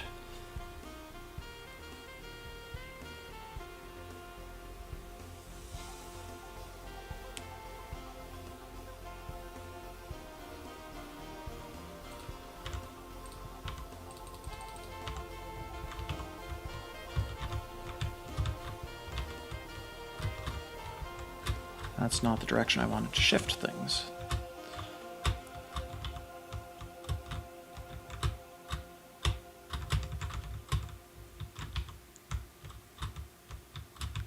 Yeah, you're absolutely not making that next jump.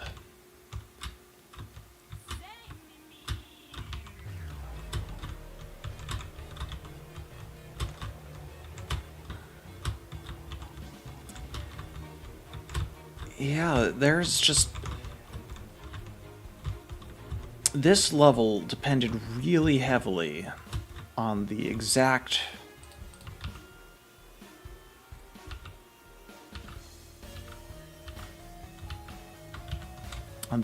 values of a bunch of stuff.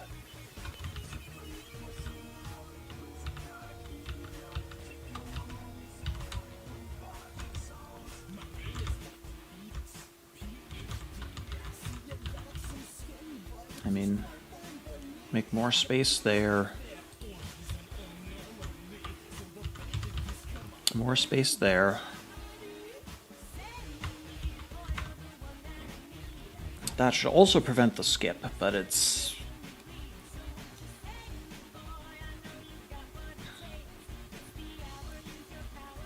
still unreasonably difficult.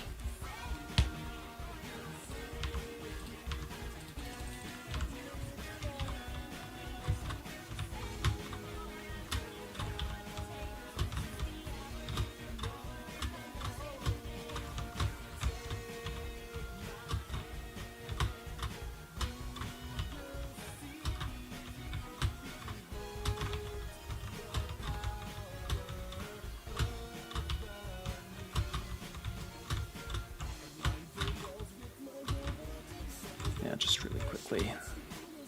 Yeah, added an extra block of distance there, so we are not making that.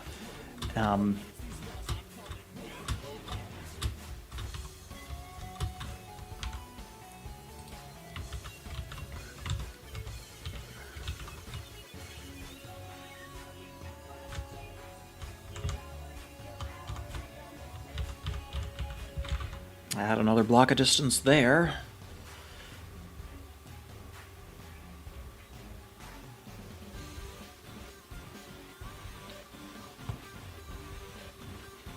But it's still like the exact physics have changed enough that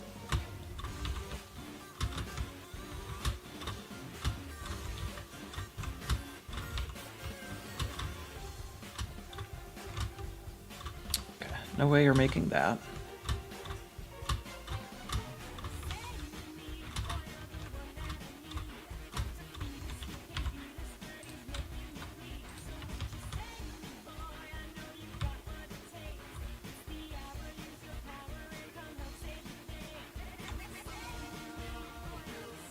I 2.167 is the default.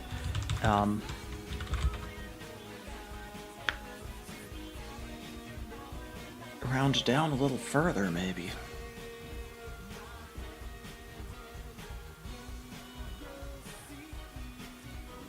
Because upping the cube size is not going to help.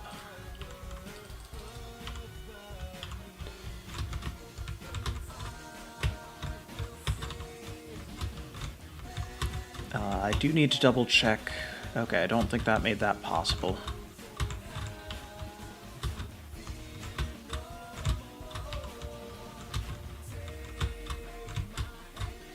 Oh, and the other thing...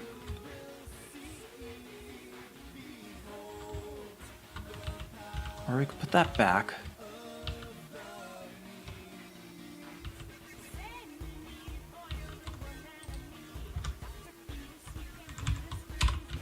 Maybe it's that.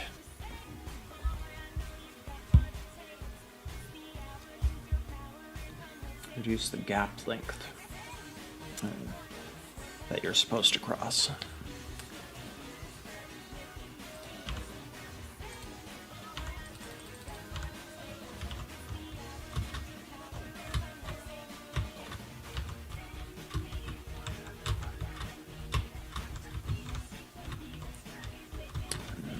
Now we're back. We're again back to feeling like you could make the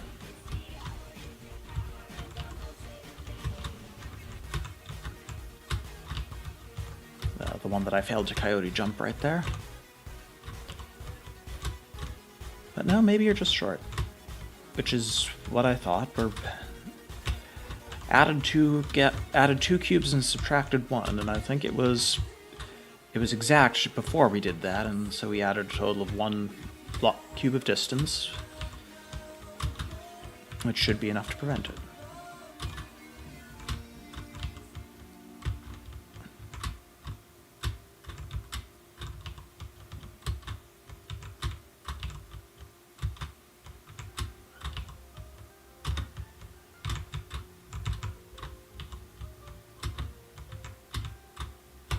Need to be absolutely sure not to get coyote jumps for the 180-degree rotations.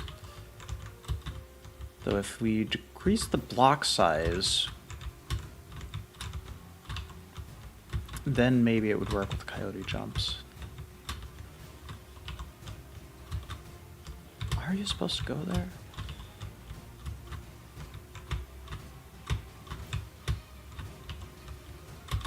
Yeah, with the momentum carried over, you do really need more time to gather your bearings.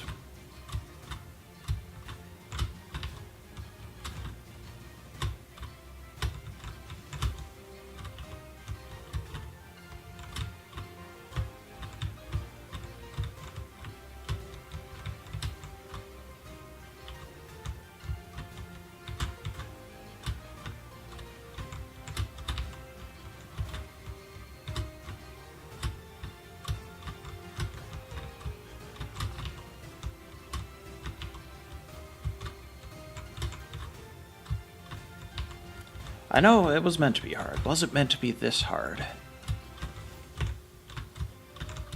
And I'm getting it fairly consistently. I just need to do a shorter jump there. I jumped for something I absolutely could not catch.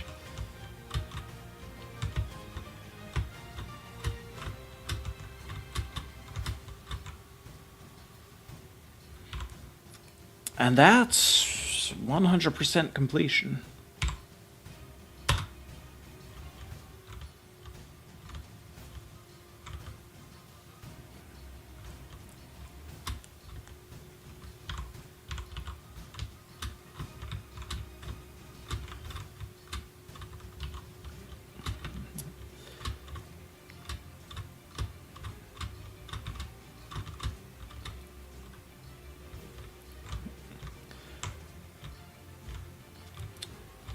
I've earned all the stuff in the save file, but the full game is not finished. So the speedrun does continue.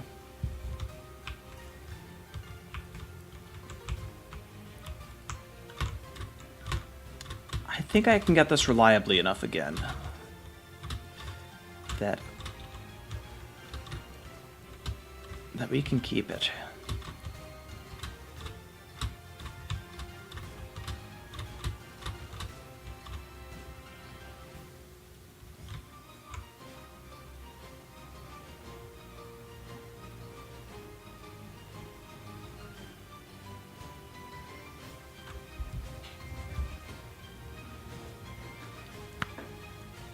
So anyway, having completed all 62 bonuses, 31 and 31, that's where we'll be leaving off today. Thank you for watching, thank you for feedback. We'll have to decide whether the game really does need to be this fast.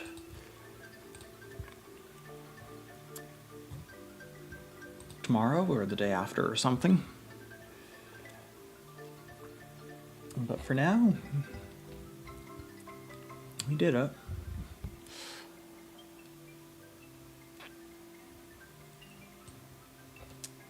And I think I'm pretty happy with most of the compromises we made, so that's pretty good. The jump heights and stuff.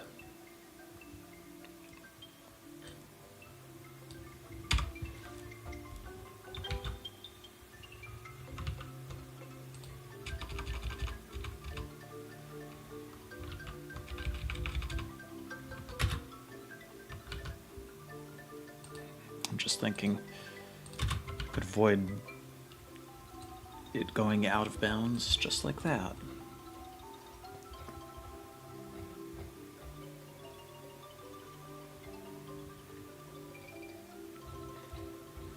But honestly, that is a thing for a later date.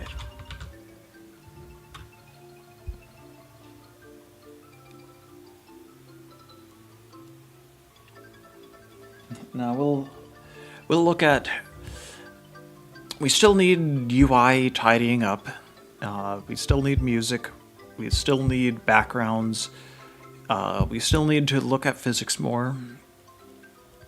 We very much need a level editor. If all of the level editing I've done today proves anything.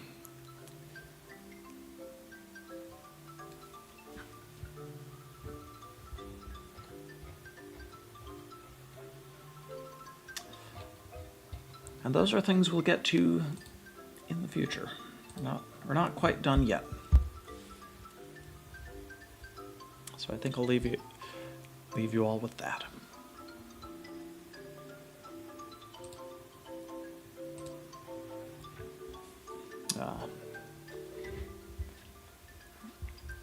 With any luck, next time I see you, the US will still be a democracy. I hate to end on a downer, but everyone was thinking it.